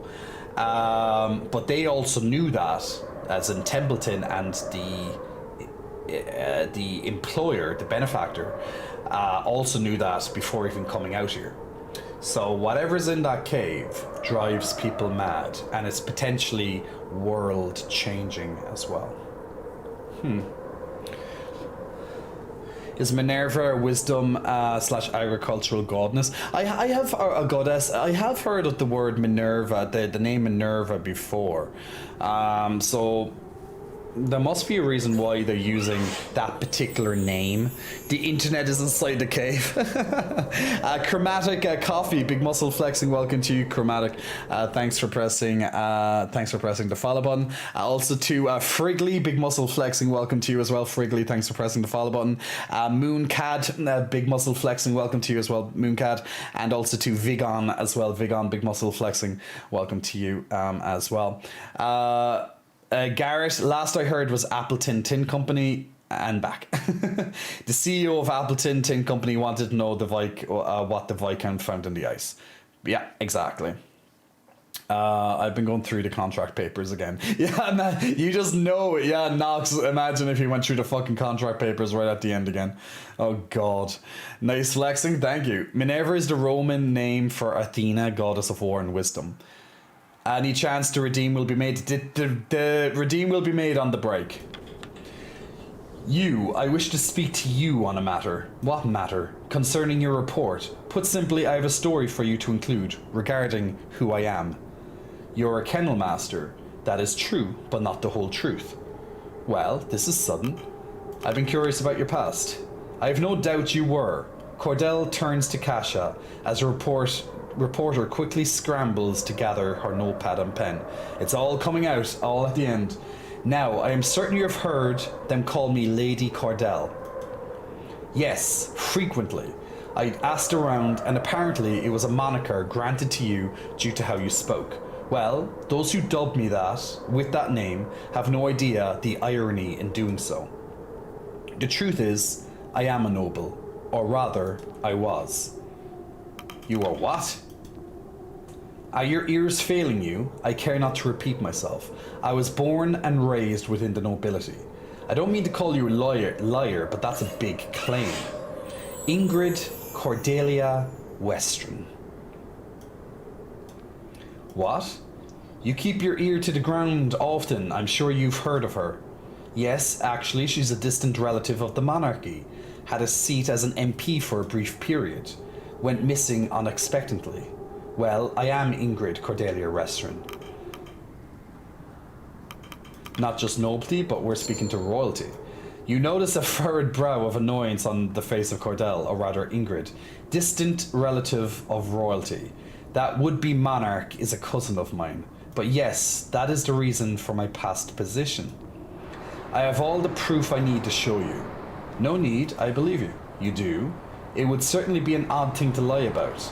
I assume you are aware of the political system, Kasha. To no end. Researching it was possibly the most dull and harrowing part of my last report. And yourself, Captain? I'll just say vaguely. Well then, allow me to refresh your memory.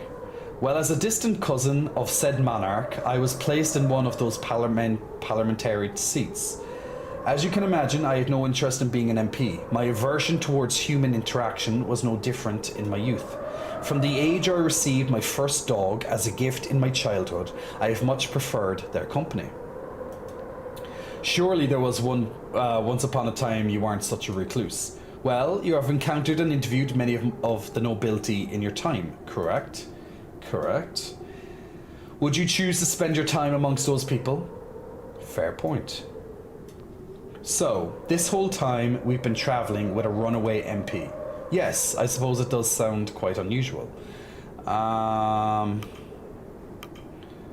learned not to be surprised at this stage. But why did you leave? The reasons for that are quite simple. I refused to live that life any longer. In that world, in my position, certain things were expected of me. Act with decorum, attend every social event, keep your real self hidden until you considered suitable to be shipped off into a political marriage.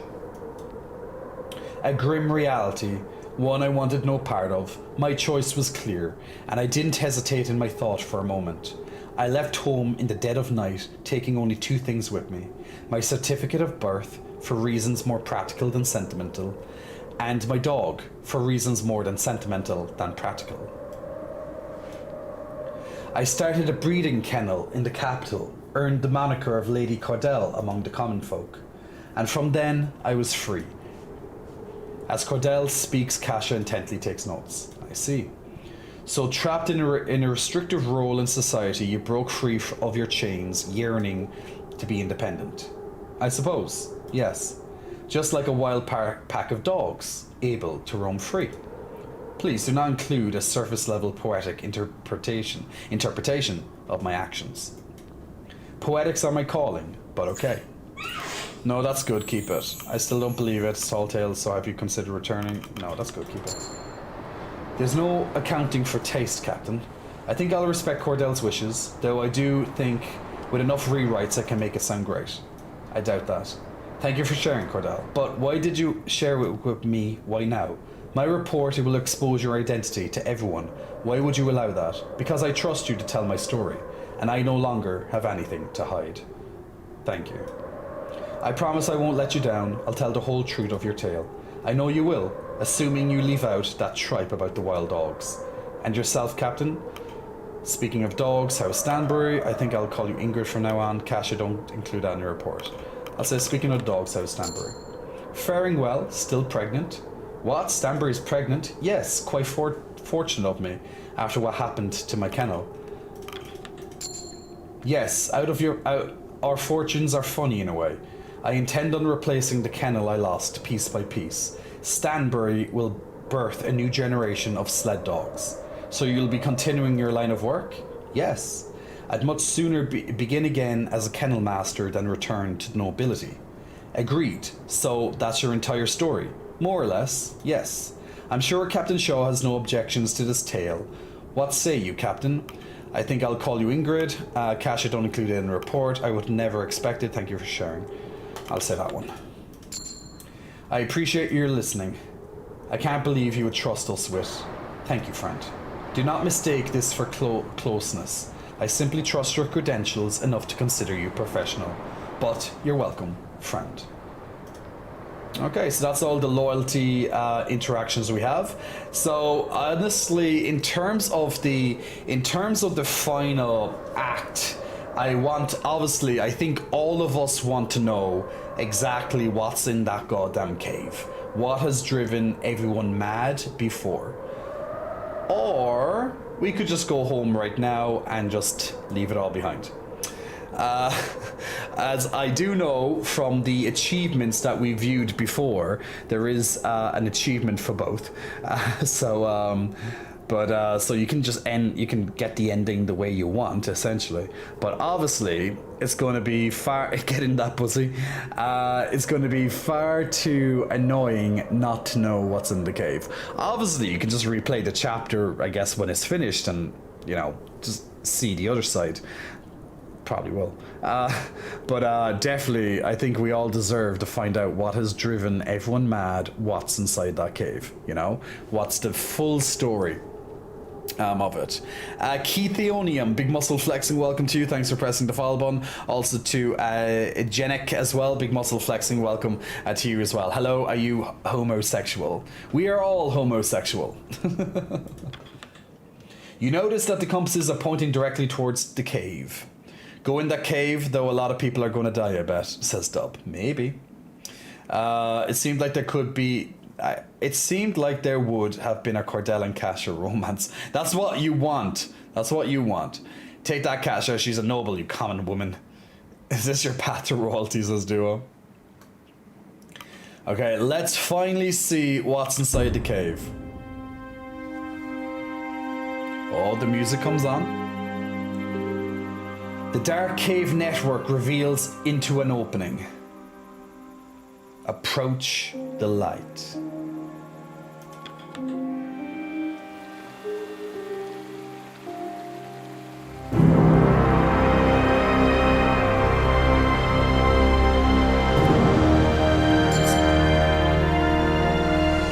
It's like a tree growing out. Is that the Viscount? And there's a tree growing?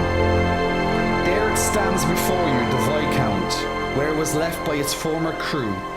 But not as it was left. The ship stands quite different indeed. How is there a fucking tree growing out of Viscount? The snow filtering into the grotto seems almost frozen in time. The weather itself remains fixed in awe of this impossibility sprouting from the great lost ship. You can hardly believe your eyes. This certainly isn't a dream. You make out the letters spelling Viscount on the hull of the vessel. Maybe it's a Ragdazzle reference, yeah. Maybe. After 5 years, no 6, after the most roundabout road possible, you finally found it.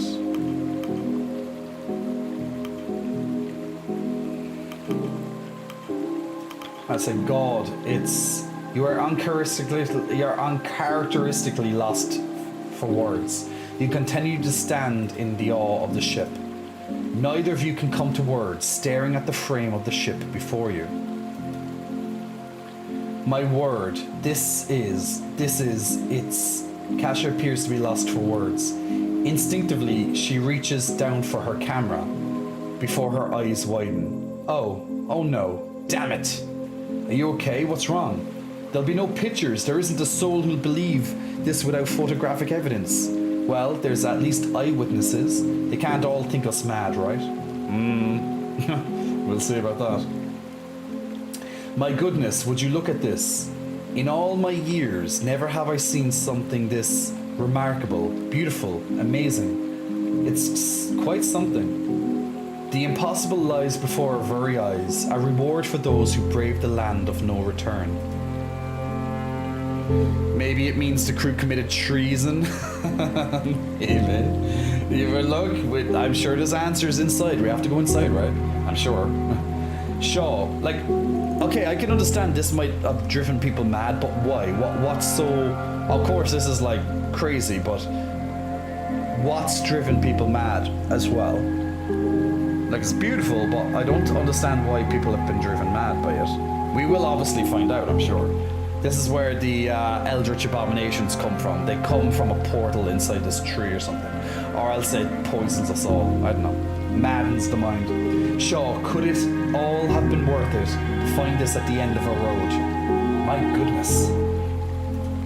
Shaw, despite the vegetation, the Viscount looks intact. I shouldn't hazard to get my hopes up, but remarkable, truly remarkable. Captain, we must study this at once. I was concerned, Shaw. I was worried that we may not find anything at the end. But this is more than I could have possibly imagined.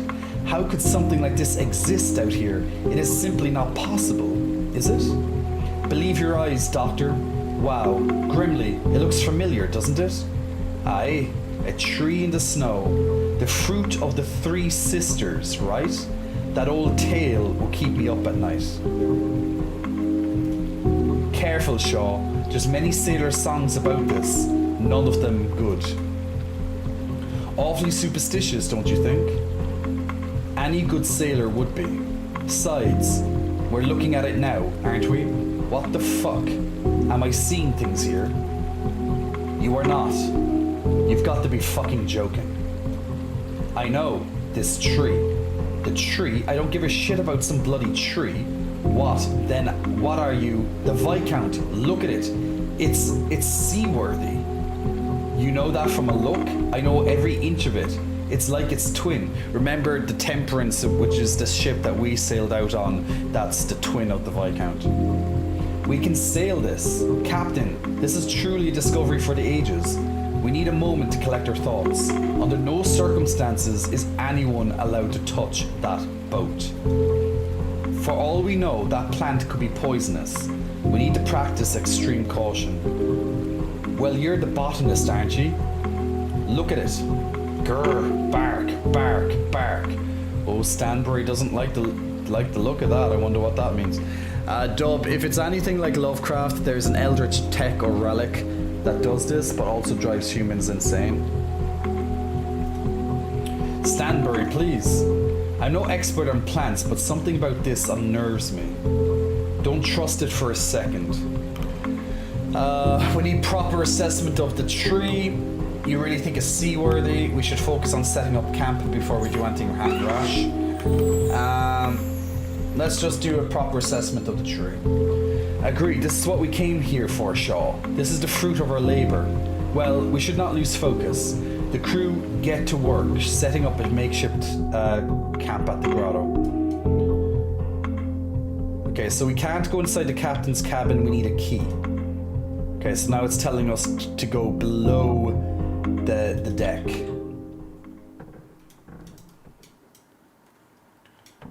Go down more. Oh, inspect the organ. Okay. Oh, we're actually playing the organ. Rage Doors, Big Muscle Flexing, welcome to you. Thanks for pressing the follow button. Can you smear yourself with oil? You'd have to check out my another particular website for that type of content that's not allowed on Twitch, unfortunately. At least we got a little bit of an organ sound there. Nothing else. Oh, Stream Raiders is ready. Okay, before we descend further, we'll go down into the Stream Raiders. So let's get that down.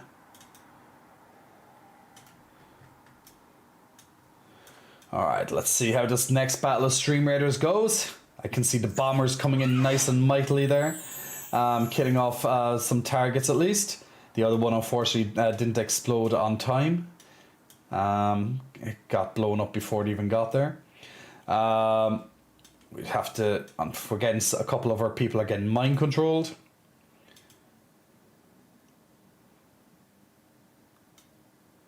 To kill off those mind control people. Where is the other, okay, the target actually was dead now. Awesome. Good job, guys, and congratulations also to Doodle Happy Davis, Chaos, and Ganko on some extra rewards there at the end of that. And that's another level up, so got some tank scrolls and got a Tuxedo Archer skin.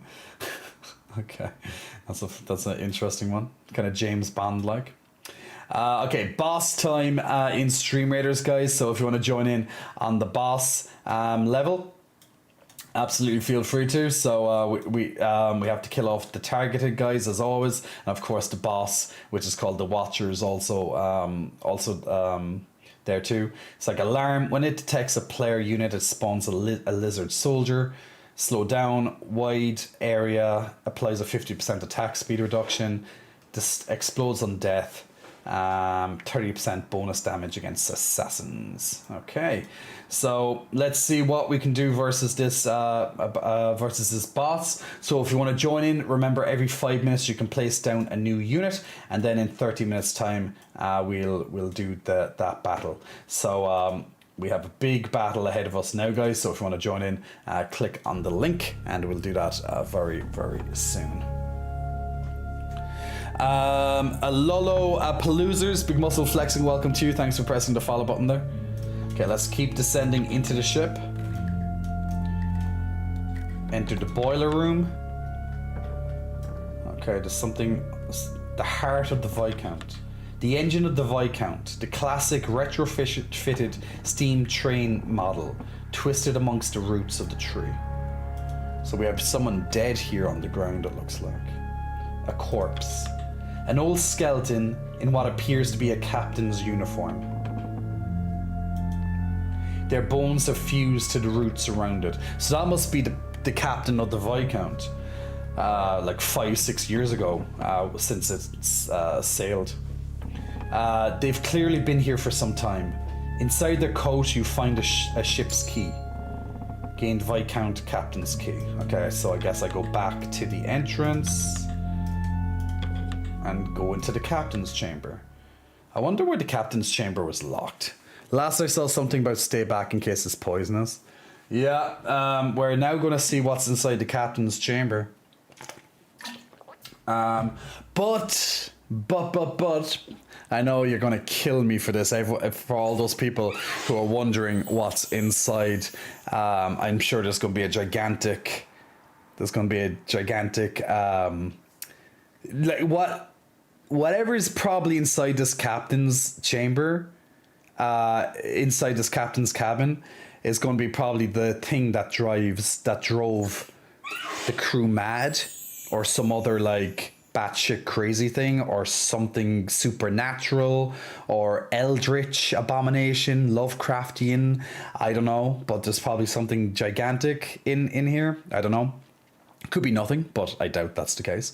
But before we do that, we're going to go on a 2-minute break. I just need to quickly refresh myself. I need to get another cuppa, and I need to refill my water bottle there as well, and get a snack. So guys, give me about 2 minutes and I'll be right back, and we're going to see what the big mystery that's in the Viscount, and find out what is this big mystery at the end of the day. But before I go, Mary Goo, Big Muscle Flexing, welcome to you. Thanks for pressing the follow button. Also to Isa, Big Muscle Flexing, welcome to you as well. Anyway guys, give me about 2-3 minutes and we'll be right back to find out the mystery of what is behind that door. In the meantime, I'll put on some chill out music in the background, but join me in 2 to 3 minutes and we will find out what's inside the captain's cabin.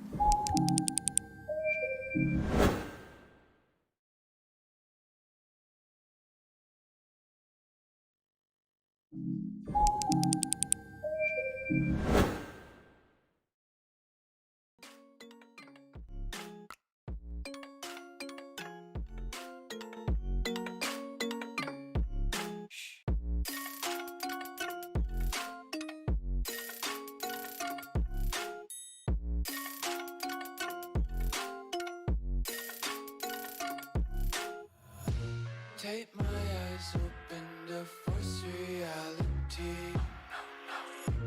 Why can't you just let me eat my weight in glee? I live inside my own world of make-believe. Kids screaming in their cradles, profanities. Some days I feel skinnier than all the other days. Sometimes I can't tell if my body belongs to me. I love everything. Fire spreading all around my room. My world's so bright, it's hard to breathe, but that's alright. Hush.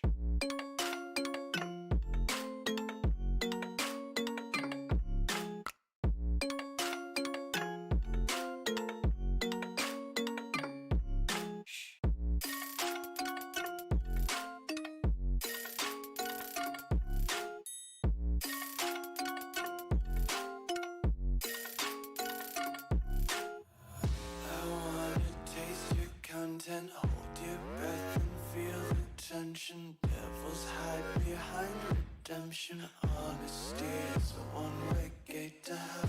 I want to taste consumption. Eat faster to waste oxygen. Hear the children sing aloud. It's music till the wick burns out.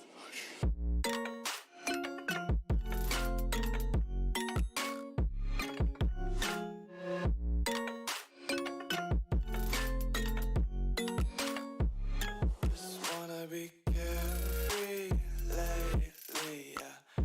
Just kicking up daisies. Got one too many quarters in my pockets. Counting like the four-leaf clovers in my locket. Untied laces, yeah.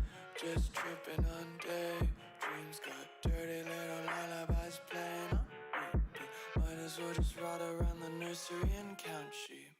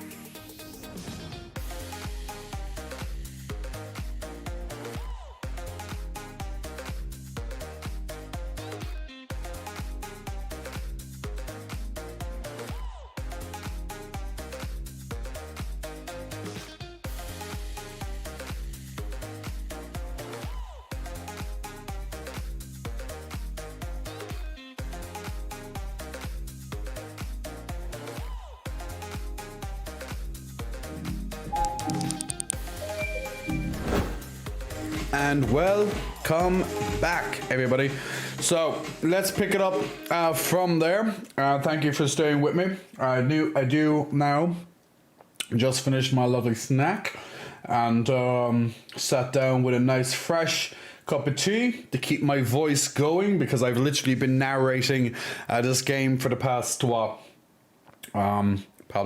2.5 or so hours. So my voice does need a little bit of a break. I know how insane people need to stop talking for a moment or two. I was so often. But GD squared, to answer your question. So I know you said that you had a phone call. Still getting bits of my protein cookie out of my teeth. So problem, what cookies? So GD, I know you said you had a question what happened because you got a phone call or something. So basically, the captain, myself, has went onto the ship. We found a key because the captain's cabins were locked.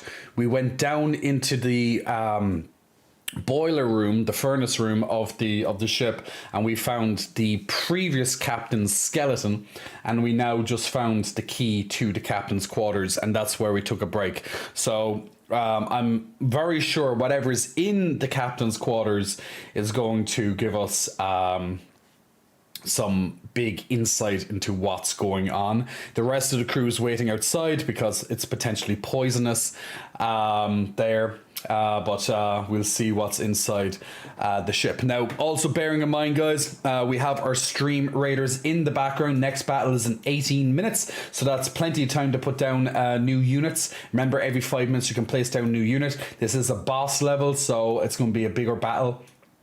So feel free to put down units and help us out. So let's have a look what's inside the captain's cabins and what potentially could be revealed as the big secret or revelation. There's surely something that's going to tell us about this.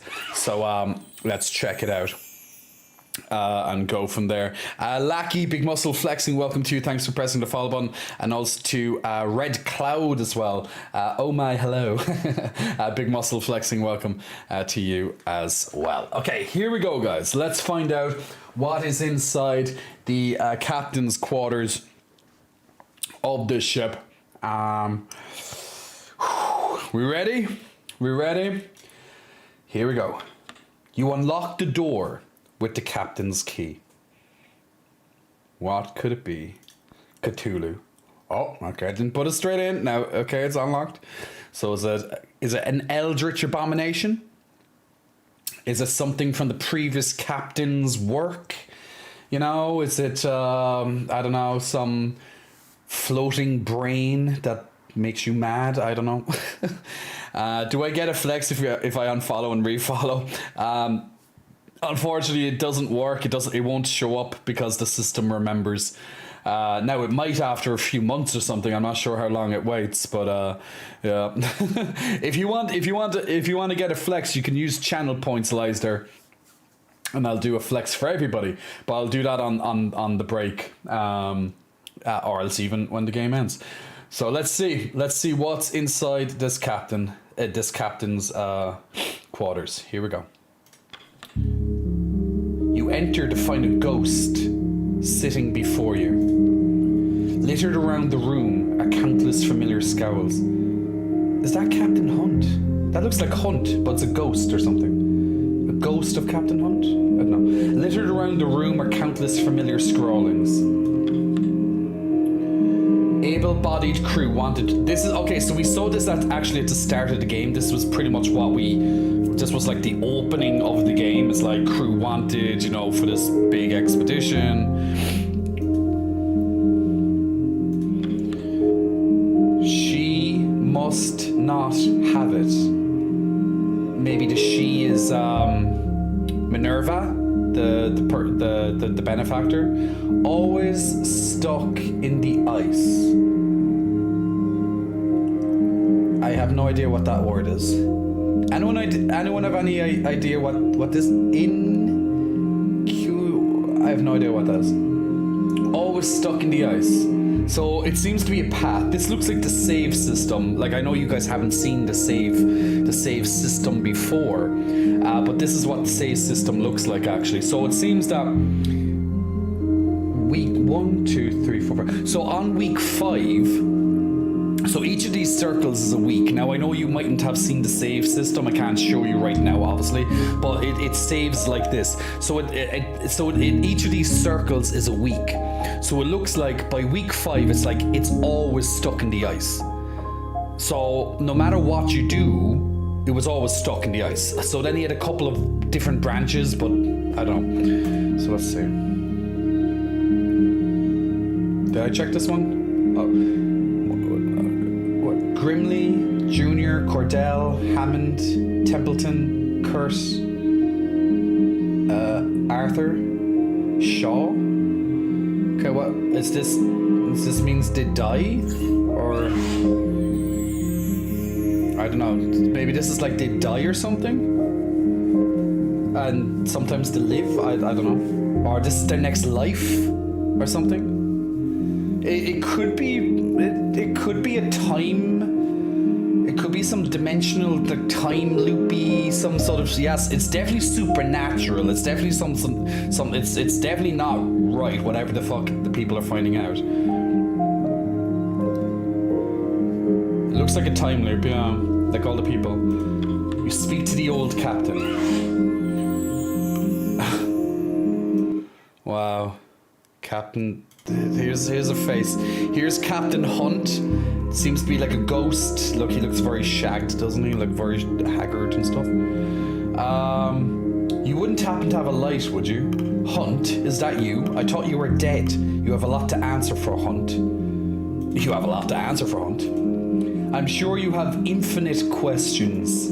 He looks up at your head. It served me well. Don't try to change the subject. I want to feed it to you. I want to feed it to you. Okay. It served me well. Is Hunt Cthulhu? Yeah, there's blood in his beard. There is blood in his beard. It served me well. Good. You should keep it. I never liked that hat. Anyway. A bit agandrizing, don't you think? How's my ship? Cut the shit, Hunt. How are you even here? Right where you left it, give or take a few leagues beneath the ice. Gone. Did its best, but it couldn't last. I'll just say gone. A shame. Good to know she put up a fight. Made the seeds soothe her spirits.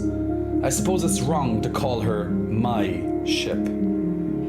Which reminds me, Templeton told you about Minerva, no doubt. He brought it up, yes. Why didn't you tell me about our benefactor? And what exactly do you know about Minerva? Minerva's story is rather a tragic one. Are you sure you want to hear it? Let him continue. Beautiful beyond reproach. You'd swear you've never seen someone so idyllic. Anyway, the young starlet originally found herself at the helm of an illustrious stage career. Following that came business offers, modeling, advertisements, and of course, love. Well, doomed love. She was widowed, you see, but not before winning the heart and hand of the son of a little tinned foods company. Get to the fucking point. Where is she now? How did he die? Where is she now? Haven't seen her in years. Templeton seems to carry out her dealings. She's very protective of her identity. It might have taken Minerva the rest of her life, but, well, let's just say the Appertons have their hands in a lot more than tins of peaches these days. That still doesn't explain what she wants with the Viscount. Why the secrecy then? This is absurd. The Viscount's expedition was a government affair. Is she trying to reverse time? I'm not sure. Deduction would say that Minerva would like to keep whatever she finds for herself. No, Minerva's not Cordell. Cordell is Ingrid. She's a different noble. We found that out. Get ahead of the game, as it were. What's so special about the ship itself? When we first met, you mentioned the Viscount was a research vessel. What was it researching? I've had enough of your ramblings. It doesn't excuse what you've done. I know I could probably cut all this conversation short and just be like, get to the point, whatever. But I kind of want to know, like, what's going on. I want to, I think it's best that we find this shit out, When we first met, you mentioned the Viscount was a research vessel. What was it researching? I have some questions of my own I need answered first, Robin. Now, I want to know which Shaw is speaking to me right now. Which Shaw is speaking to me? What do you mean? You're delirious, old man. Robin Shaw, who else would it be? How are the Stoke brothers faring? Alive and well, no thanks to you. Why should you care? You abandoned them. You'll never find out. I'll say alive and well. That is good to hear. You made land after the sail, I assume. How is everybody else? How did you fare on the ice? I'm not telling you anything. The kennel master attempted to leave the expedition once we made land. Kasia dropped her camera during the climb. I'll just say the kennel master, whatever. I talked her out of it. Not easy to do. You must have made a convincing argument.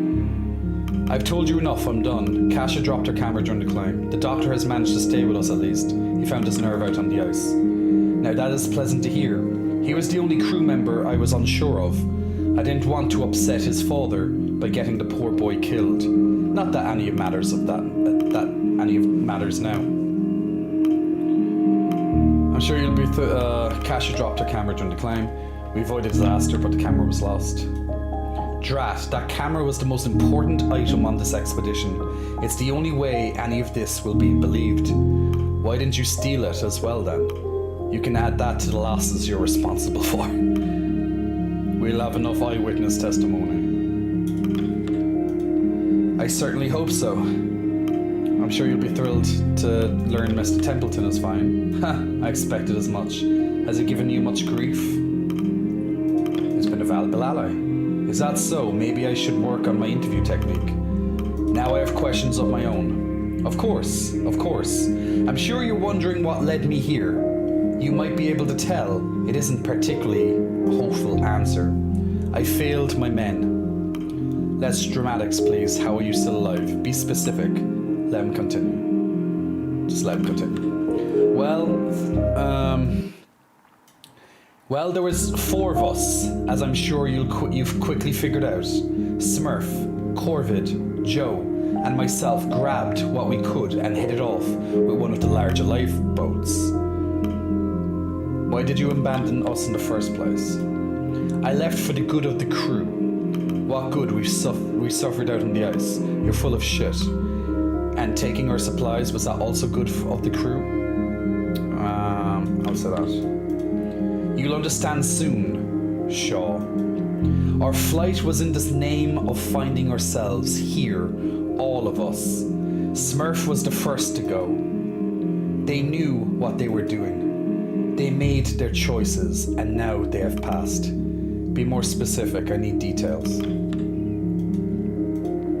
He looks wistfully at the table. The custom of the sea occurred. You ate them. Did you draw straws? We've sinned on the ice, but nothing like that. You ate them. It was Corvid's idea. There was protest, but after we learned the tins were poisoned with lead, we had no choice. You're a monster. There's always a choice hunt. You did what you had to, but it never should have came to that in the first place. The other 2 argued over partaking. Smurf refused, instead subjecting himself to further tins. He didn't last long after that. He turned sour by the 4th day and attacked us, then froze himself. So the tins poisoned them and drove him mad. Corvid and I made it to the mountain, and then she made the impossible choice. She offered herself to the mission. The man goes quiet. It seems like the lead poisoned them and turned them crazy, yeah. Chaos, there you go, yeah. I can't get the taste out of my mouth, Shaw, no matter what I do. You'll hang for this. I think I'm going to be sick. You're pathetic. I'll just say you're pathetic. You don't understand, Shaw. Every time this happens, my road always leads here, no matter what. It always leads to this. You've seen that tree outside, haven't you? And then he gives us what? A peach? A fruit. This is all for fruit? You're not making any sense. This is what the Appertons have been after. We're here for this. All roads lead here, Shaw. What's so special about it? All roads? I'm sick of this cryptic nonsense. Explain yourself. I've eaten of this fruit countless times, and yet I'm still here. We have heard this conversation countless times, a different me, A different you, but the same. We keep coming back here. Do you regret your choices, Shaw? I remember you told me the sign of a good leader is understanding. Do you still stand by that? It's been difficult. Do you know how hard it's been to convince these idiots that I actually give a shit about any of them? I do. That's commendable, Robin. The worst thing any of us can do, Robin, is become the consequence of somebody else's plan. Maybe you've been the best Shaw you can be, maybe not, but you still can be. He's giving you his peach. He gestures towards the fruit. With this, you can go back, change the path to me. I don't believe you. You speak like you've been in this cave for years. Tell me more. Tell me more. Every time I've eaten this fruit, every past loop comes freshly back to my mind, and then I send my mind back once more. You can do the same, Robin. You can go back again. You won't really remember, but part of you will want to try something else. Some things will stay the same. We always get stuck. The temperance is always lost. But you can save lives, save rations, perfect your leadership. If you eat the fruit, that is, open up that eye of yours. Yeah, very meta in a way, yeah. This is like a tree of knowledge and enlightenment kind of thing? Guess so. He pushes the fruit forward. What do you say, Robin? I thought as much. Good. Then we can continue. Is there anything else you want to ask? What is happening to us? What is this? Why did you choose me, Hunt? What's so special about me? Why didn't you listen to Kurt? If you had taken a different route, the temperance would have survived. I have nothing left to ask you. What is happening to us, Elsa? Try and get more information. Hells if I know. You don't know how long I've been trying to figure this damned thing out. Best I can figure, it's like sailing, just through something else. Sometimes there's an open ocean to explore. Sometimes there's simply leads to follow. And some moments are frozen over, outright, locked and lost to the ice. That's how I've come to see it, anyway. I'm sure someone like Templeton would have better answers. Why did you choose me, Hunt? What's so special about me? Why did you listen to Kurt? How many times has this happened now? How many times has this happened now? I'll say, why did you choose me? Nothing, at least at first. You really think I'm the sort to just hire a walk-in to be my first mate when my ship's swarmed with the finest sailors about? You were far from my first choice. Who did you try before me? Then what? What changed in how you saw me? I take it the rest couldn't get this far then. I take it the rest couldn't get this far then. If you're eager to toot your own horn, yes. No matter who I tried, they just couldn't get to this point, to this room. But then I realized something. Like I said, the memory is fuzzy every time I go back, but eventually I figured it. Every time I interviewed you, you gave different answers. Where you're from, if you were married. Every time you'd say something else. At first I thought you were a decent liar, but maybe you were like me. You just saw it all differently. How many times is this now? How many trips have you completed? I'm well past the point of counting, Shaw. After what must have been the 15th time, I figured it was a number I didn't want to know anymore. What do you do when we don't make it? Okay, what do you do when we don't make it? Should be obvious, Shaw. I head back. I always burn the damn tree before I go back for good measure. Don't know how it works, but I'd hate for this stream to go on without me. Just leaving that thing there to be found again. What now? We should head out, Robin. We have people waiting. I understand. It's been an age since I've seen my crew. Oh, but before we do, that tree out there, do you plan on taking it back to the Abertons? That's our mission, yes? Something like that can't exist. I don't know. I'll need the crew's input.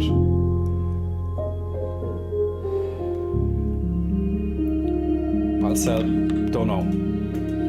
Of course, me, on the other hand, I'm still making my mind up. Are you ready for the big reveal? What should we say? Yes, I'm ready. First off, you won't be speaking. Perhaps you should wait behind. You could shock the crew to death if you come out right away. I'll say perhaps you should wait behind. I'm afraid I won't be doing that, Shaw. I've waited long enough already. I'm eager to see the look on Templeton's face.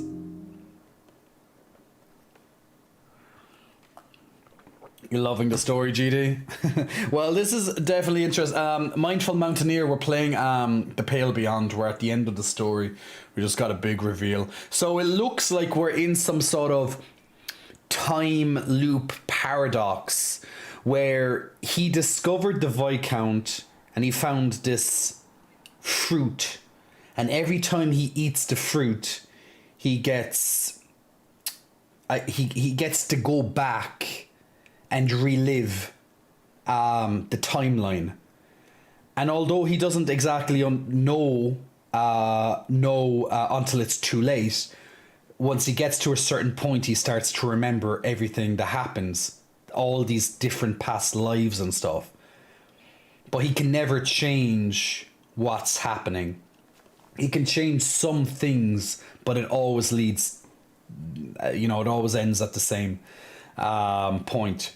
So he just keeps eating the peach or the fruit or whatever it is again and again and again. And he just keeps going back in time through the same paradox. But he found us, and he found that every time that we went back, we were giving different answers, which essentially would be the player character. When they first begin the game, they're going to be giving different answers in the interview. Very clever, actually. Because each player that plays this will probably give different answers. So that's where he's coming from. And also, as Chaos said as well, pointed out, there's definitely a bit of a meta commentary on it being, we can go back in time and we can make different choices throughout. People who live, people who die, how we spend our rations, spend our fuel, blah, blah, blah. But the ending will always be the same, provided we don't get a game over screen before that point. And everyone else that he's tried, besides us, never got to this point. So which explains this particular piece of paper, that he's tried different people each time. And I'm the only one that seems to be the question mark. I'm not sure I'm not sure how many what the points are for there though. I'm not exactly sure what he means by that. I guess that's just like how many times they died or whatever. But pretty much this entire crew is just destined to keep going in a spiral as long as the fruit gets eaten. We'll keep having the fate of replaying this story out again and again and again. But I guess now we have the chance potentially to change that. since we actually finally got to the room. Now, they've had conversations in the past, like he said, with previous versions of myself. But yeah, maybe now we can finally do something that he doesn't anticipate, and we can maybe move on from this. Or maybe we somehow just go back again and again and again, like a never-ending loop. Congratulations to Kick Joe, Chaos, and Doodle Happy Davis, and good job everyone on beating the boss of this particular map. So we're going to move on to onto round 2, onto map 2.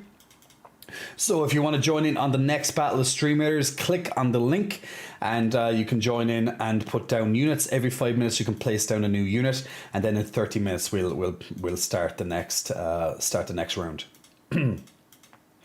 Make sure that you keep collecting your quest rewards as well, and we'll go from there very, very shortly. So once again, remember we have to kill off those marked targets every time. So I think there's only 2 from what I can see. Yeah, they're both on the same side, so that should be actually pretty easy. If we just put our units on the same side, should be pretty straightforward.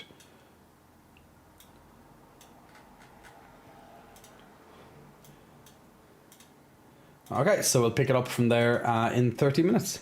All right, let's head out into the open, and let's address the crew with the former Captain Hunt. CCS, Big Muscle Flexing, welcome to you. Thanks for pressing the follow button.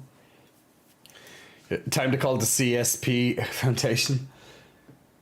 The two of you pace towards the rest. Templeton is the first to notice you.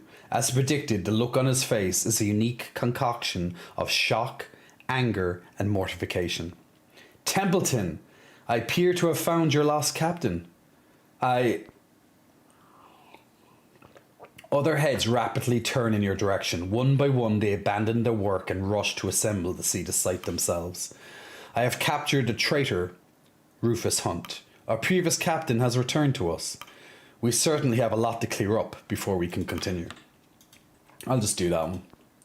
Aye, that's a bloody understatement. Bloody hell, it's actually him, a walking corpse. The others begin to mutter frantically. Hunt, you're still alive. Ah, the doctor made it. Good, I need to fix up my teeth. Excuse me? He survived this entire time? I'm going to struggle to convince people my report is true at this rate. This is, quite the shock. Hunt whispers to you. Huh. I knew the look on his face would be worth it. But perhaps you would like to clarify our situation. Aye, I'd like to know what happened myself. Gods, is that Grimly? It's good to see you again. Where are the rest, Hunt? The rest, Smurf, Corvid, Joe, where are they? They didn't make it. All these years, and just like that, they're gone. Did they at least receive good deaths? As best they could, Grimly. Now is not the time to dwell on those gone. Captain. Yes. No. Captain Shaw. How in the world did you find this man? Captain Hunt is indeed the only survivor of those who left us. He has since partaken the custom of the sea. Hunt has been moving ahead of us this entire expedition. I found him in the captain's cabin. He attempted to trap me, ambush me. He's dangerous. I'll just say he's partaken the custom of the sea. Those three were these three Chaos. So these, I know these are so far at the beginning of the game, but these three individuals are the people that left the ship when Captain Hunt decided to abandon us, and these three all got eaten by him to get to the end, for him to get to this point. So they all died along the way. Smurf, this guy was the first to go. He succumbed to the lead poisoning and became mad, and the rest of them followed thereafter.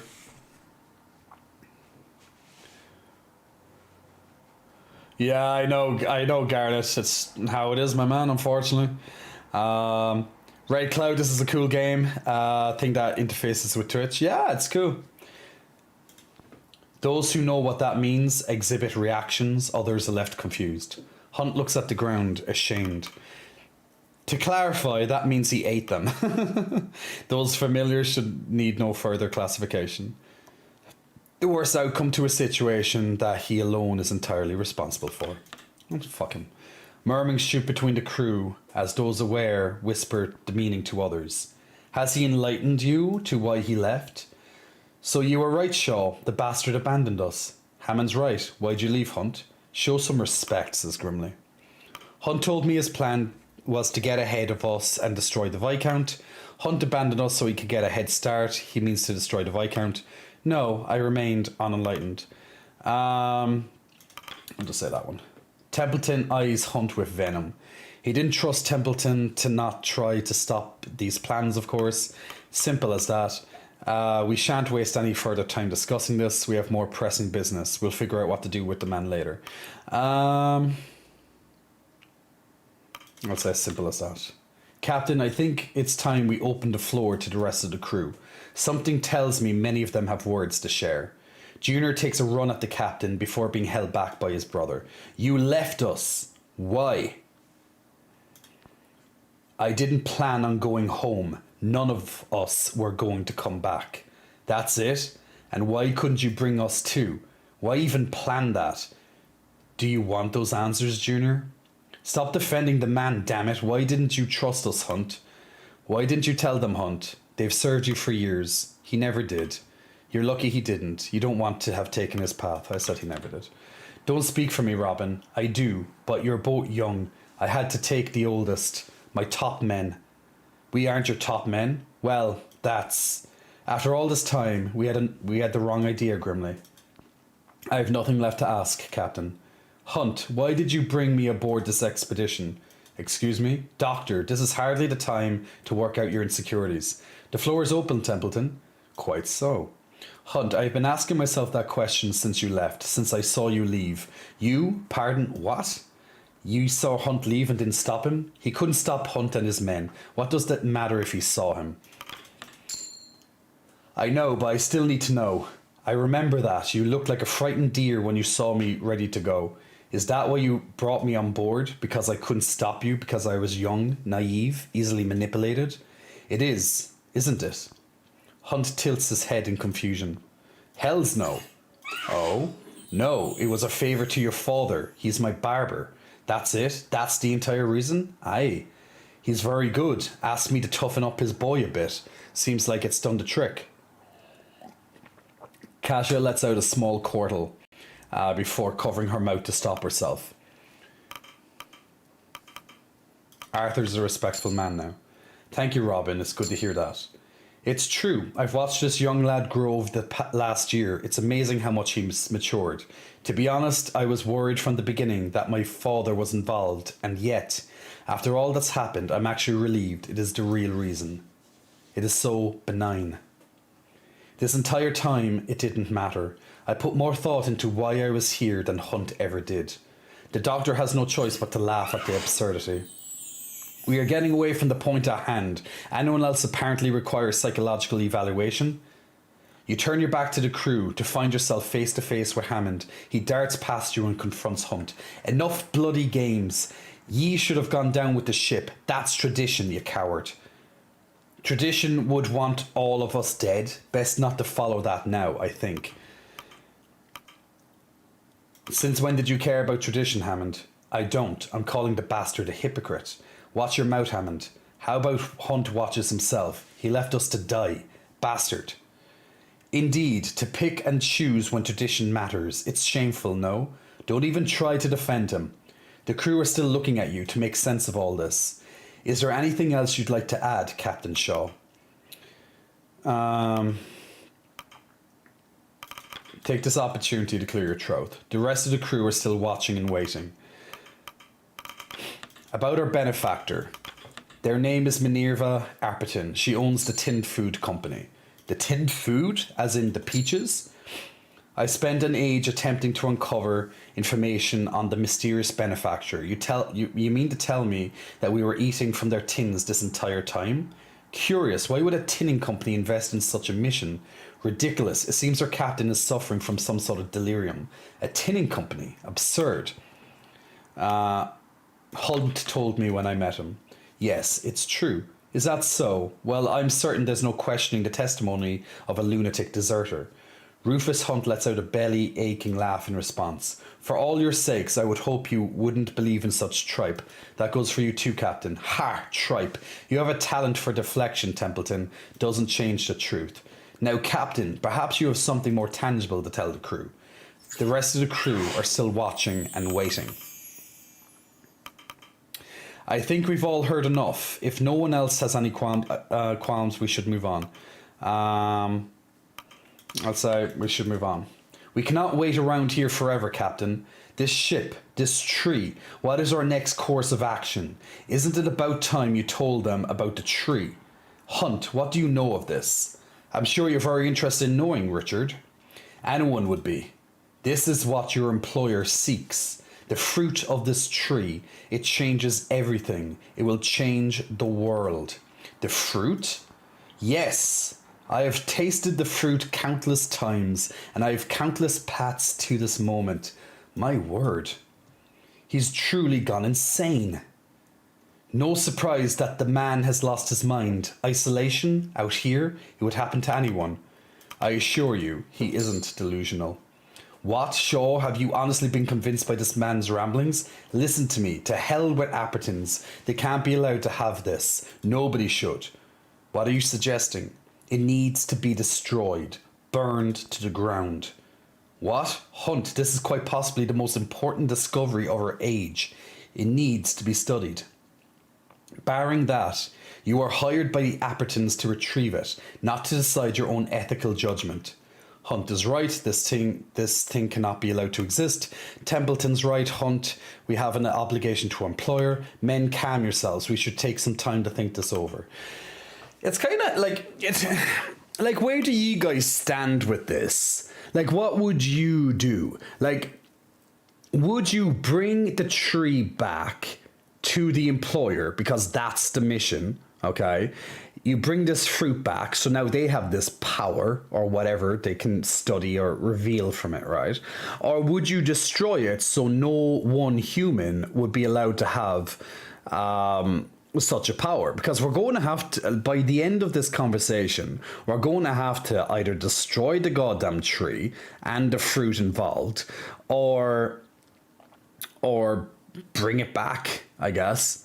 Or option C, just leave the whole thing here and go on that rescue ship that we know is outside, and just abandon the whole thing. So we'll pretty much burn the tree, bring it back with us, and face the consequences, or of that, good or bad, whoever knows. Science for science, which is our original mission, really, to discover this. Discover the Viscount, really. Or 3 is just, leave. don't make it. EU Don John, Big Muscle Flexing, welcome to you. Thanks for pressing the follow button. And Nicholas 1882, Big Muscle Flexing, welcome to you as well. And Smavix, Big Muscle Flexing, thank you for the Prime subscription, much appreciated. Thank you for helping support the channel. So enjoy 30 days of ad free. And also enjoy all the unicorns on top of it as well. Hablas Español, hablas de poco de Español. Please say thank you from my Prime. Just did. Can't really say thank you when I'm so focused on reading. When you try to do a favor to your barber by taking his son on an adventure and accidentally get him trapped in the time loop of stranding and death. I know, right? Time travel for the government? Hell no. Keep the power for those who earned it. Everyone needs to eat a peach, and they all need to start time traveling until the universe implodes on itself. Studying the fruit is such an amazing idea. Sadly, humanity would abuse it the moment they get their hands on it, so it's better to destroy it. I'd give it to Cordell so she doesn't go on a trip and lose all her dogs. Just don't bring them in the first place. No way. We all know the government will use it for selfish reasons, and any other nations may use force to steal it. I would make the choice that brings the crew home. Neo, do you have any main game or main games that you play? Literally, Neo, I play any game that's, generally a new game that comes out, or maybe go back and play a game I've just never got around to. But I'm not dedicated to any one game. I don't think any, like, look, everyone, as a gamer, you're free to play whatever games you want, right? But I don't think it's a good thing to like, to have loyalty to only one game, because you miss out on some fantastic stories and some other fantastic games if you're only dedicated to one main game, right? Like, if the only game I played was Call of Duty, then I'd never be playing interesting narrative games where you and your stream can take part in discovering this mystery behind it. All I'd know is how to headshot people and go boom, boom, boom, and then like get ripped, get torn apart by 13-year-olds or whatever, who'd be like, lol, noob, lol, So I'd rather play games that actually test my mind and stuff, rather than boom, boom, boom, boom, boom, boom, But I just like to play various games. I think that's better in general. But I know streamers have their favorite game, and that's pretty much the game that they'll keep playing. But I get bored of every single game I play. There's no game that will keep my attention for 1, 2, 3 years, just playing that again and again and again. Some people can do it. I just think that'd be extremely boring. Like, variety is the spice of life, right? So the variety of different games, different genres, etc. I think that's it's a beautiful thing to have choice. You already ripped. Look, amazing. Thank you, Garnet. Ever try Warframe? If so, I'd love to game with you. No, I generally don't play. First person shooters, FPS games. I just find them very dull. I play them from time to time, but I find them all just dull. No MMO. I've played different MMOs throughout the years, but I get very bored of those. The only MMO I've ever played long enough is World of Warcraft, which I generally play at the start of each expansion, and then I get bored. I just can't keep to any one game. It just bores me. So pretty much you guys are kind of split. It's like basically what you're saying is you don't want the government to have their hands on this peach. So maybe Cam yourselves, we should take some time to think. Let's take some time to think. I doubt we'll reach an agreement there, Shaw. Regardless, I'm the captain of this expedition, and my word is final. A long silence falls amongst the proceedings. Huh. You're not captain of this ship anymore, Hunt. Sorry. So I bet you this is where the loyalty system will truly take effect. That if we have more people, they'll go for another vote, because they're allowed to do that. And they'll see who has more loyal to him, which is your actions throughout the game, right? And I guess if he has more loyalty, he gets his way. But if I have more loyalty, I can choose whatever I decide, right? Would it be the government or Minerva? Is she trying to reverse some sort of huge tragedy? Well, Minerva, yeah, like she doesn't know the exact... See, the thing is no one knows exactly what's out here. They only have an idea that there is something that is, world changing. So Minerva probably will go back and find her love or whatever, I guess, if she has that option. But realistically, if you ever take stuff like this back, it's only a matter of time until probably the government will get their hands on it anyway, Lord knows. What? Then who is Shaw? Bah, Shaw's the first mate. That was a temporary agreement. I've returned and reclaimed my role. Unfortunately, Hunt, I have read our contracts quite thoroughly. Here we go, back with the contracts. Templeton produces his copy from his jacket pocket. In the event that the captaincy is held in contention, the correct course of action is to hold a vote. Any officer of the crew may put themselves forward to claim this title. We held a vote already. I was my captain. Any crew member? Well, then that's what we'll have. The crew should decide for themselves. Again. A vote? I welcome it. The contract also states that the candidates should put forward their selection for the first mate position. The selection of the first mate is allowed to make their case to the crew in open forum as to why you should select them as their pair candidate. Good luck with that. Best get to it then. Come on, you lots. A captain's vote requires a deck. Board now and let's end this. Salutations, Player Michaelis. The crew tentatively board the vessel. Proceedings commence. Oh, the music! No need for introductions, we're far past that point. There's so much I've seen in all my days leading vessels like this, the sorts you lot would hear songs of and doubt every word of. But what I've seen here, it goes far beyond any of that. What stands before you is so much bigger than any of us. I've walked this path before so many times, half of you can attest to that. I understand if you look at me as a deserter, a coward, a traitor. You have every reason to. But you should ask yourselves where you stand, where your road took you, always here with me. Even in my absence, I've always led you to where you needed to be. Hunt clears his throat before pointing to the tree. This thing is an abomination. The power it holds is too great for any one person to possess. Hunt holds up the fruit. Do you wish to hand this, the quite literal fruits of our labour, over to the employer who would have us die out here for their games? The employer who would not even entrust you their name? An employer who would leave us out to die on the ice that would refuse to send rescue? They were murmuring between the crew at the implication that a rescue ship was not sent. Robin Shaw was a fine officer, but Shaw could only hold down the fort in my stead.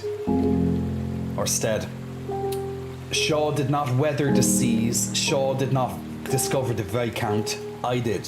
You should judge Shaw in the officer's own words. When we last spoke on the Temperance, Shaw told me that the mark of the leader comes in understanding. I ask you, do you feel after all this time Robin Shaw truly understands every one of you? Now I believe it's time my first mate said a few words. Grimly? Grimly steps up. We'll keep it short. Captain Rufus Hunt is a man who I would entrust my life, always has been. When Junior and I were but lads, he took us in when we had nowhere else to go. Since then, he's been the best captain we could have worked for. Shaw couldn't live up to that standard. If you trust me, you should trust Hunt. Thank you, Grimley. I believe it's your turn to speak, Shaw. It's nice just to see all the crew there, and the fact that they're all alive. Well, because we kept them alive. And look at Stanbury in the background. The single good doggo left alive, where lots of these people could be dead. So it's kind of nice to have the entire crew, bar of course the 3 that died, which you had no control over, but, well, they were eaten by him, so yeah. You step forward as the crew awaits with bated breaths. Hunt has already had his chance to speak. Now is your chance to refute his words. There is stillness in the air. You have travelled so far with this crew, and now to stand, all seeming to be hoping that your next words will instill in them a confidence and assurance that all this time spent with you has been worth the trouble. You pause, collecting yourself for a moment before making your first statement. Let me be clear, my opponent is a man who has committed the worst crime imaginable upon his crew. It has been some time. I hope that you would permit me just a little more. Only one person has been able to carry you all this far. Not Hunt, me. Thank you, Don. Yeah, if Grimley was loyal to us, he'd probably take a swing at Hunt exactly. It'd be interesting to see exactly those words, what would have changed, you know?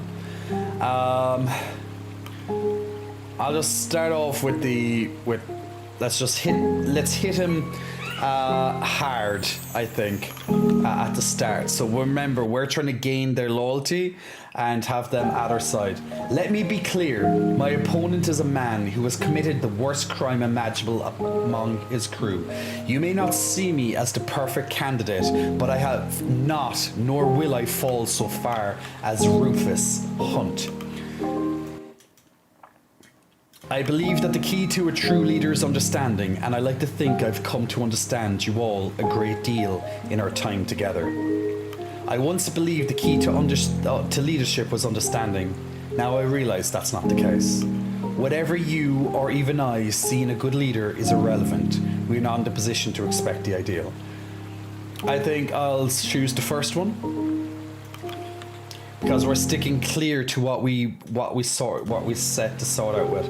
I believe that the key to a true leader is understanding, and I like to think I've come to understand you all a great deal in our time together. I may not have always displayed as much, but I have learned from each of our interactions. We have all come together like a well-oiled machine. I'm so proud to call you my crew. Does Hunt understand you? I'll say, I may not always have displayed as much, but I've learned from each of our interactions. I see before me many different faces from many different backgrounds. We stand on the precipice of one of the greatest discoveries of our age. You cannot in good conscience consider my opponent. Through it all, I've always had your best interests at heart.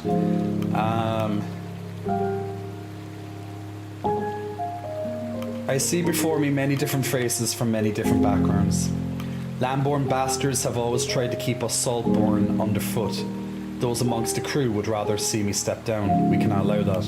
I may be Saltborn myself, but I have found a proper home amongst you landlubbers. And yet, look at you, here and now, you all stand side by side, shoulder to shoulder. We have more in common with each other now than anyone else on this world.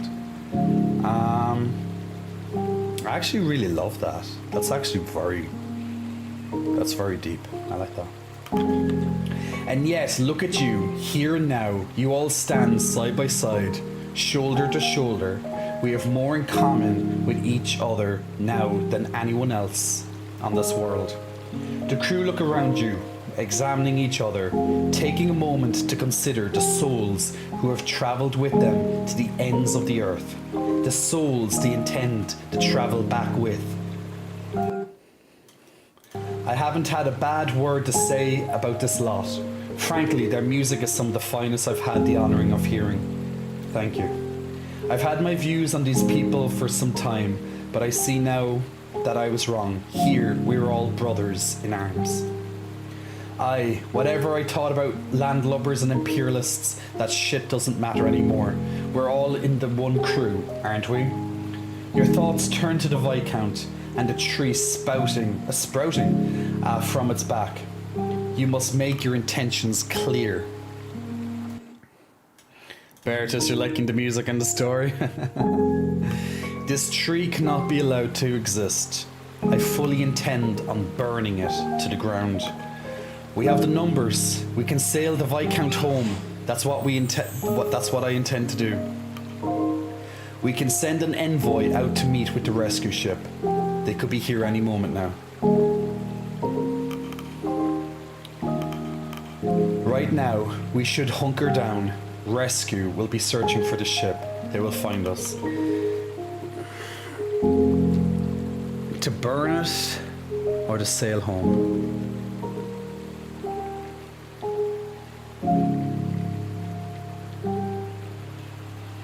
Like, if you had the power to literally go back in a time loop every single time you wanted or needed to, I don't think anyone should have that power.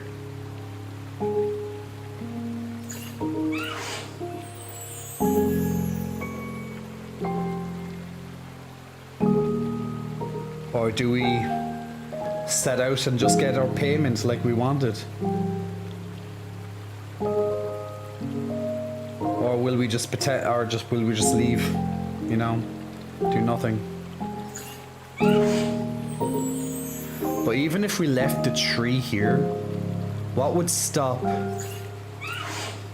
Even if we left the tree here, what would stop a future generation from coming here And the same thing repeats. You know? The let's be realistic, the time travel would probably be for you to revisit scenes where doing the whole story again. Well, yeah, of course can't go, but let's not think about the gameplay ramifications. Let's just think of story, you know? Trust your heart. True. There's a limit to how much you can change in a loop. You're still human after all. It's just pointless suffering. They know it's here. What if we moved to somewhere else? Well, then we'd have to sail on the Viscount. Now the tree is enrooted in the Viscount, so we wouldn't be able to move it unless we set sail with the Viscount.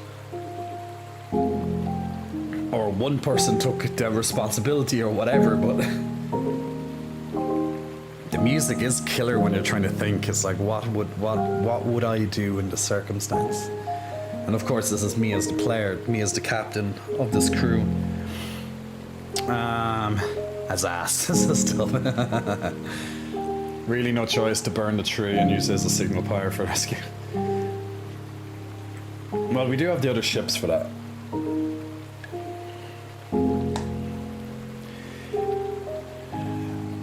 I'd say, why don't we poll? We could definitely poll.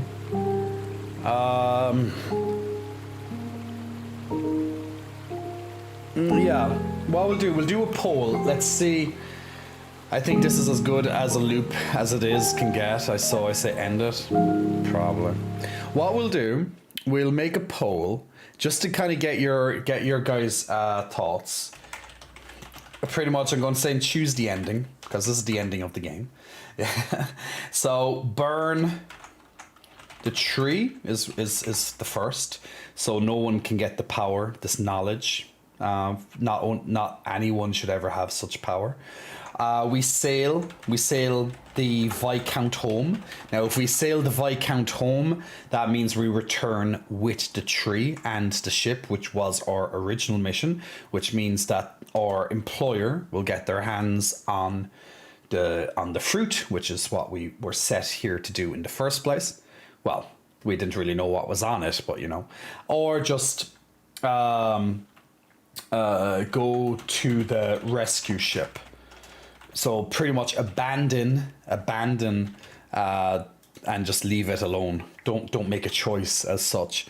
So I'm going to put a poll there on your chats, guys. 2 minutes, just so I can get the overall sentiment of those currently watching and see what you guys think. And we'll go from there. Now, while that poll is on in your chat, we'll do the next round of Stream Raiders at the same time. So we'll do that quick battle. So once again, your choices there on the poll will determine the ending of the game. So burn the tree, stop the knowledge from being shared, because no one person should have such power. Number 2, bring the Viscount home, which is also giving the tree and ultimately the fruit to our employer, which can then do time loops and all that, study it for science, maybe perhaps have some good stuff for the human race, maybe not. Or else 3, just leave it where it is, don't do anything, and just set sail home on the rescue ship. All of it at the end of the day is a choice. There's multiple endings to this game, so it's not like, you know, you can keep replaying this chapter or go back to other choices to influence this as well, so you can see all the endings, obviously. Congratulations, good job, guys, and congratulations to Red Cloud and Chaos on the extra goodies right there. So if you want to join in on the next battle of Stream Raiders, guys, this is going to be the last battle for today. We'll pick this up there within 30 minutes, probably not the full 30 minutes because the stream will end within that time. But if you do want to join in on the last battle of Stream Raiders for today, click on the link on your Twitch chat right now and you can join in on the next battle. Remember, every 5 minutes you can place down a new unit. So guys, check your Twitch chats. The poll is about to end, so let's see what you guys think. Strange Bolts, Big Muscle Flexing, welcome to you. Thanks for pressing the follow button. Also to Zen Mode as well, Big Muscle Flexing, welcome to you. Nerdy Bear, Big Muscle Flexing, welcome to you. Oh my god. Oh guys, like that's a big, Seriously, a tie? A tie between burn the tree and set the sail? Well, that means I make the decision, right? Toner be boner, big muscle flexing, welcome to you as well. Master Jakari, big muscle flexing, welcome to you. Thanks for pressing the follow. Healer Oliver, big muscle flexing, welcome to you. And also to Rarlik, big muscle flexing to you as well. Thank you for all of you for pressing the follow button. Okay, so chat has chosen that we'll have a tie on the decision making of what the best, what ending we want to do. And thank you, Dub, for the heads up. Thank you very much. It is nice to know that people have different, like, I like the good thing about a tie is that it does go to show that, you know, people have what it shows what they would do. There are people who think we should take it home, research it for science, and there's people who literally think no one person should have the power of this time looping cosmic force, you know. So it's good to see a nice difference.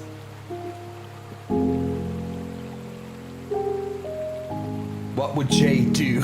Yeah, what would Jiz do? What would Jay do? Wow, I really did come for the titties and stay for the personality, says Healer Oliver. Thank you, Oliver. Extra goodies.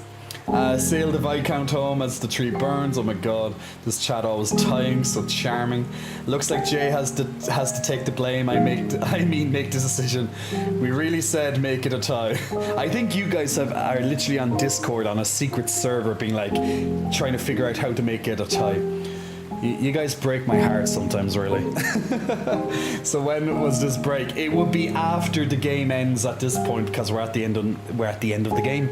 So okay, I think what I would say, at least for this first ending, because you can simply replay it again to get the others, but I think no one person should have the power of being able to change the past or the future, which is literally what this tree represents. So I am kind of with Captain Hunt on this one, and I say burn the tree to the ground, which ultimately also means we have to burn the Viscount at the same time as well. Dub says Dub says I said burn it because I knew if I knew Edwardian / Victorian England had time travel, all they would do is manipulate the timeline to prevent immigrants coming to the island. Yeah. We can, yeah, that is one of the options, Garnet, but I did ask the chat specifically what they think I should do. So, okay, I'm taking the final vote here on what I would do as leader. So the tree cannot be allowed to exist. I fully intend on burning it to the ground. The time for fear is over. Let us all stand united and plunge ourselves headfirst into the depths. This is business as usual, people. Let's get to work. Do not allow yourselves to be tricked. I am your captain, no one else. Let's just say the time for fear is over. Who will you choose as your first mate to speak on your behalf? Okay. No one, you'll stand alone. So literally we have all the people we've gained loyalty with. So this is once again with that loyalty system which we have done throughout the game. As you can see, the loyalty system, we have everyone bar Grimly loyal to us. Well, Grimly and the people that he kind of leads over. So out of all the people loyal to us, we now have multiple options which we can choose as our first mates. So we have Junior, which is the cook. We have Kasha, which is the reporter journalist. We have Dr. Nutley, the doctor. We have Hammond, which is the ship's engineer. We have Kurt, which is, well, Daddy Kurt, which is the explorer / film star. We have Cordell, Lady Cordell, Ingrid Cordell, which of course is the kennel master. Or we have Templeton. Templeton, of course, being our first mate during the voyage. And he's the head science officer. take Hunt's first mate from him. Unfortunately, we can't. The game would allow that if we had more loyalty with him, but we don't. The twink, of course, although Hunt has always burned the tree, but kept being sent back. Change of Pass could do so much good, but I don't trust society with it. Imagine the corrupt people who do it. Well, see, from what I understand, is Hunt always burns the tree, but that's after he bites the peach. He never just stops. He always bites the peach. So he'll burn the tree, but he bites the peach, which reverses anyway. So it goes back in time. So the tree never actually is finished. This time we're putting it to an end. Burn the tree with Hunt and Templeton as Caitlyn, and not Kasha. Duo. Have you found a weakness for Kasha after all this time, after all the hours we've spent playing this game, and you finally are leaving Kasha not burned to death? I think Duo has finally found an interest for Kasha. Is it because she has now a romance with Dr. Nutley? Could you bite my peach? And I like Nutley. He deserves to be happy. Okay. Duo has a kind under Duo's hard exterior, he does have a soft side. I'd say there is chaos because there is an achievement to get loyalty with him. So I personally think I'd like to have Cordell or Kurt.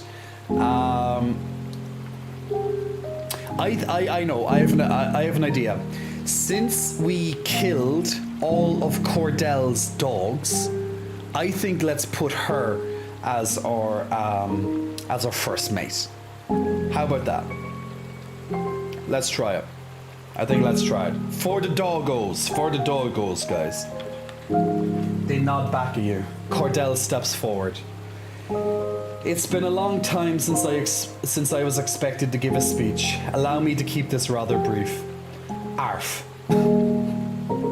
Little Stanbury. Even Stanbury would like the word in. All positive, Shaw. I have dealt with a great deal of employers. Beyond that, I have spoken with nobles, wined and dined with royalty, and made deals with every ship captain you can imagine. And not a single one would see me stand here and stake my reputation in their favor. None but Shaw. Robin Shaw has proven a different breed entirely. One I can respect. I know all of you see it as well. For better or worse, none of you have dealt with a Robin Shaw in your past. Rufus Hunt's as common as dirt beneath your boot. Well said. That sword will never pull us from the depths. But Shaw? I trust Shaw. Cordell steps back. Well said, Cordell, well said. Okay. Drag him. My first order is first mate, everyone must wear a collar and bark at my presence. Okay. Start the voting process. Well, to be fair, unless people change their mind, which I don't think would happen, but unless we drag them all through the dirt. Let's start the voting process and see if I remain as captain, or will it go to the traitor, Captain Hunt, the Time Walker. I think we all know it's going to be me because I have the loyalty of pretty much everyone, bar Grimly and the 4 people that follow him. Or is it 3 people? 3 or 4 people that follow him. Here we go. The final vote of the game.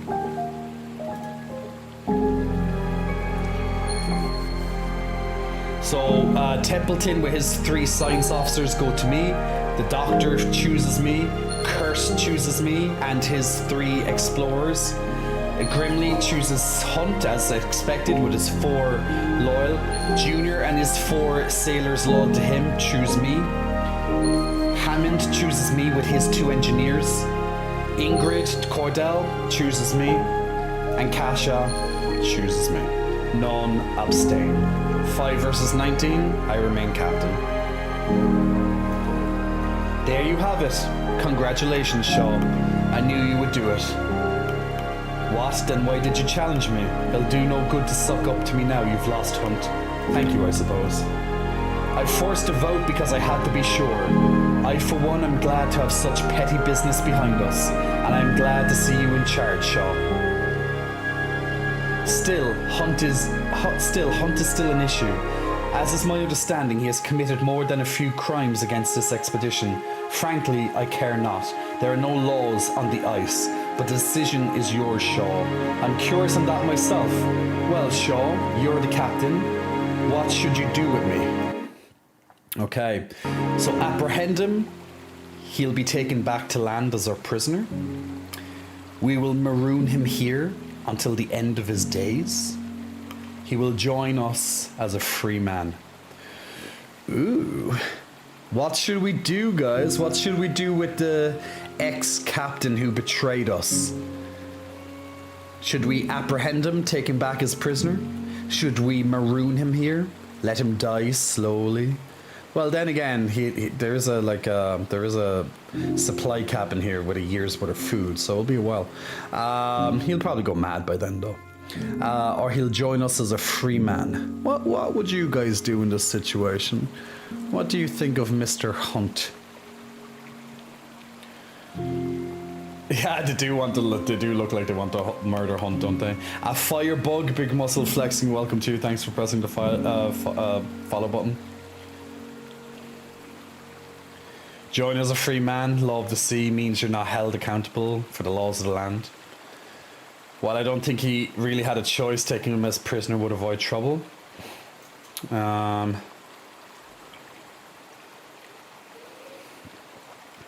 This is pale beyond, but you are beyond pale. Irish skin, Percy, Irish skin. Free man. Let's, I mean, I didn't watch the whole thing, so I've sent from this. I'd say let's, I doubt it's really going to matter much, but let's just take him back as a prisoner, fuck him. You may as well put me to death now, Shaw. I doubt I'll receive a softer sentence on land. Captain, we best decide on the matter of this plant, but I do not know what the others will make of it.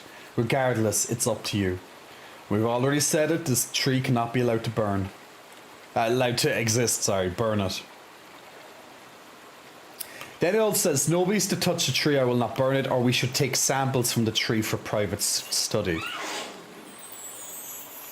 Huh. So should we like maybe take samples of the tree and then allow it to burn? Is that what they're getting at? But then again, getting samples. I guess at least we can get two things out of it. We can get samples and study it, and then burn the fucking thing to the ground. In prison, he must answer his crimes. Yeah, that's what I'd expect as well. Silhouette, big muscle flexing. Welcome to you. Thanks for pressing the follow button. No, burn the whole thing. Samples could be beneficial. All or nothing. Yeah, I know. That's the thing. Alright, well, we did say I was going to burn it, so fuck it, burn it. This tree cannot be allowed to exist. Burn it. Captain, is that truly wise? I would not argue burning this tree. However, there is a slight issue in it being attached to a functional ship. Should we burn it, we will be left without an appropriate exit. It's a sacrifice we have to make. We cannot allow anyone to get their hands on this tree. We have an alternative in the lifeboat. We cannot even trust that the Viscount will complete its journey. You're right, we cannot destroy the Viscount. Let's see. It's a sacrifice we have to make. We cannot allow anyone to get their hands on this tree. We have an alternative in the lifeboat. We cannot trust the Viscount. Yeah, I'll say we have an alternative in the lifeboat.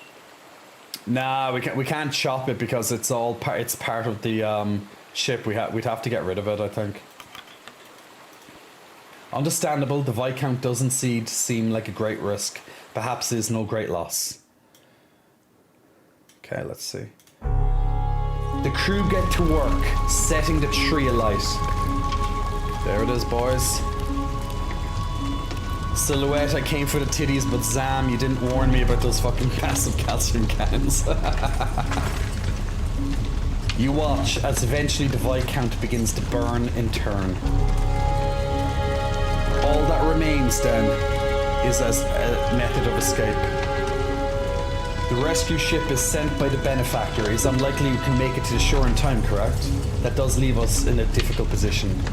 We'll send an envoy out on the lifeboat, one who can flag down the rescue ship and lead them here.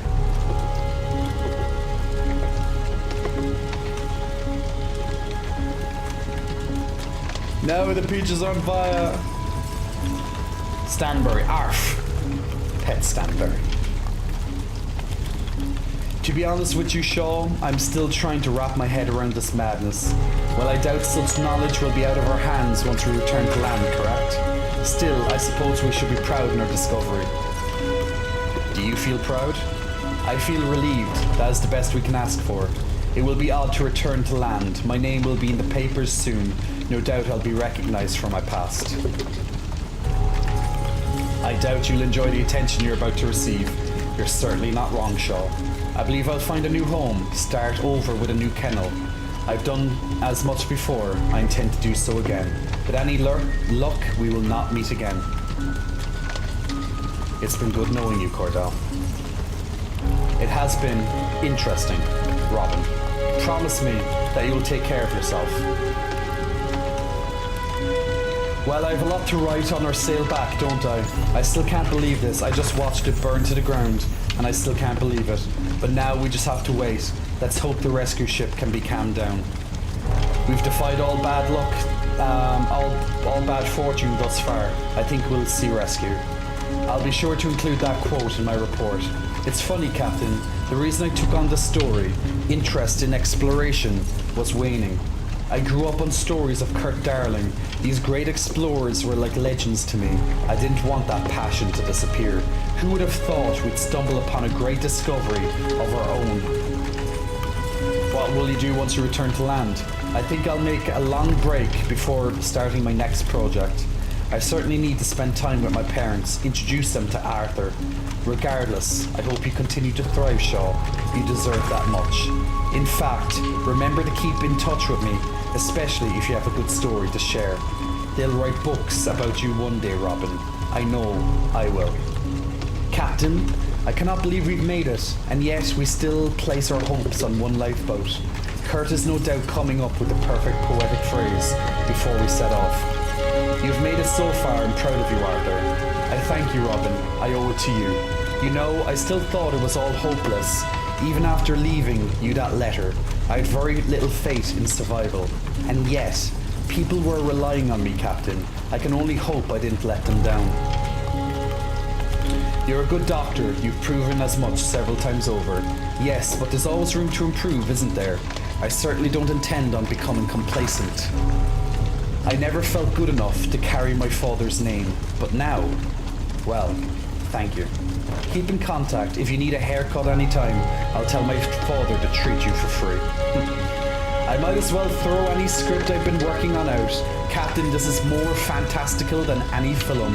To find the Viscount, to find that tree, and our one last bet on a humble lifeboat. My word.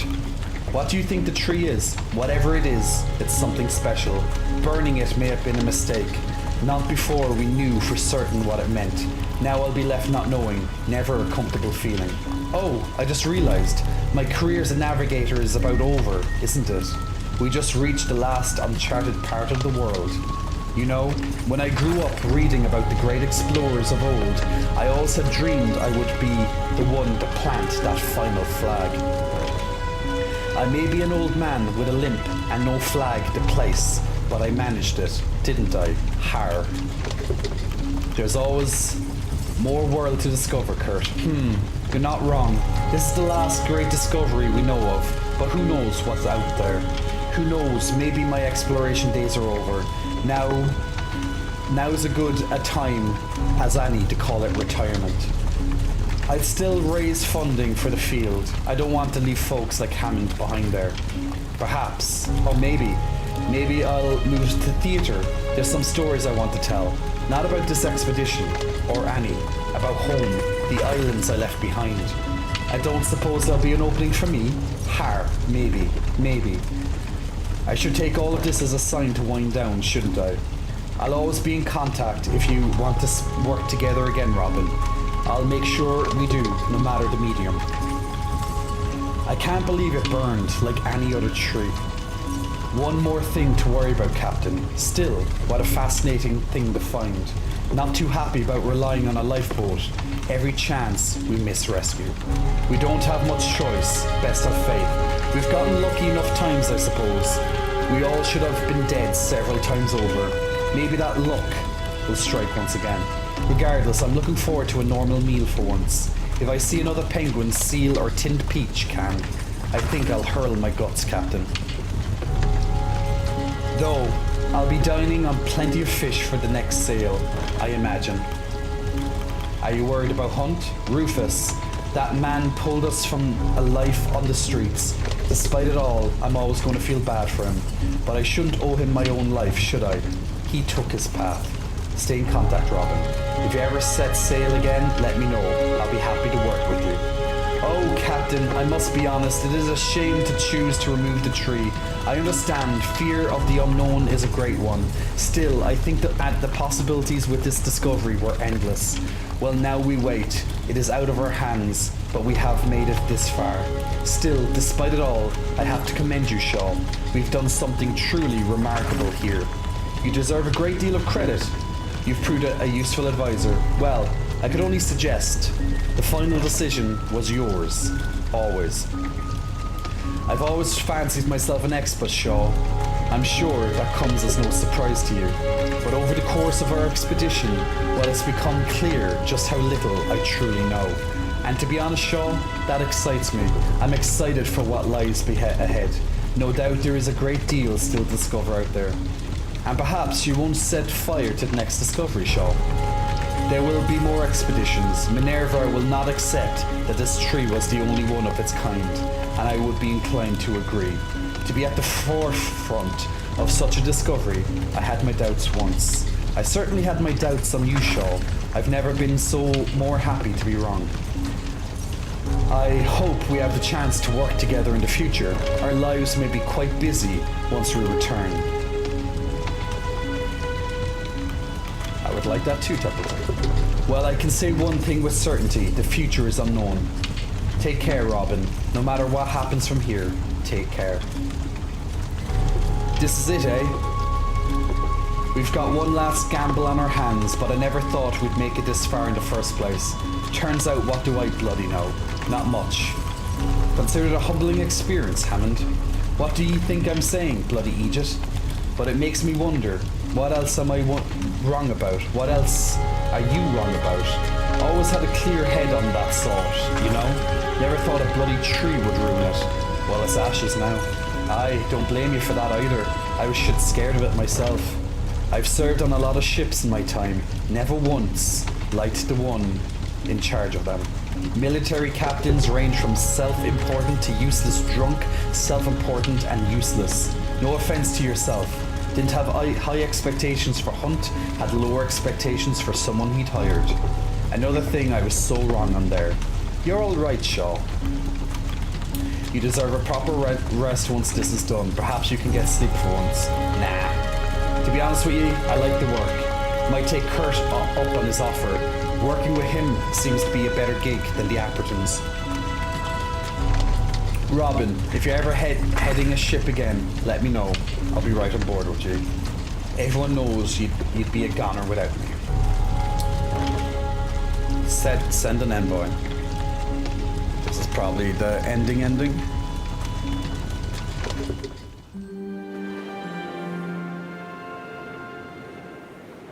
Just on time as well. So this is the envoy. Will it make contact with the ship, I wonder?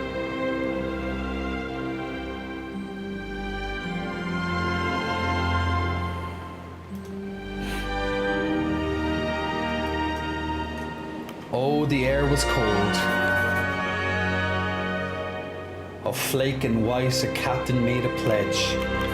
To the ice I prayed that leads revealed some charted course ahead. Of home they'll reach a warmth near found. Though sailed to comfort's bed, a hunger drew the desperate here. Such lowly souls were led. What did I do when steel hearts broke and courage did abscond? I learned to live a life out here, out in the pale beyond.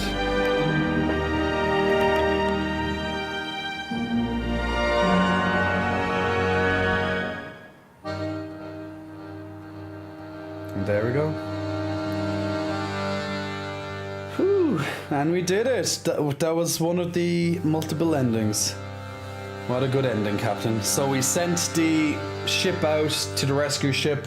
We burned the knowledge tree, or whatever that tree really was, and represented the unnatural cosmic force that it was. And we saw one of the endings. Another ending is obviously to keep it alive, bring it home, and another ending just to leave it, well, there where it is. So one of the three endings. So there we go. So we ended the game with everyone alive, with only one person not loyal to us. One of the main characters not loyal to us. So not a bad way to get to the ending, I suppose. Now, once again, we could have had many people die, but we didn't, including main characters.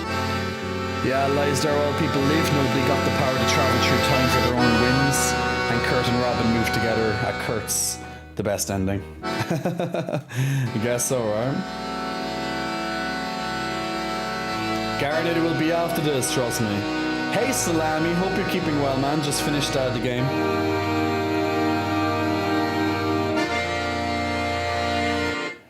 I'm gonna just turn that down slightly.